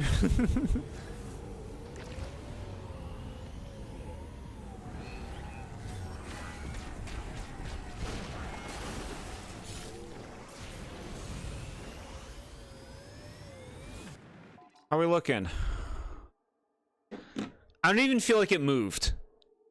I don't even feel like it moved since I last looked at it. I'm going to see Miles. I need to hear it from his mouth. How'd you feel about Bonanza's final challenges as you didn't go through that on stream? I still haven't done them. I'm basically not going to play more Bonanza until I review the game.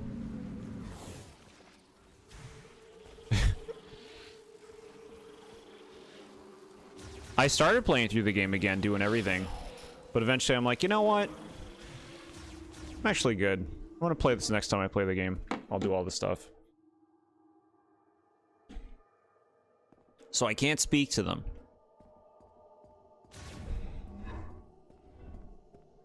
I need to hear it from his mouth.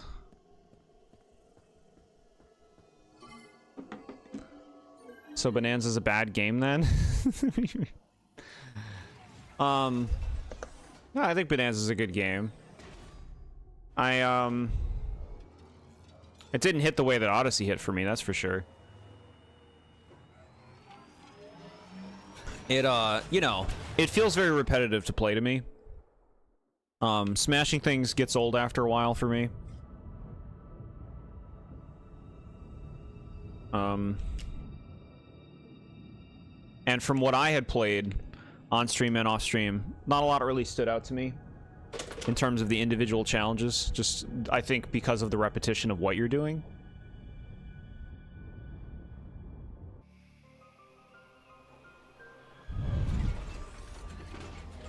Okay, Miles. We're done. We're done. We're done. I've been streaming for 3.5 hours. I knew it was going to be like this, and I'm happy I didn't commit to finishing this game last time. Like, it takes time to do things in games. It might seem like there's not enough left, but it takes time to do those things.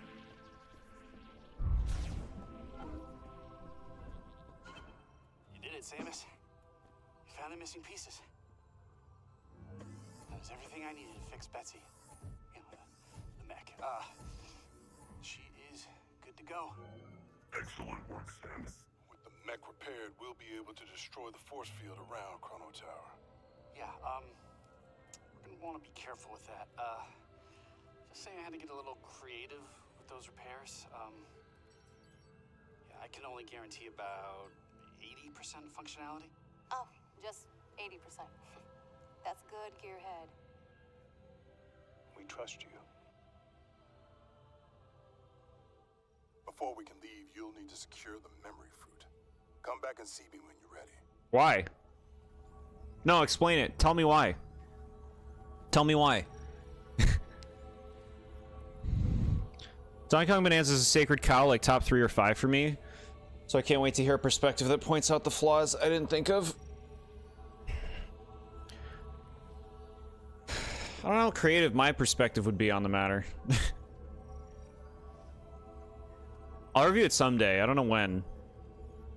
My biggest thing was like there was eventually destroying everything gets kind of tiresome. At least that's what I remember. This is how I talk, Miles. Stop. Yeah, you did it, Samus. We can build Betsy. Get the shards. Yeah.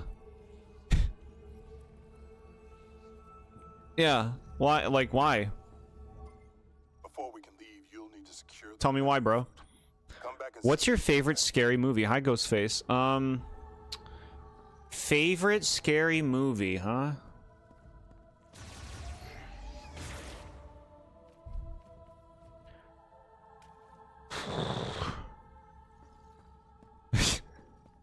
I have no idea.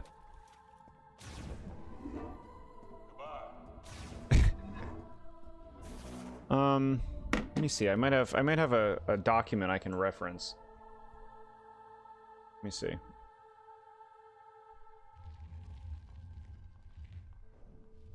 It's opening up.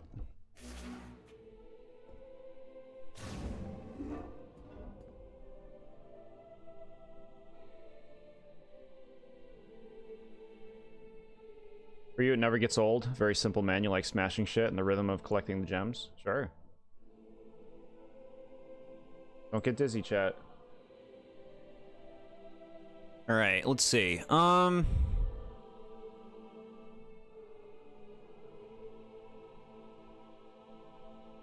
Favorite spooky movie.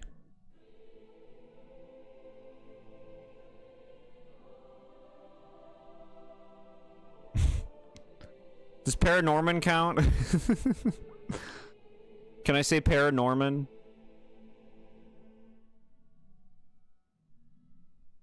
It's got spooky themes.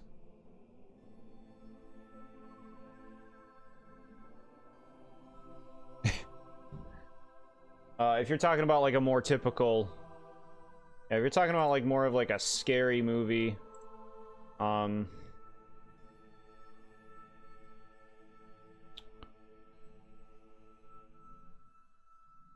don't know, The Shining. The Shining's got like a cool vibe to it. A lot of movies are very flawed to me.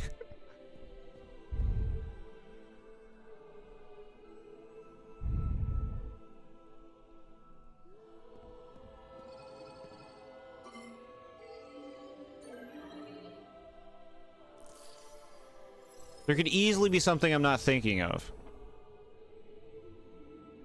Like, I guess, like, if I had to watch one, that... Halloween spooky. That's one of the better ones. I don't like tacky Halloween movies, and a lot of, like, scary movies are tacky.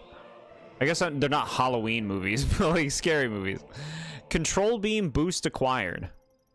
Can now travel faster. Hold it to boost the speed of a shot. Okay.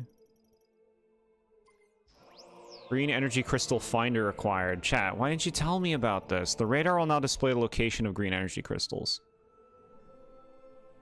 Why didn't you tell me? It's fine.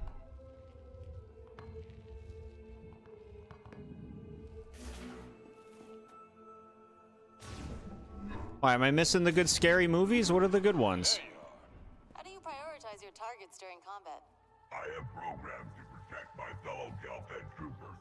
What about you? Highest priority is your safety. Then I will worry about my own. Selfless. This what I am programmed to do. Yay. The selfless, sweet robot. Pleasant travels.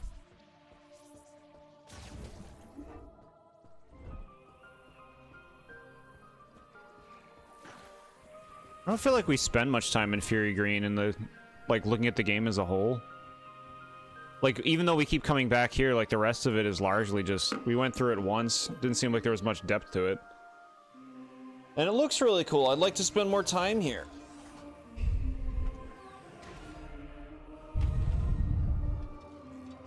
Those aren't conversations a normal person would ever have. Nobody talks like that. I can't say how I would talk to a robot. I haven't tried. Well, I mean... not a robot like that. Alright, we're going back. We're gonna get the rest of the green crystals, and then the game can be done. It'll just play the credits after we give them the crystals.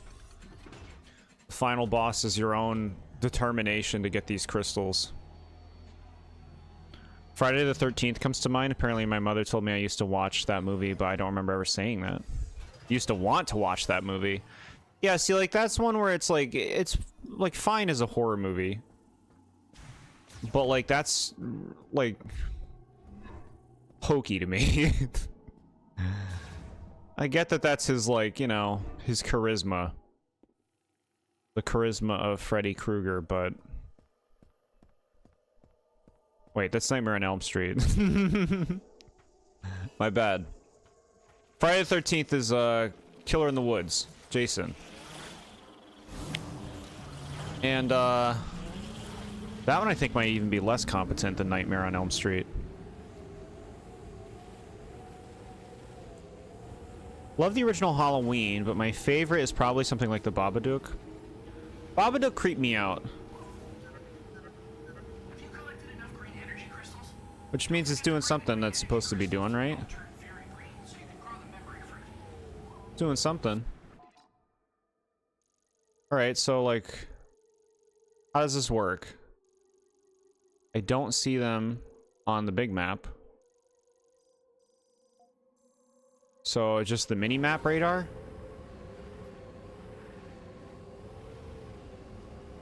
Is it this S? Do I just drive towards the S? Alright.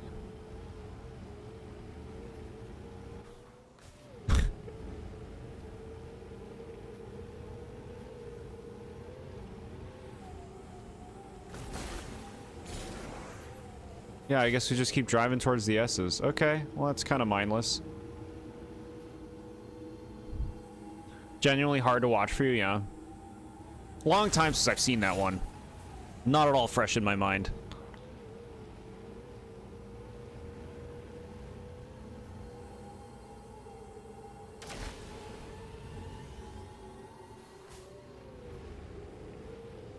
Yeah. We're just, like, getting shit crystals right now? This radar thing sucks. It's better than nothing. Just, like, show me where the rocks are.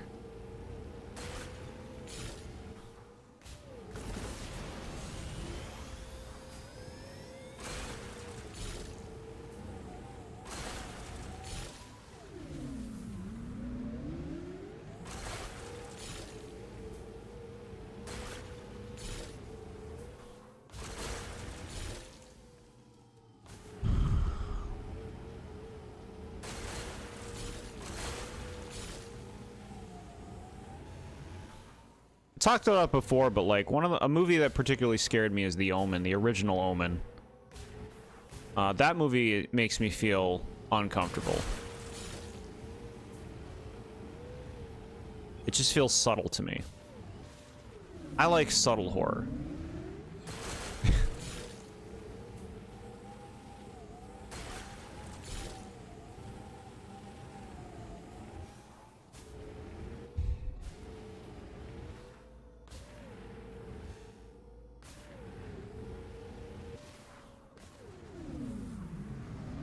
Oh my god. Hit the crystal. There we go. You did it. Now see, this says N. Oh, it means north. So wait, is that not actually a guide to crystals? Is it just I'm following a compass?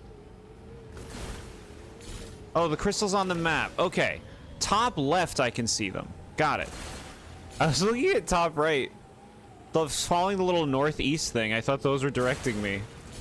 Bro.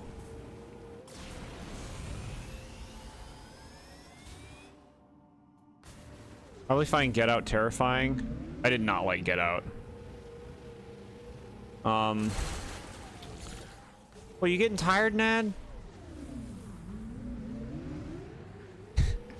Is this one of the worst gameplay things we've streamed?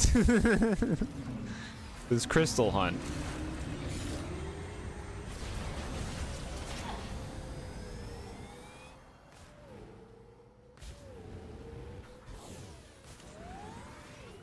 I can't believe they expect you to just fucking do this. Like, this is actually crazy to me. Just like, yeah, keep driving. Bro, this takes fucking forever.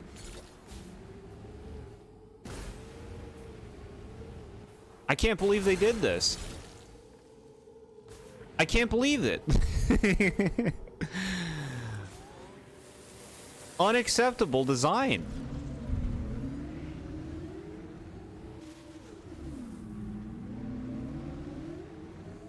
Some of the things Mario and Luigi had us do. I don't remember those games anymore. I don't remember them.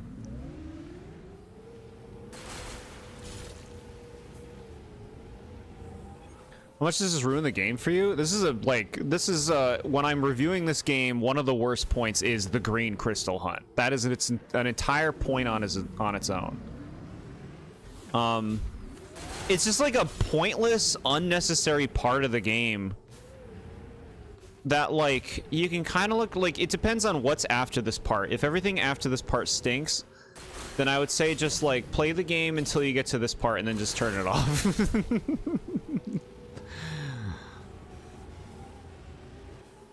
But it doesn't like undo the good of the other stuff. But I would say like the overall stance on this game is it has like gotten less impressive as it's gone on, you know?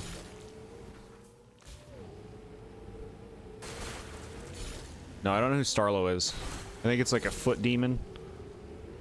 Jordan talks with his chat featuring Metroid Prime 4. Nothing wrong with that. Yeah, exactly. We could be doing anything, chat. It's just you guys are crazy for being like, you're right at the end of the game. You can finish the game if you keep playing tonight. It's like, you even know how long this takes?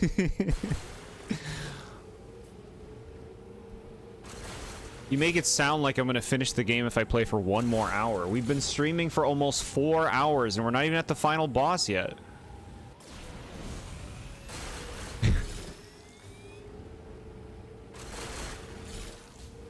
That point, just don't bother, yeah. I'd be surprised if I'm gonna like the final boss, because I don't generally like a lot of the boss fights in the Metroid Prime games, even the ones before this. I find a lot of them really annoying. And the final boss makes me think it's gonna be a lot of button pressing. A lot of manic jumping around. There might even be multiple phases to it. Like, sounds like it could be tiring. I mean, the radar is helping.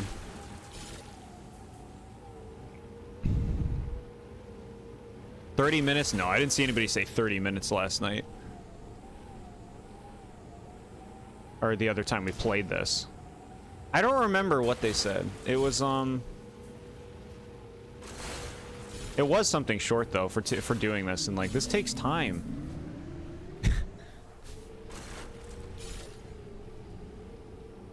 Not going to spoil anything. Appreciate that. Play DDD Tour. It's worth it to play that one secret boss at the end that you would only get if you played another game. Yeah, that shit sucked. That was bad too. Playing through Triple Deluxe a second time sucked. was super not worth it. I had to fight like every boss again, play most of the levels again. Like an already boring game.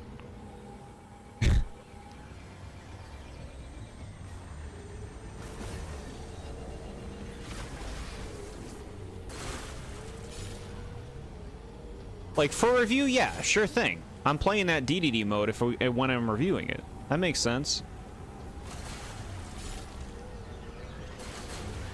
But it definitely killed my, like, trying to see all the essential things when I play a game on stream.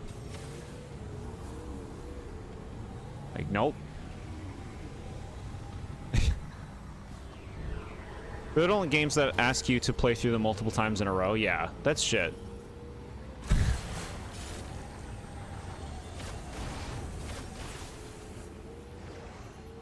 How are we doing? You gotta be kidding me with how slowly this thing fills up. You've gotta be kidding me. This is actually fucking ridiculous. Give me a minute.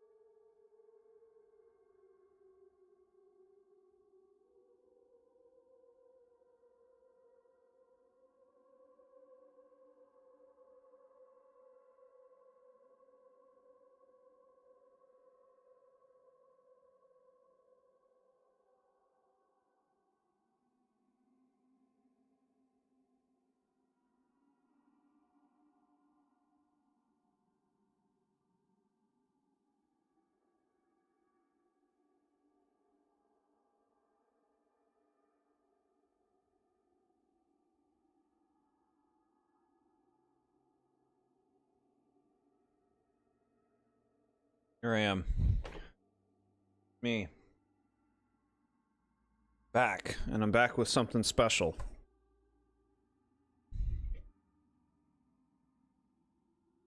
you know what that is, chat? Am I finding more boulders? I wish I could. I'm trying. I'm driving all over the place. I don't see anymore.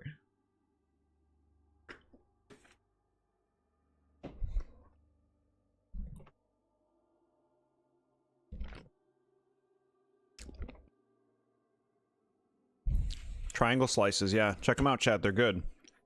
Cheesy triangles. Can't even tell how much you need left to add to the percentage. Yeah, you just like fucking farm them for hours and see it slightly move.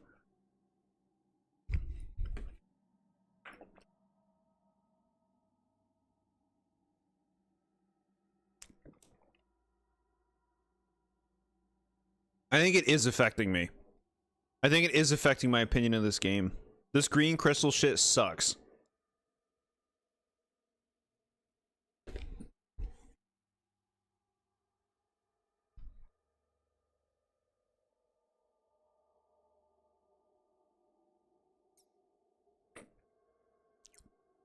%74 items isn't too bad.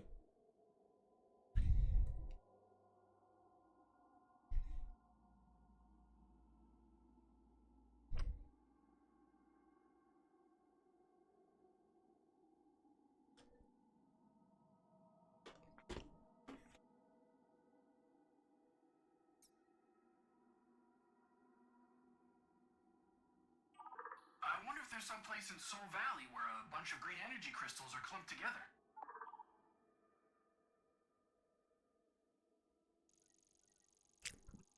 Show this magical place where they're clumped together. Should I just go back to scouring perimeters? I don't think your opinion would change if someone told you to get the crystals ahead of time. It would still be tedious. And it's because the amount that they ask for. Like, I feel like even if you're collecting crystals whenever you go through the desert, you still have to grind at the end. That's how it feels based on the amount. I thought it was doing good just hitting crystals as they drive around. It's like, no, you need way more than that.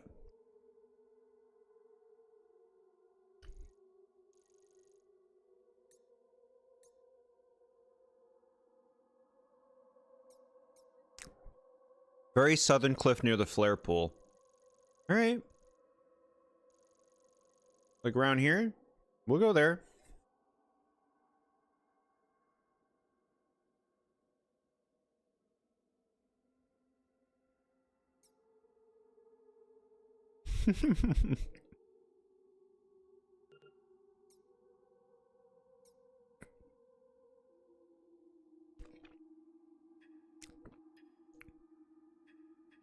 %38% is pretty good for considering I barely scan anything. At least it feels that way.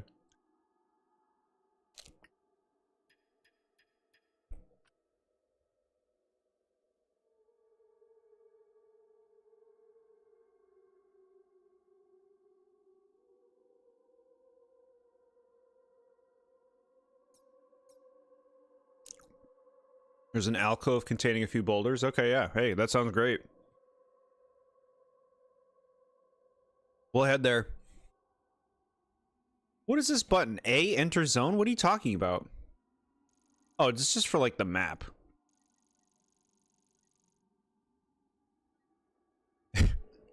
I'm like, fast travel?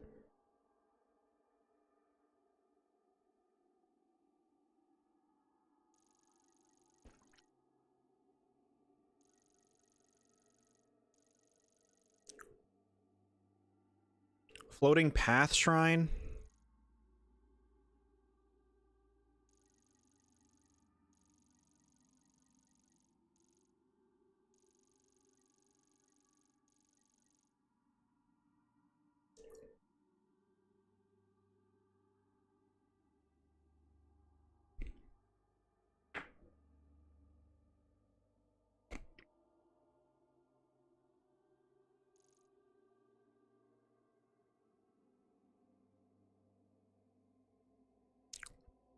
If I am pulling the double yawn on stream, it's bad.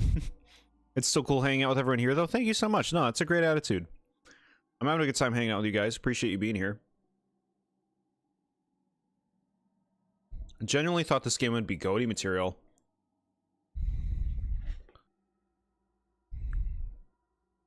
In spite of everything.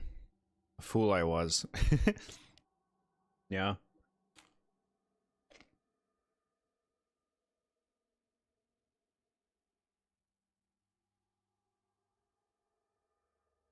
Hmm.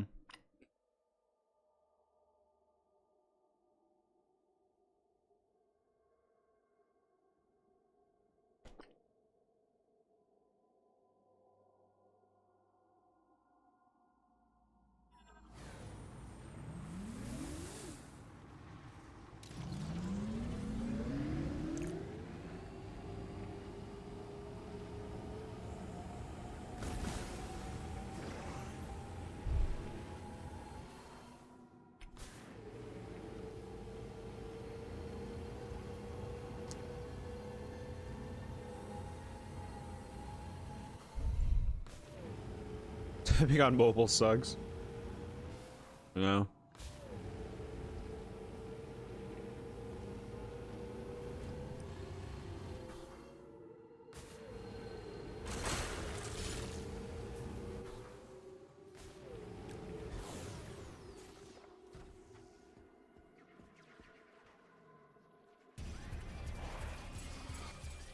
Right. Of course the shit rats have to appear.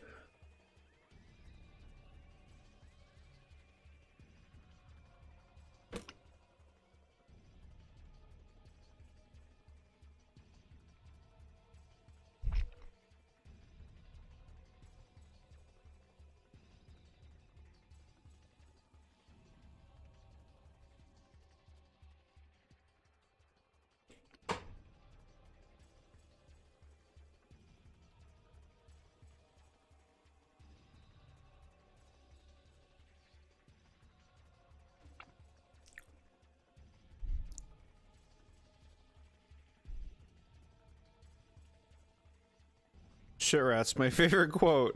Give me one moment, I just gotta like rinse my hands.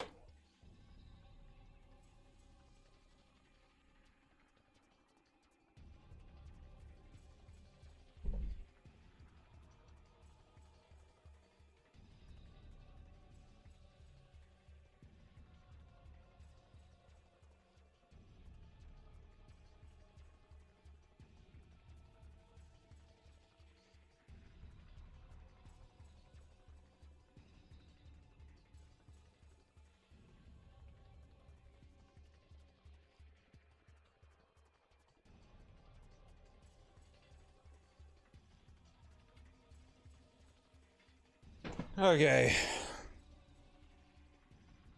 Here we go.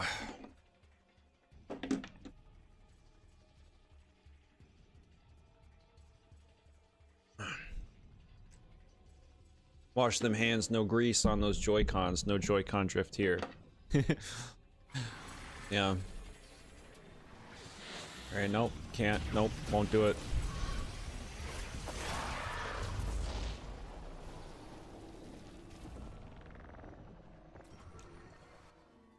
Alright, I don't think I've done this one.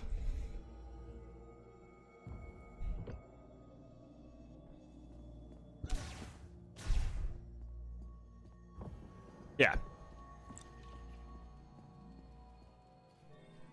So we wanna get up on the walls. Oh, these fucking annoying things.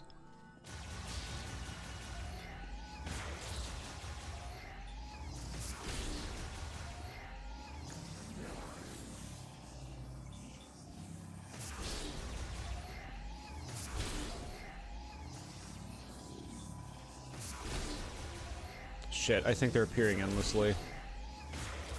Like coming out of the walls or some shit.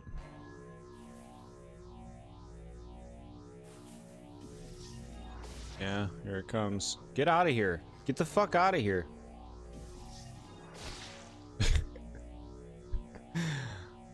Alright.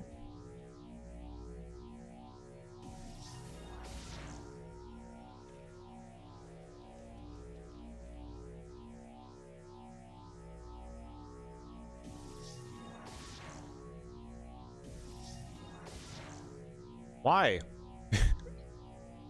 Why are you being this way?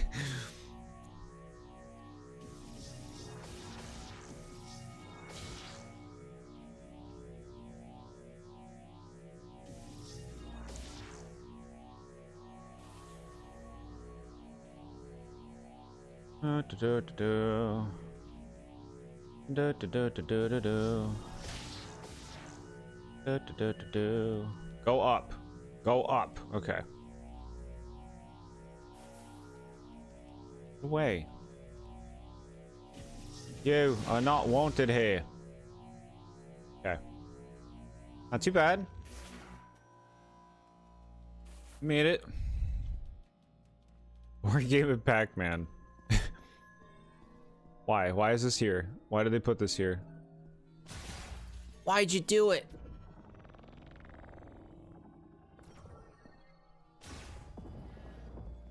Okay. Fine.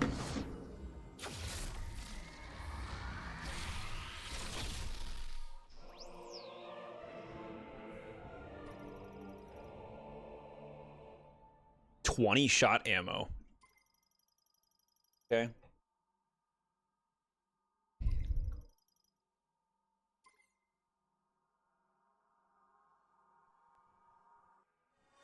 Okay.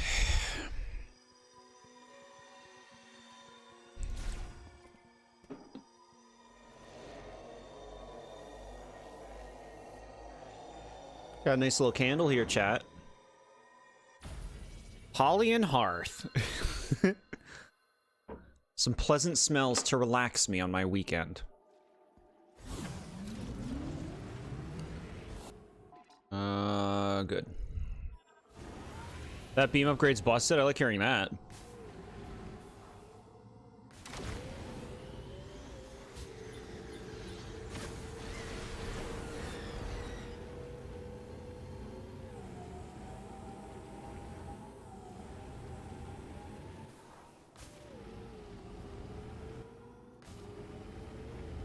like it. Okay, so I'm heading on down this way.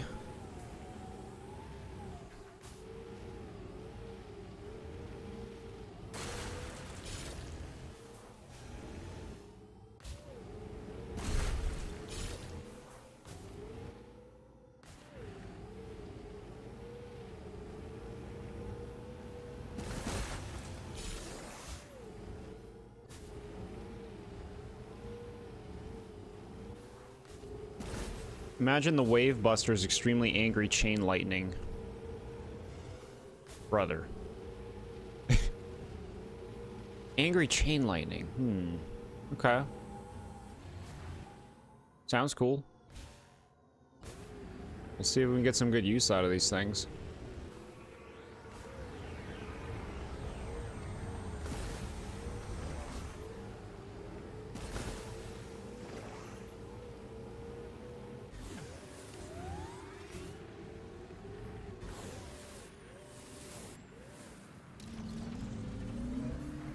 Here we go.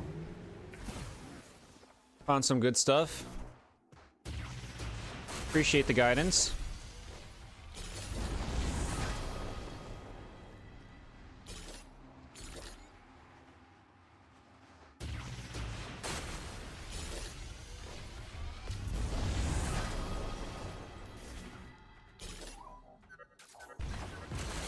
Enough green energy crystals?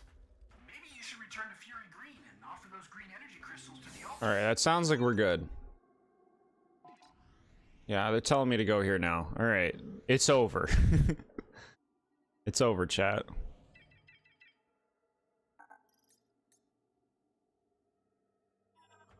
Oh boy. Get me out. Get me the hell out.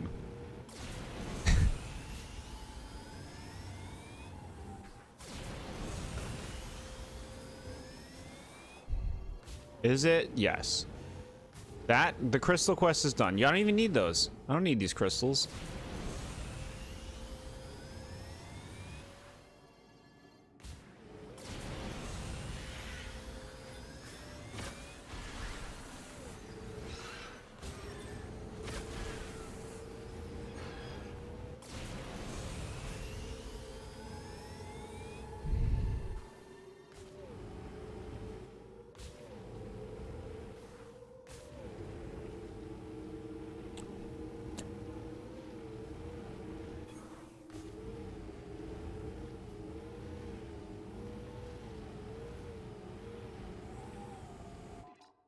There's the entrance. Got it.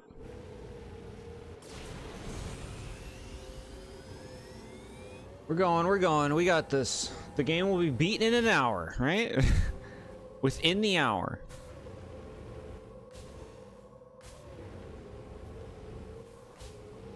We'll learn all the real secrets to this game's story and mythology, and we'll be so impressed we'll be crying tears at the end. Tears of emotional resolution.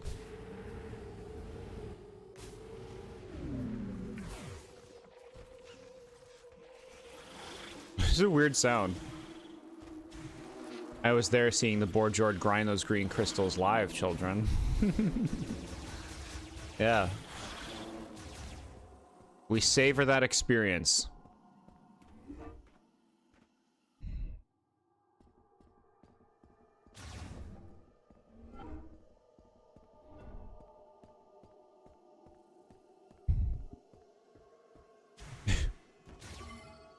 Take me back.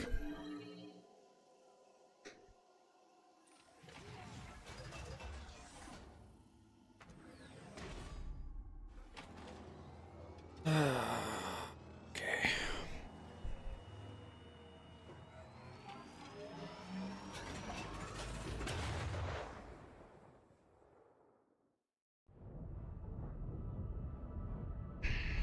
Long ass scene. Move it along, game. Loading.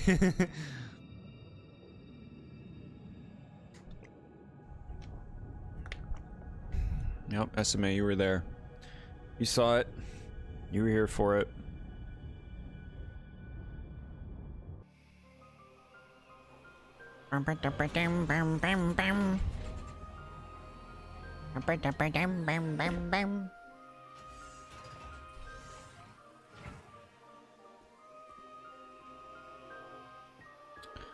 Okay. The memory fruit better be a good payoff. I better get the coolest memory that Zelda wishes it could have. Just realized looking at the Paldea Dex and its DLC that Togepi wasn't in it at all. Good. What? What are you talking about? You like Togekiss.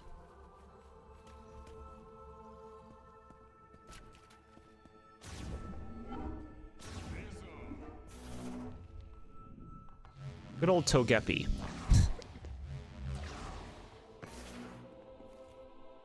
Feral Jader. Okay, here we go. Show me Ganondorf smiling.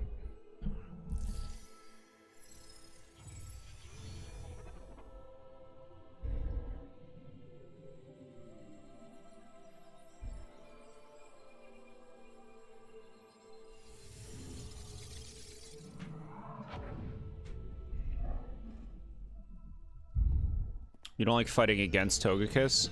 It's an annoying a-hole that spams air slash with Serene Grace.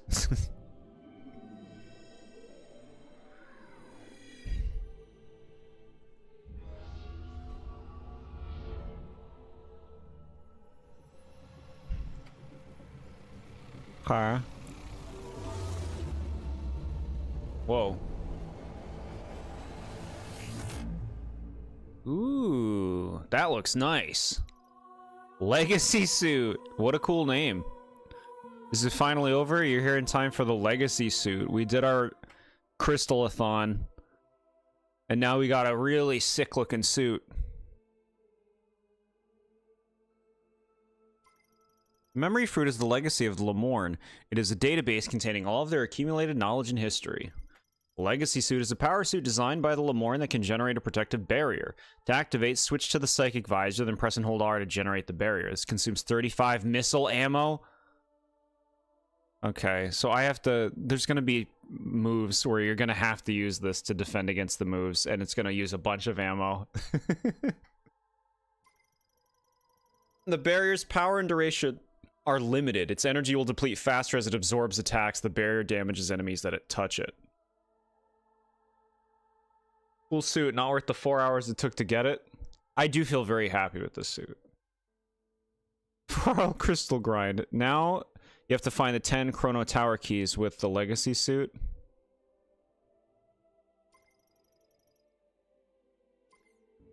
You're joking. You're making jokes. Chat's making jokes.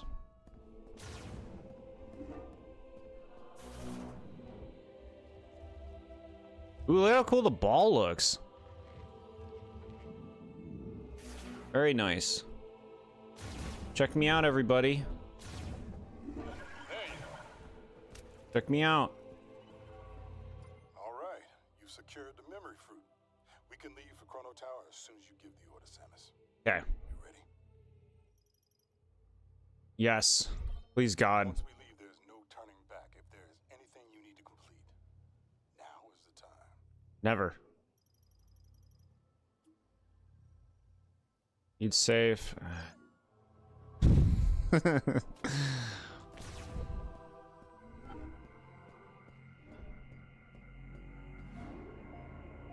Finally get to look at a new morph ball color. It's nice. It looks a lot like the light suit from Prime 2, in my opinion. Reminds me of it. But this, I think, might look even cooler. They know what they did with the suits in this game. They made them all look cool. All right. It's finally time to go home. Report to Sarge when you're ready.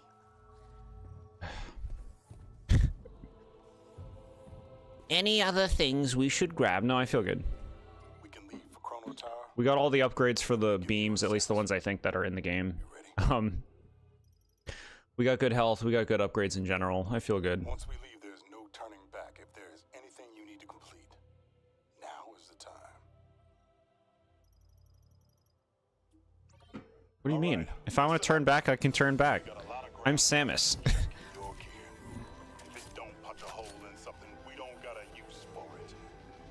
Our mission is to guide Samus to the Master Teleporter. To do that, we gotta cross Soul Valley and destroy the force field around Chrono Tower.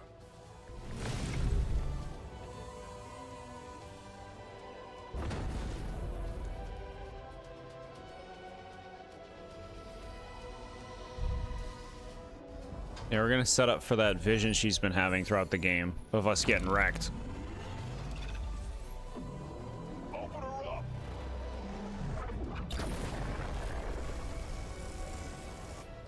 Force field undamaged. I must increase power. No, I told you I can only guarantee 80%. Recalculating.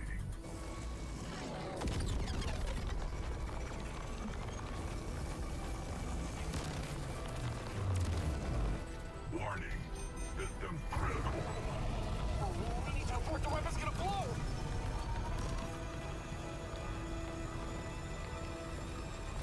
Oh no.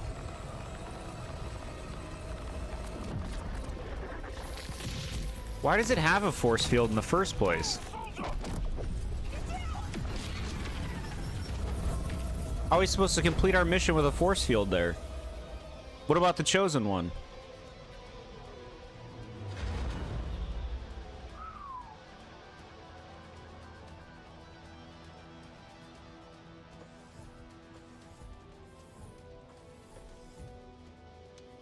Force field. I'm happy view's okay. Well done. The robot would crush your hand. So sorry. She did good. She did. She sure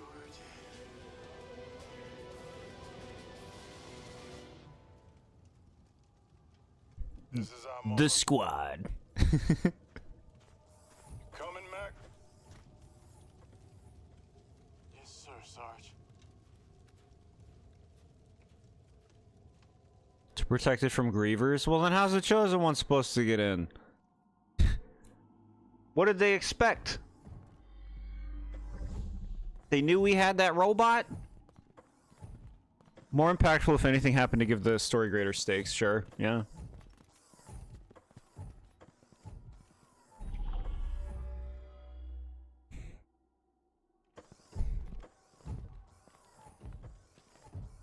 Yeah, I would have been mad if they sacrificed the robot. I would have been mad.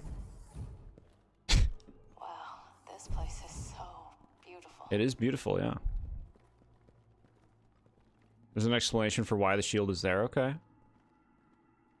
I just want to know what they expected. What did they expect Samus to do? I believe this is a sacred place. I can feel it.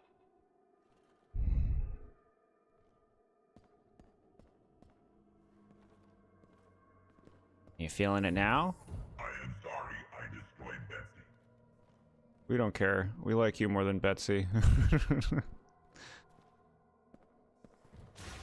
I poured my heart and soul into that mech. Poor Betsy. All this talking with everyone and Samus not talking, like she is shy, talking to family members she doesn't remember in a social gathering. Cute. Finally, we get to go home. That's what you think. Stay alert. Don't get too comfortable. I'm comfy. You guys eat any food? You eat those eels that you caught?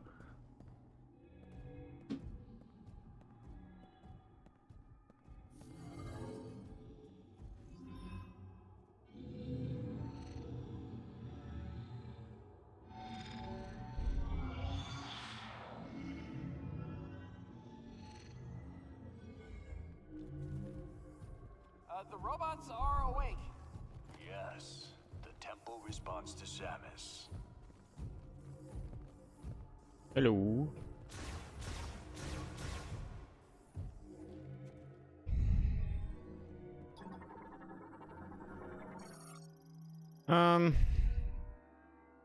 Recognize you as the chosen one. That's me.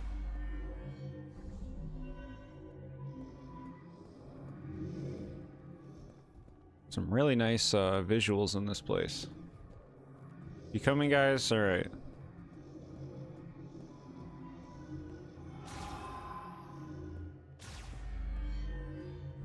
Ambush. Okay.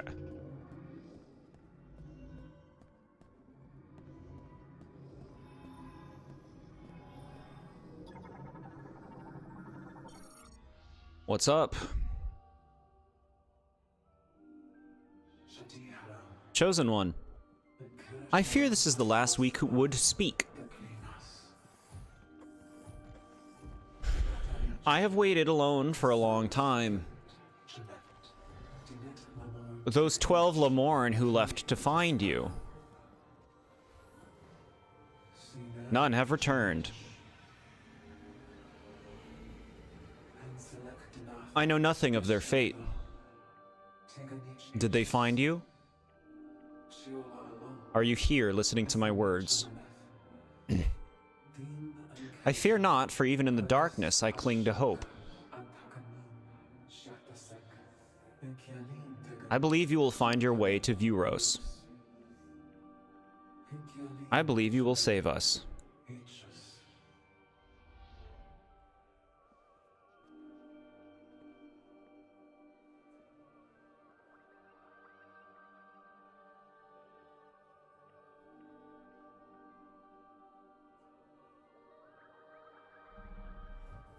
You okay, Samus? Sure, I guess so.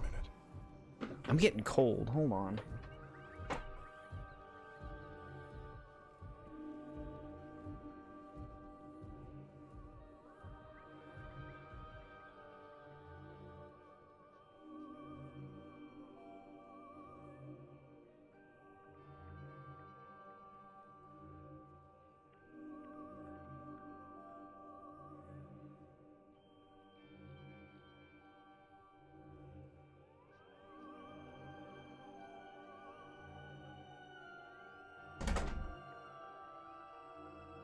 Toast me up. Cook me in a blanket.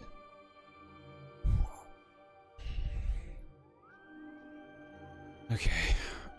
Cool. This way.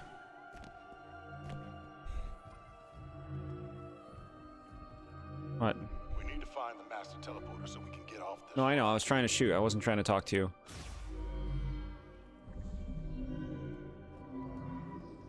Fancy, fancy. Imagine if this dialogue was less cold and robotic. Imagine if he was from the heart begging Samus to please get the memory fruit off Vuros. It would be much more impactful. Yeah, I'm with you on that. It's just like... bland. This is like a bland... Like, these Lamorn are so bland. Psychic command received. Expanding object. It's gonna be evil inside. Evil Silux. Use the guitar pick. It's unfolding. The robots are the keys. The keys. Hey, we've got an elevator. Let's head up. Okay. Here we go.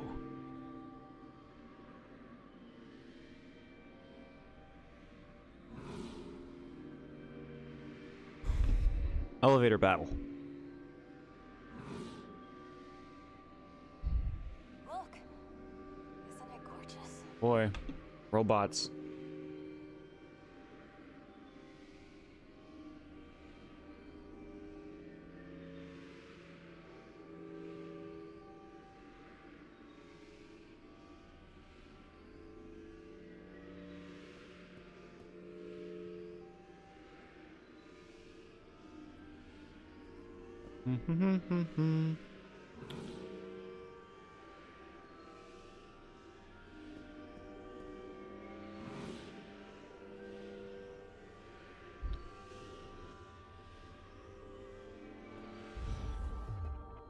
Okay. Finally reached the top of the tower.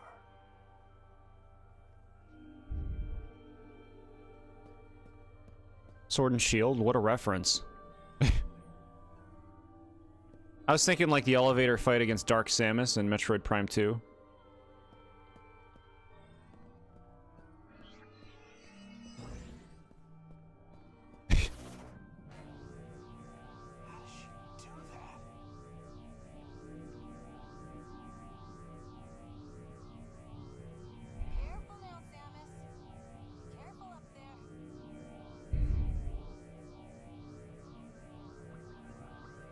Kind of want to shoot off with the boost ball.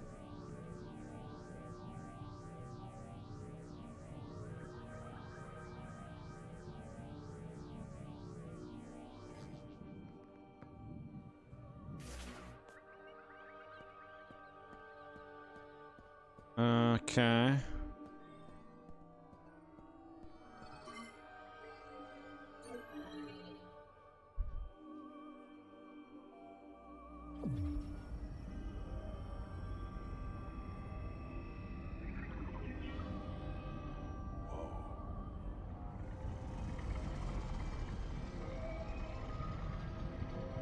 Look at this place. It's nice when characters react to things. I like that. Makes them feel like more like people, right?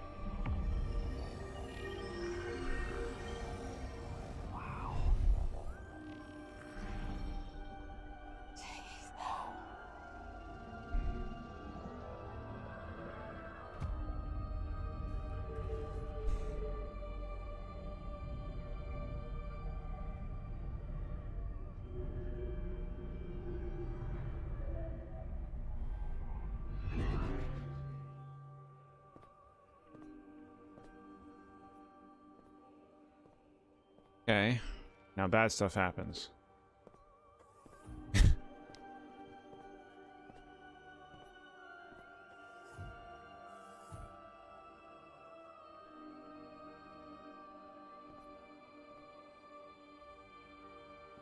got the keys.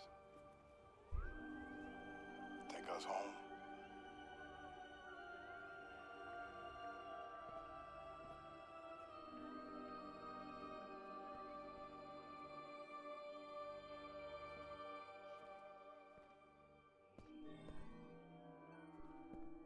Take us home.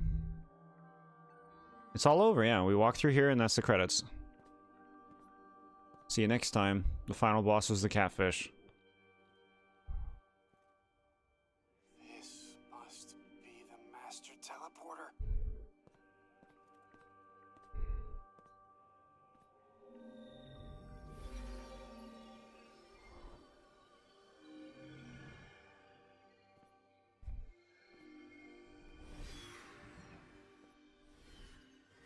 Green, yellow, blue, purple, red, and now all purple.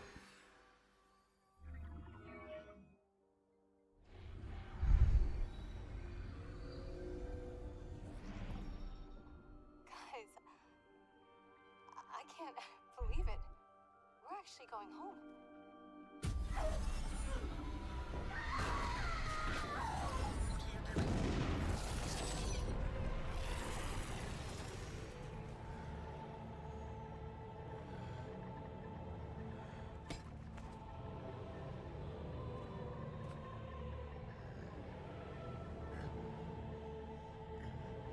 What soul this?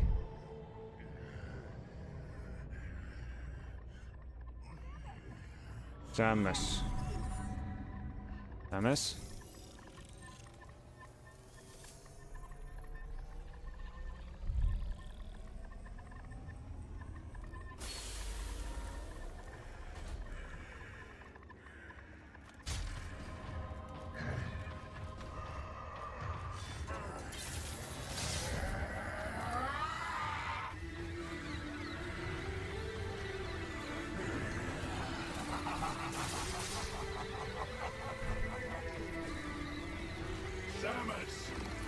Speaks. I've been waiting for this. Silence! Knuckle up!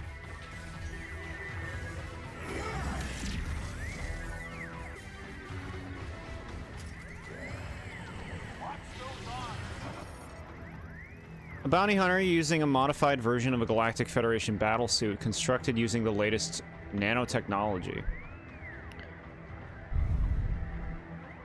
Why does this teleporter need 5 keys if every Lemorne was turned into a Griever?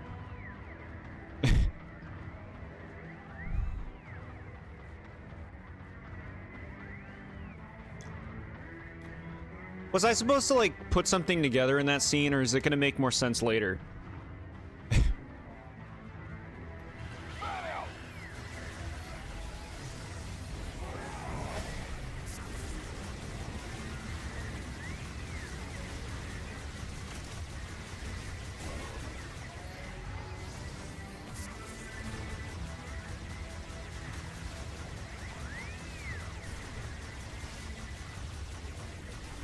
Come on now. Yeah, we're gonna have to like kill them at the same time or something. Okay. So you just don't want to target the things on the end, huh?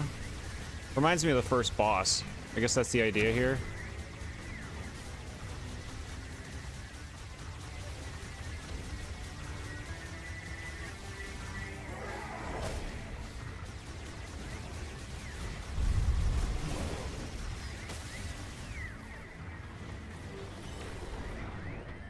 Try this. Excuse me? It does nothing? Oh my god. This sucks. This shit sucks, bro.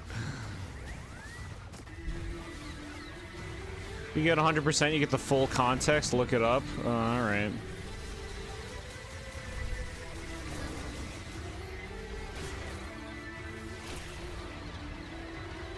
Okay. Alright, we figured out the path.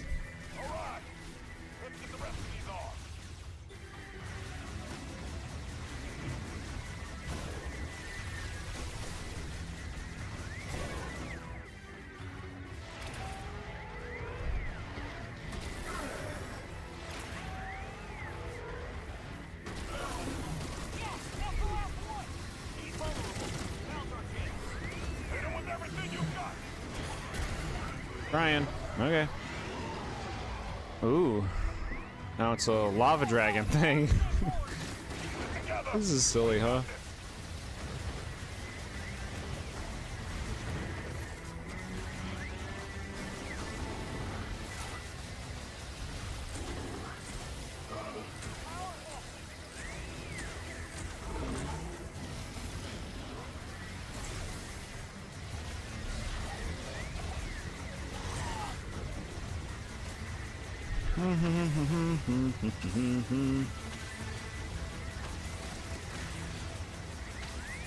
Is that a good sign? Like, what?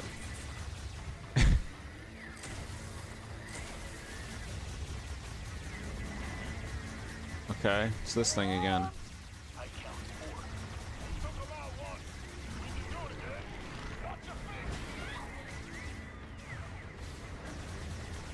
Look at him jumping, that's pretty cute, huh?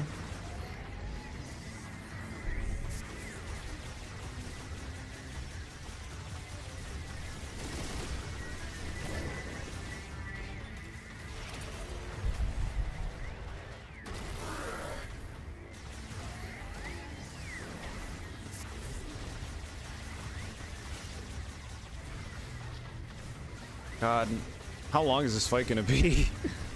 Just looking at the health of Silex right now.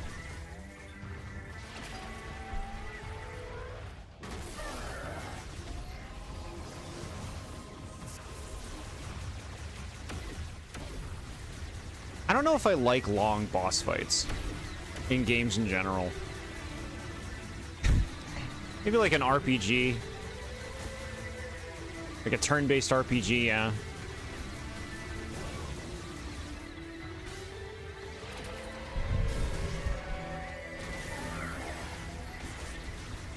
We'll see what happens.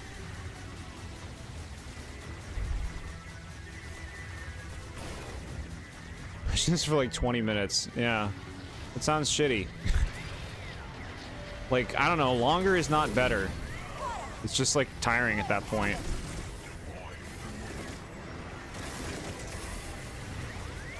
Alright, well. Trying on my ice thing.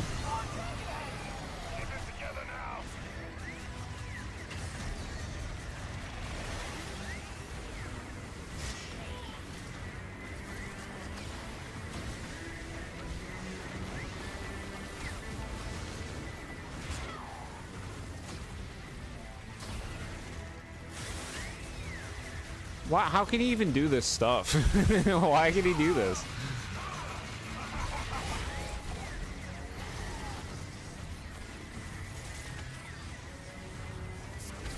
That's kind of what I mean when I talk about, like, not really liking a lot of Metroid bosses. It's just like, this is annoying. Like, this is annoying to play.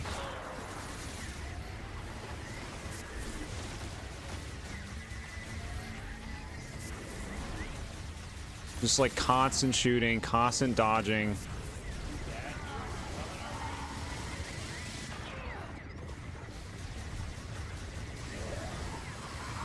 The fear that you're gonna lose and you're gonna have to do the whole fucking fight again.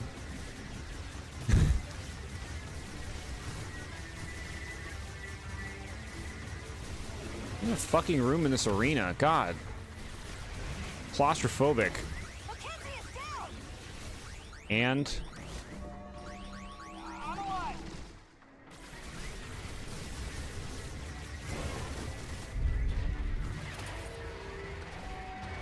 the healing pod somehow gave him these kinds of powers, but didn't give them to Tokabi. Yeah. He's special. He is the Silux.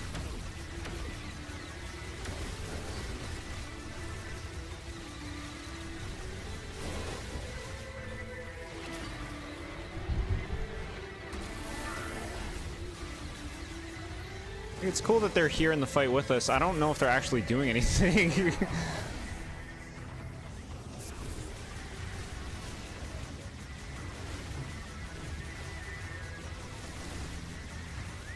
Oh my lord.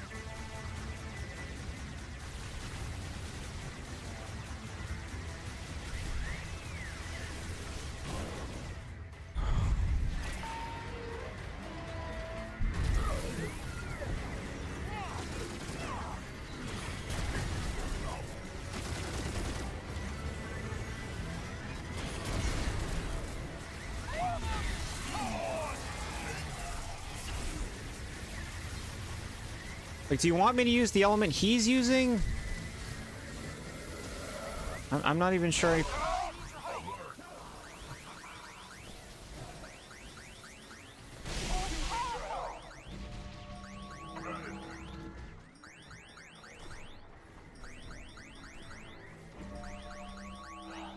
Oh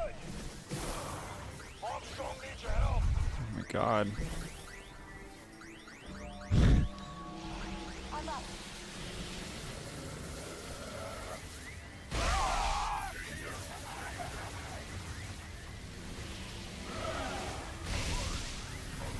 Okay, I'm doing that thing where I'm invincible. How long does this last? I'm okay. Thanks. Takabe needs your help. I hate this so much, bro. I hate this. This shit sucks. This fight sucks.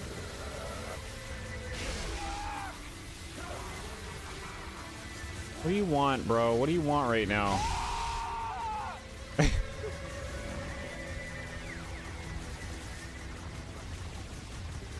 By Super Thunder Shot.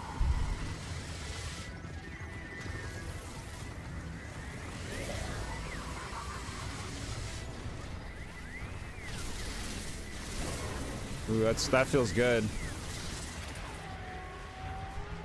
I like it.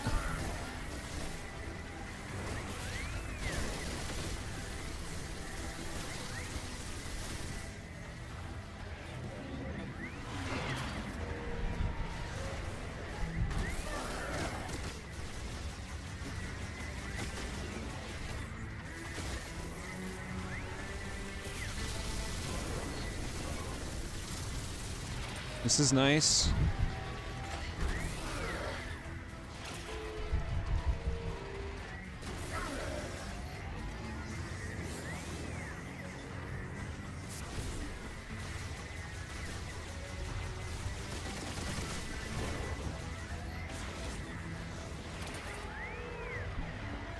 Okay.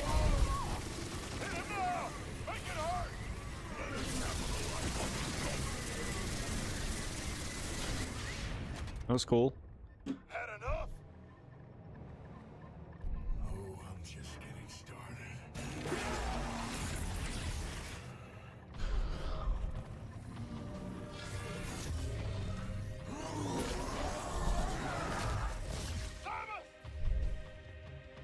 Where'd they go?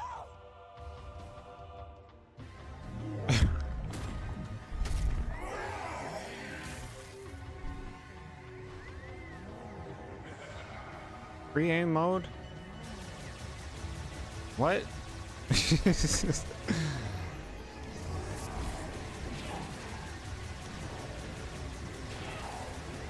What do you want right now? I don't understand.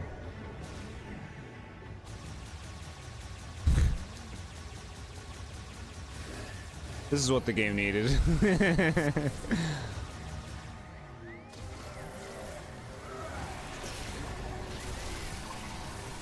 I got this thing. Eat it.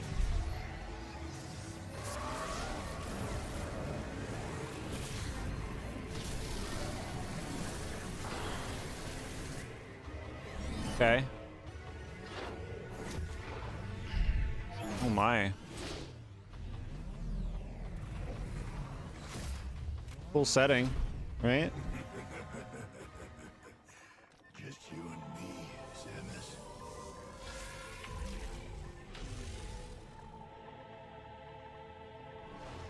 Come on! Let's get this over with.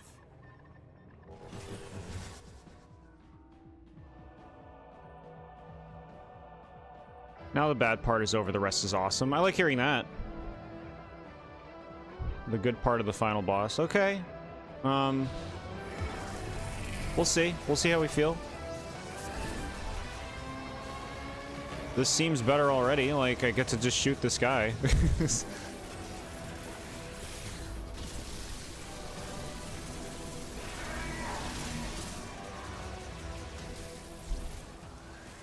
is a really nice setting.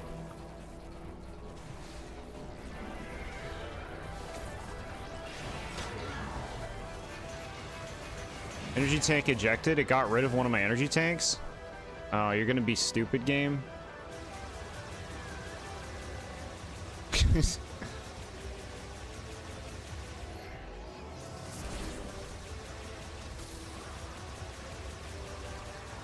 I get that? No.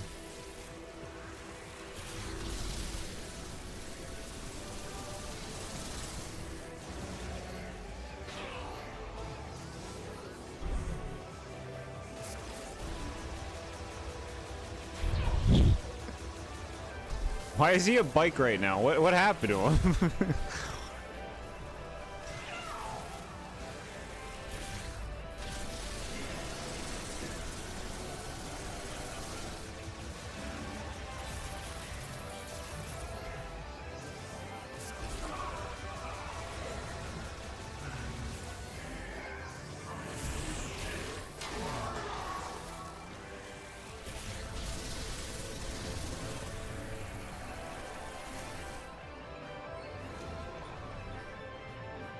What's he doing now? Came back to see you finally fighting this guy from the start of the game. Yeah, finally fighting him. Finally fighting him. Look at him go.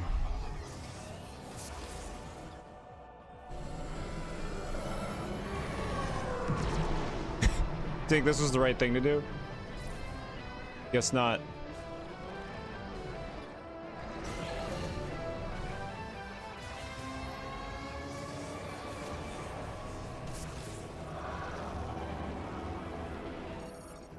Miniature black hole generated by Silex. It draws in firearm attacks, neutralizing them. Only the control beam and the will of the user can resist the black hole's pull. It was the right thing? Okay.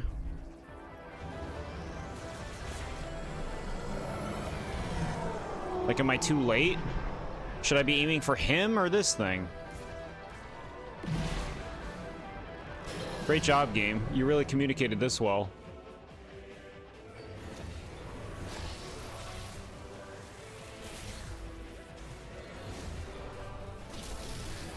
Fuck.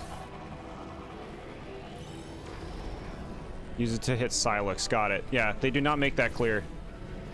What? But it... What the fuck? Why is it not listening? Because it's sucking me in? Well, then how the fuck am I supposed to do it? What happened? I guess it hit him anyway?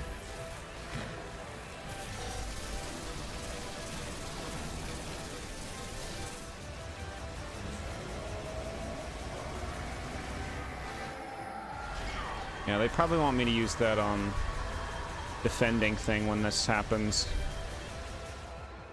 Wow, that takes so much.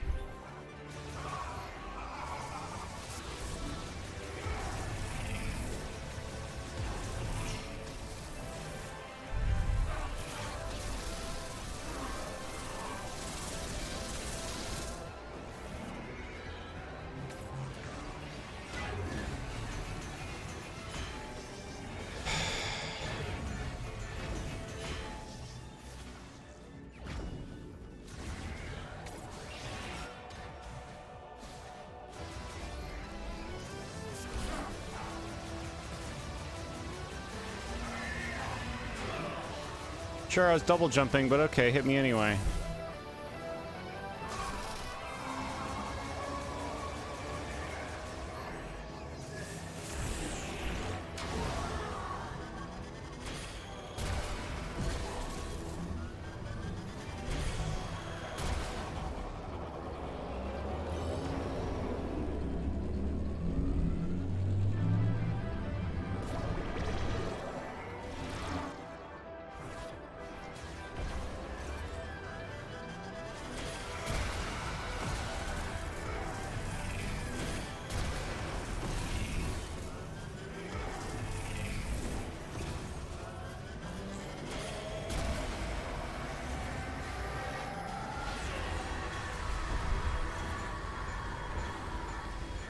Stop.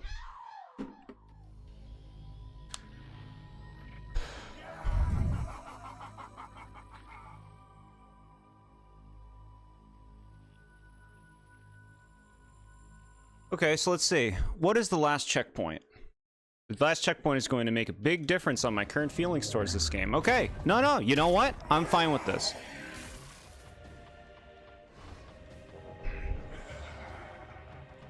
I am very happy I do not have to do the first part of this fight again. So go for it. You want to do this stupid portal part? Sure.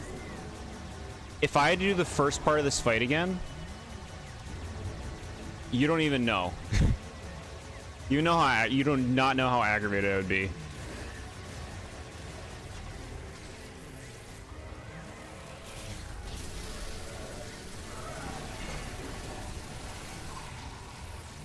I'm happy I got these beam power-ups for this fight.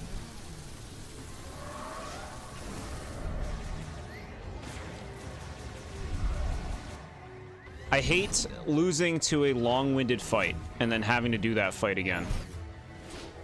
Like, it takes time.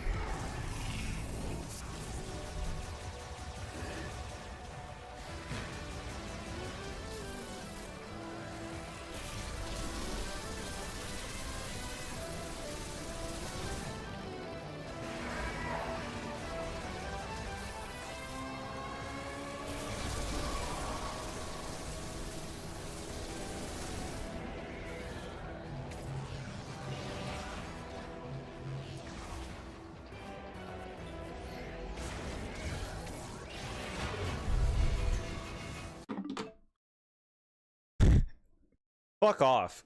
Like, frankly, fuck off.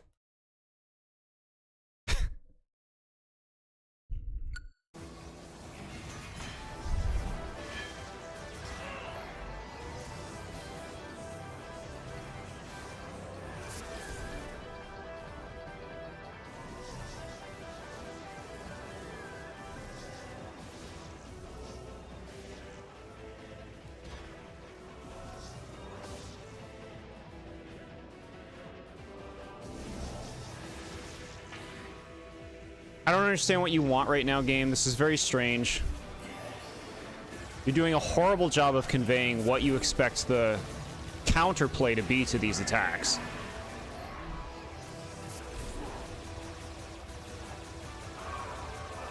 Just feels like fucking trial and error.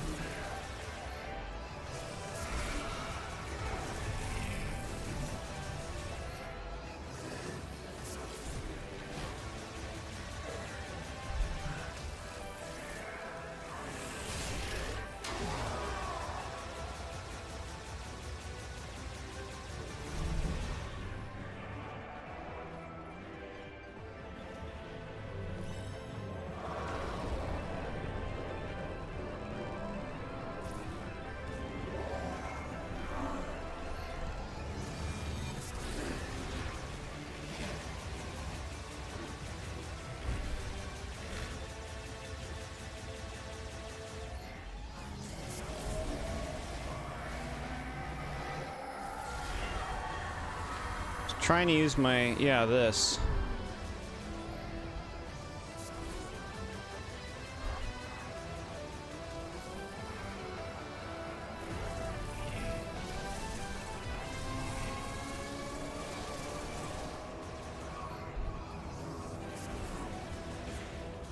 And time for this fun move again. So fucking obnoxious.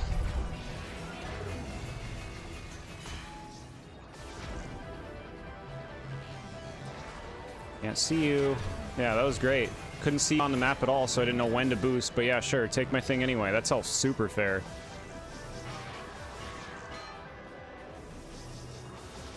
Can I have my thing, please? No?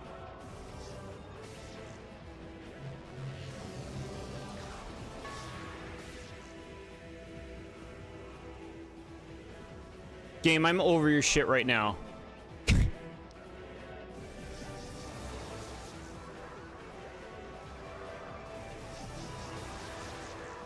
What do you want? What do you fucking want? Power bomb?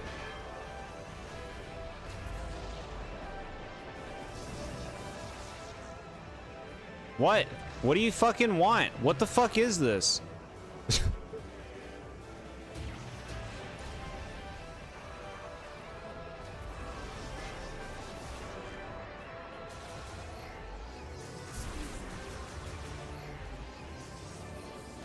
Oh, okay.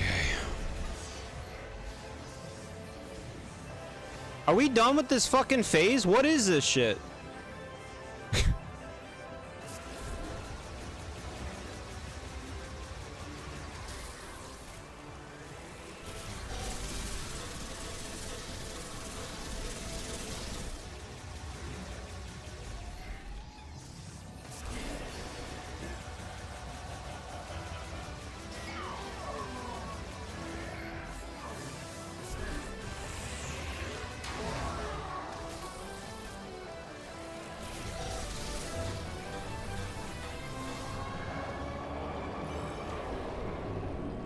Okay.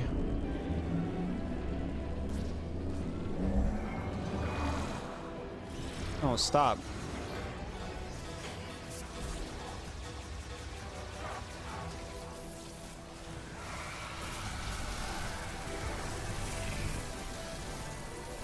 You dead?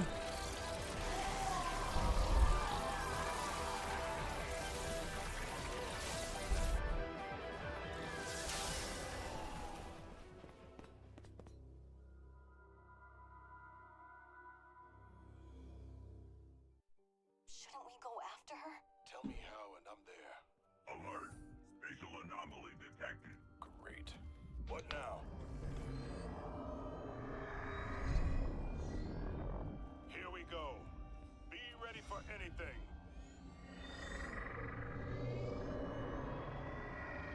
Samus!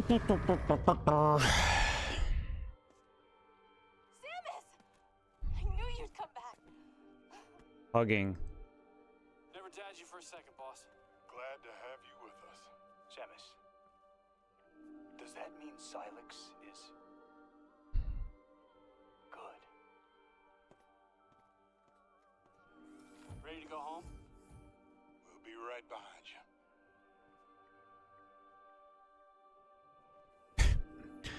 Personally got how to dodge most of these attacks, so you find it to be a great fight. It was much better than the first part. The first part I didn't like at all. It was so repetitive. Second part was more like a Dark Samus-y kind of fight, if you know what I mean. Definitely better than a lot of the other bosses, I would say, in the game. For me personally. Still aggravating to me. In its own ways. Just not communicated, like, what to do about certain moves, or even what was going on at points. Like, I'm like, what do you even... What's happening? Why did you change form? What are you doing? Like, what does the game want me to do? I guess it works out if you just, you know, keep shooting and dodging.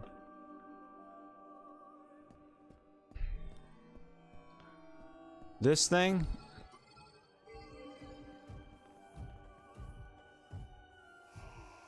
Maybe if I, oh.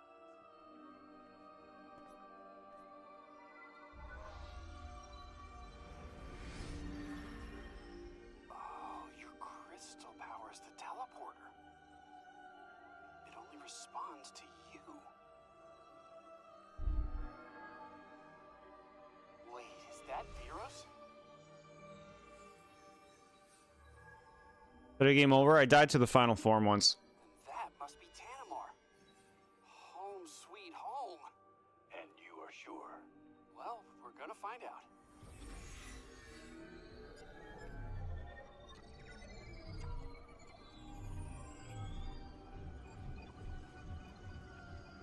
You did it. We're really going home.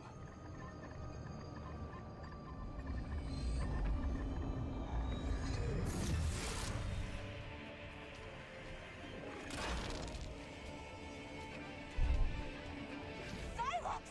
But!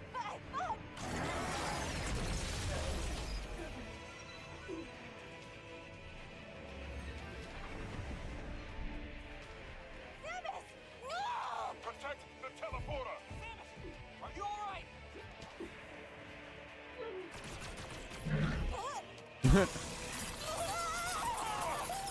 Jeez.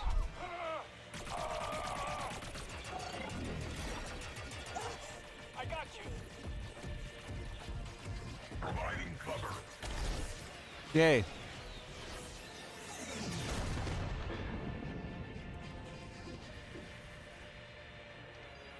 Teleporter's not gonna last long. You gotta make the jump while you still can. I'll do my best to stabilize the power. Yes! Restart the sequence. We'll buy you time while it charges. Don't give me a time sequence. Don't do it. don't give me anything.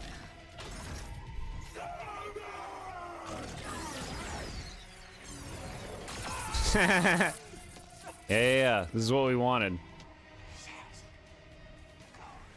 This is what we wanted, chat. The teeth. Enough. Nah. Get wrecked. Why is Silex so strong? I guess because his superpowers from the thing he was in. What do you want? Press A to teleport? Yeah, let's go for it. Hey, Samus. It's that thing.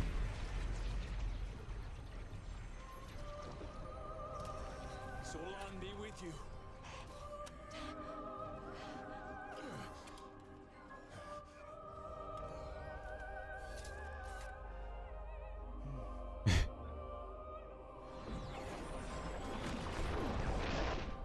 What a weird sacrifice.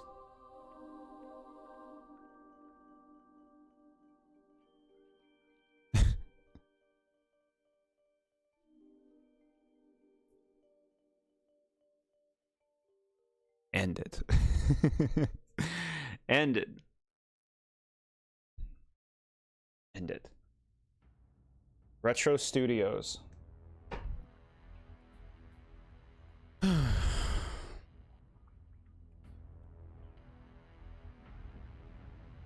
Okay, so like, you know, we had a, you know, it wasn't just like a roses ending. Something happened. They stayed behind. It was dubious. I guess dubious is the closest we're gonna get to teeth, huh?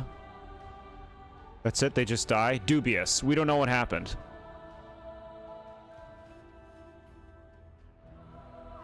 In Metroid Prime 5, they're all going to show up. While Silex is still around to be the villain of the hopefully much better Prime 5, I'm not sold on Silex.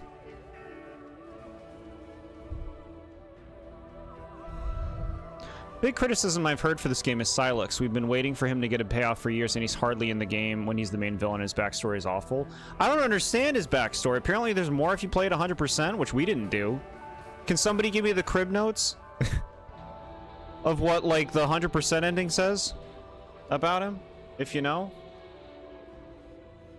We'll see if something happens after these credits. Move it along, credits.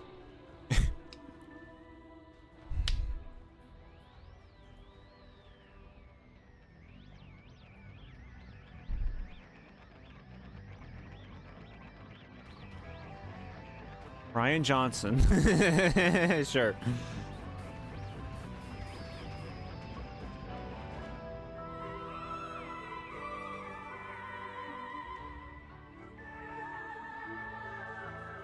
Is this good music? Seems like it might be good.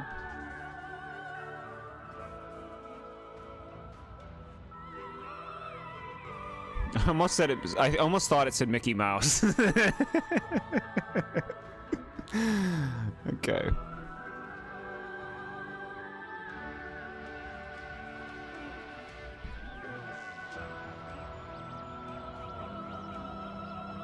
Basically, he hates Samus for one-upping him after a glory-seeking mistake he made that killed his squad. Oh, so he's just like petty bitterness? Hi, James. You like the ending, yeah?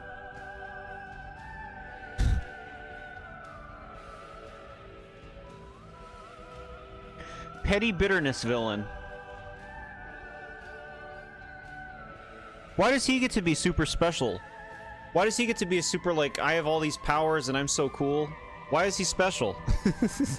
Like, I know he did the pod at the end. It's just like, I don't know, he just chooses to be a cool bounty hunter instead of being like some lame-o in the Federation. His backstory is he did something stupid which caused a bunch of Federation people to die and Samus saved him. That's it. It's so bad. Just petty bitterness. I just don't really feel like that's much to serve as a villain beyond more than one game.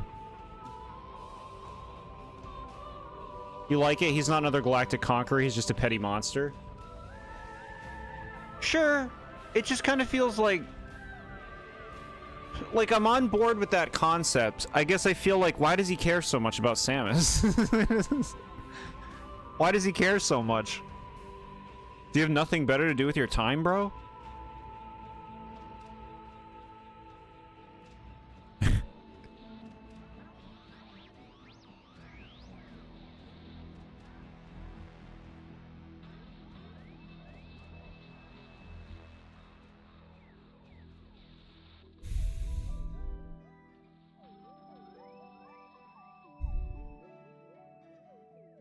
Okay. I should be given thoughts. Final sequence was faster than I expected it to be. Pretty straightforward. We just kind of go there. Silex shows up. We have a multi-phase battle in a few locations, and then we teleport away, and they kind of help us teleport away. I think the game does a good enough job of like making you have some level of a bond with the Federation losers, to where it's decent on an emotional level to leave them behind. It also feels kind of strange that they would all stay behind to hold back Silex just for Samus to go.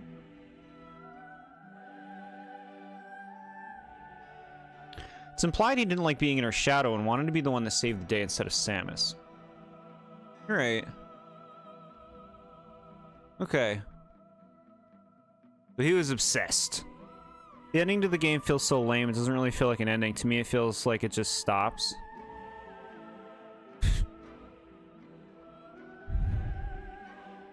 That's everything we were building towards? What was the beginning about? Why was he, like, working with space pirates? What was that? Do we know why? The whole game feels weirdly contrived. Like, in terms of, like, at the beginning of the game, there's that thing. There's, like, that eye relic. that transports you to this planet with these other people and you all just randomly appear around. Like, it feels very contrived to me. Like, that's the setup? What was the eye relic? I'm happy we didn't see Ridley. I'm happy that this game, you know, didn't pander.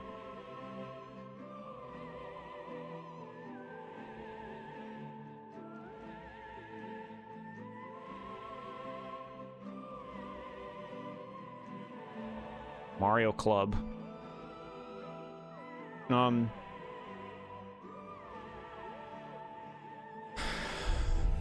that we've seen the game through, it kind of begs the question to me, what do you see this game through for?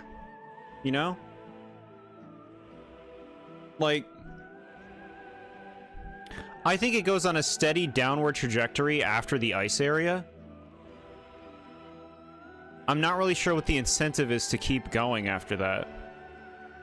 And having seen it overall, like, man, does this game feel shallow in a lot of ways. It just feels that way, you know? Like, who cares about this planet?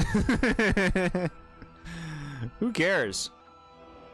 You're fascinated with this game's original vision was going to be because this game seems oddly unfocused. They must have tried to recover whatever they could. Game story is like the rest of it, good ideas, severely undercooked and underwhelming in execution. Yeah.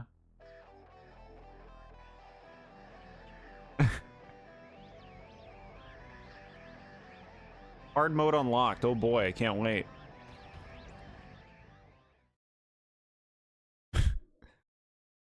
Is that it? That's it? What's this?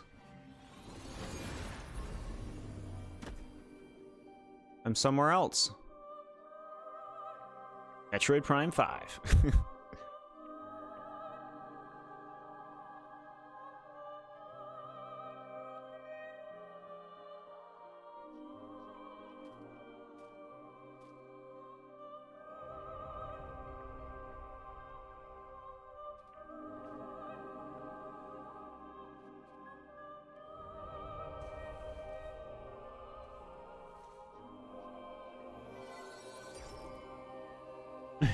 Fuck that thing.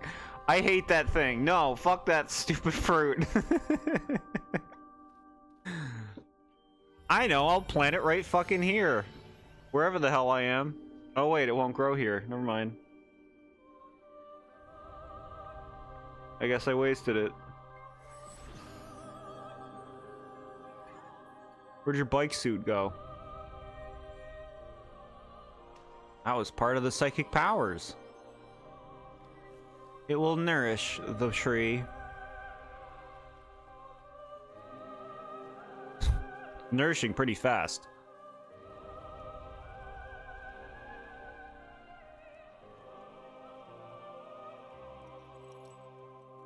It's that thing. I don't want this either. I'll leave it here. Cute. It's all very quick.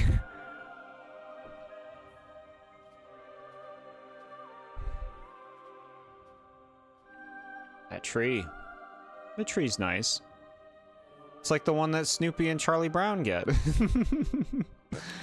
Saving now will mark this save slot as mission complete. If you later choose to start a new game in this save slot, the item and scan completion data will reset.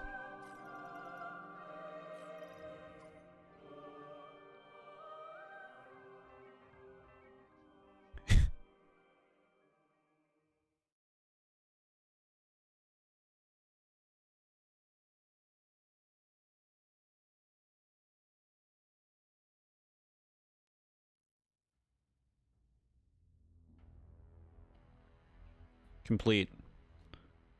Beaten. That's it, huh? My biggest, like, thing is that's it. That's it? That's everything? That's what it was all going to, huh? Why does it feel like the game feels unfinished? Why does it feel like the game feels so small? Like it was going nowhere. You just meet some people in some random places to get some stupid keys just for some cutscenes. and it's, oh, Silex, I'm mad, I'm gonna get you. I guess you didn't get us. Okay, teleport. Bye. See you next time. Like, what do you... This game gives you nothing to chew on, huh? You can see why this game is so controversial. It looks all over the place. Now that we've seen it through, like, I like the game, but I don't think anything bigger of it than that. I like the game. It has some nice bones. Obviously, it looks really nice. I like a lot of the visual design. Gameplay, you know, it's got the standard good Metroid Prime gameplay. It just kind of feels like everything built around it doesn't meet the standards the rest of it sets. Like, that's it. Seems like you play this game because you want another Prime game. It has been like 18 years since the last traditional game. That's the thing, though. It's like, I think about the Prime games. It's like, if I want to go play a Metroid Prime game, why would I play this over any of the first three? The first three feel more rewarding in a lot of ways. Not that they don't have annoying parts, too. They do. Every game has problems. Like, I guess if you want, like, a fairly breezy time, you might play this. Thanks so much for playing my game. Thank you so much for playing my game. Yeah. Game seemed very boring. It just... What a quiet little game. I don't know. You fight, like, barely 10 enemies in the whole game, it feels like. It's so many variations of the same enemies. The areas all feel just underdeveloped. I mean, I know a lot of this has been said during our playthrough anyway. The areas just feel small. They feel kind of empty. And I don't care about this world or this race. Like, I'm not saying, you know, you don't fall in love with the races of the worlds of the other games, but it's a little bit more intriguing. This was just so going through the motions with that. And Silex feels like a major attempt at trying to be Dark Samus again in terms of being, like, that recurring rival kind of character for Samus. Not in the same goals, but in the same, like, the energy that they're trying to capture there. Silex just feels like they're trying to recapture Dark Samus. I can't believe they did nothing with Silex. I don't need like Silex to have grand plans, but like give me, I don't know. Give me more than that. Why do you fight weird Silex phantoms in this game? What is that? Another controversial fourth game. It seems Nintendo curse number is 4. Every game is controversial today. They're all controversial. I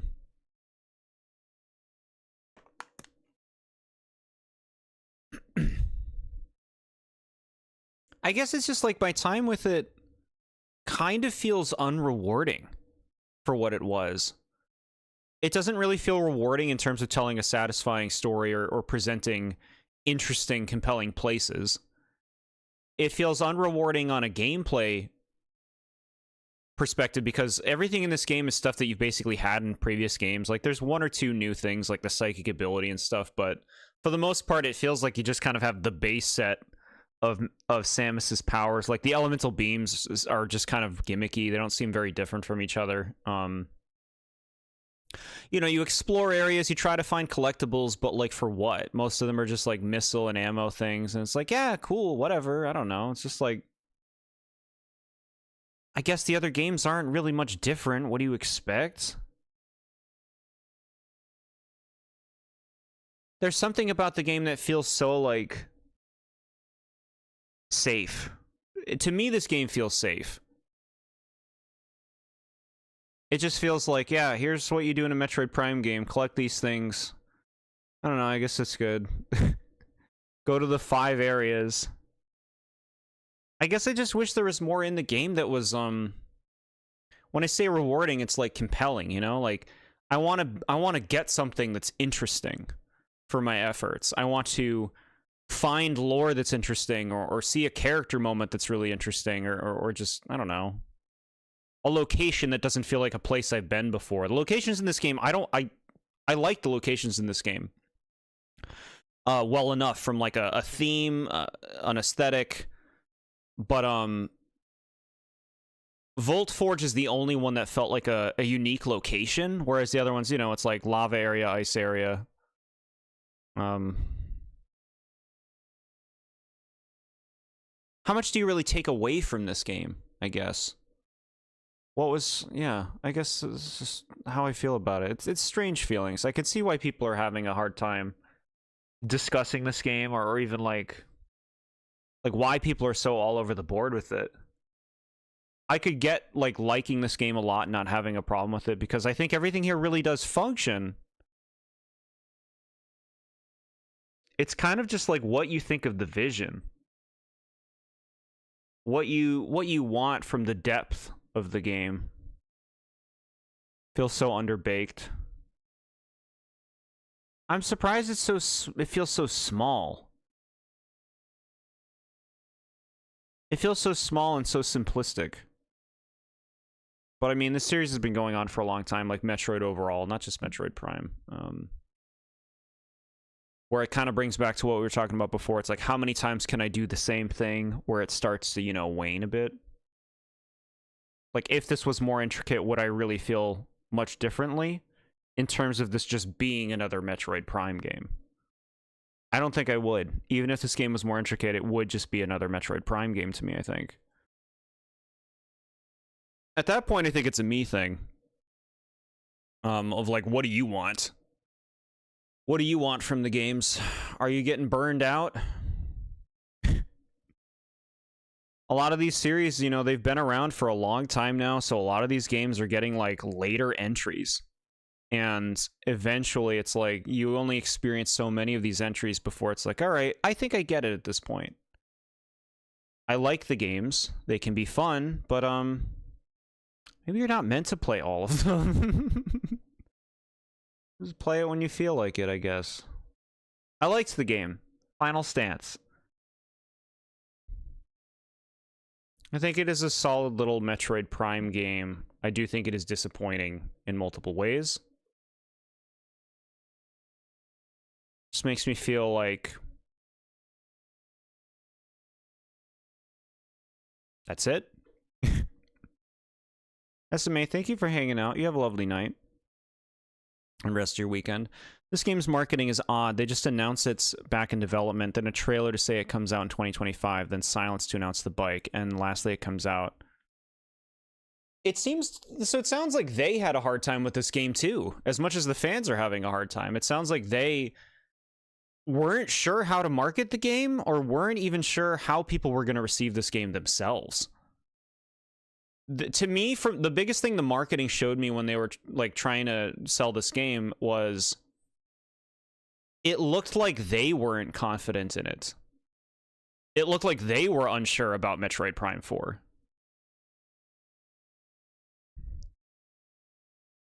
Isn't that the point in making a sequel?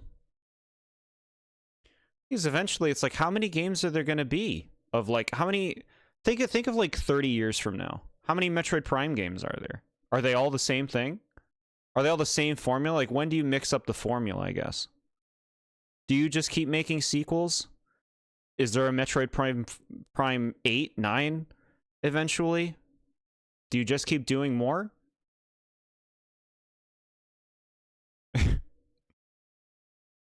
Fine with playing the same series over and over as long as the game is great. This game is just so undercooked. Yeah, I mean, ultimately, at the end of the day, having a good time is what matters, even if it's the same thing. It all depends on what we're looking for. I've seen some people say they really like this game, and a lot of other people say they were disappointed with it. I guess it just matters, like, what matters to you in a game. The sales of this game in Japan isn't doing too good. Last time I checked, it was like 25,000 in sales. Really? It seems weird. They gotta be holding back some information, huh?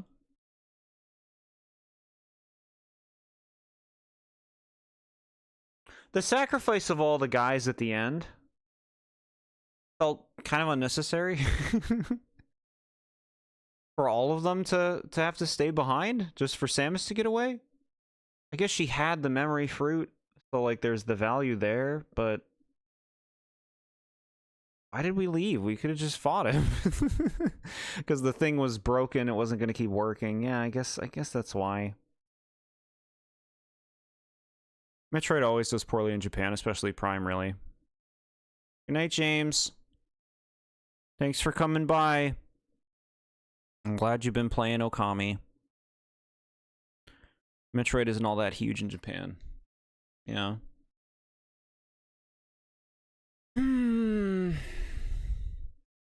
I think a sucky thing to come away with the game from is a feeling of unfulfillment, and I kind of feel a little bit of that right now.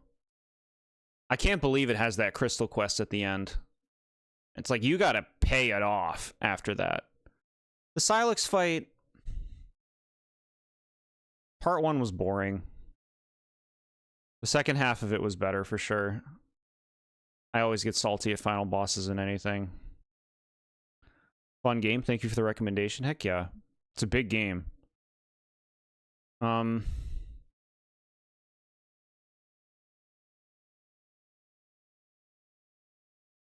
Yeah. Safe. Tame.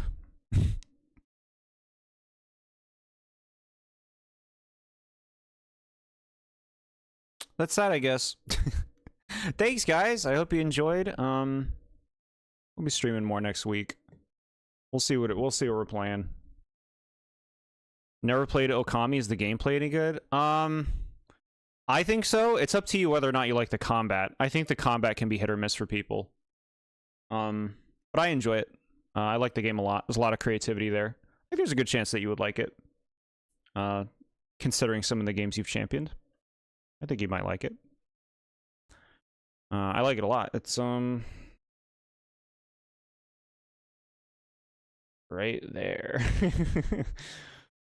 There it is. Great.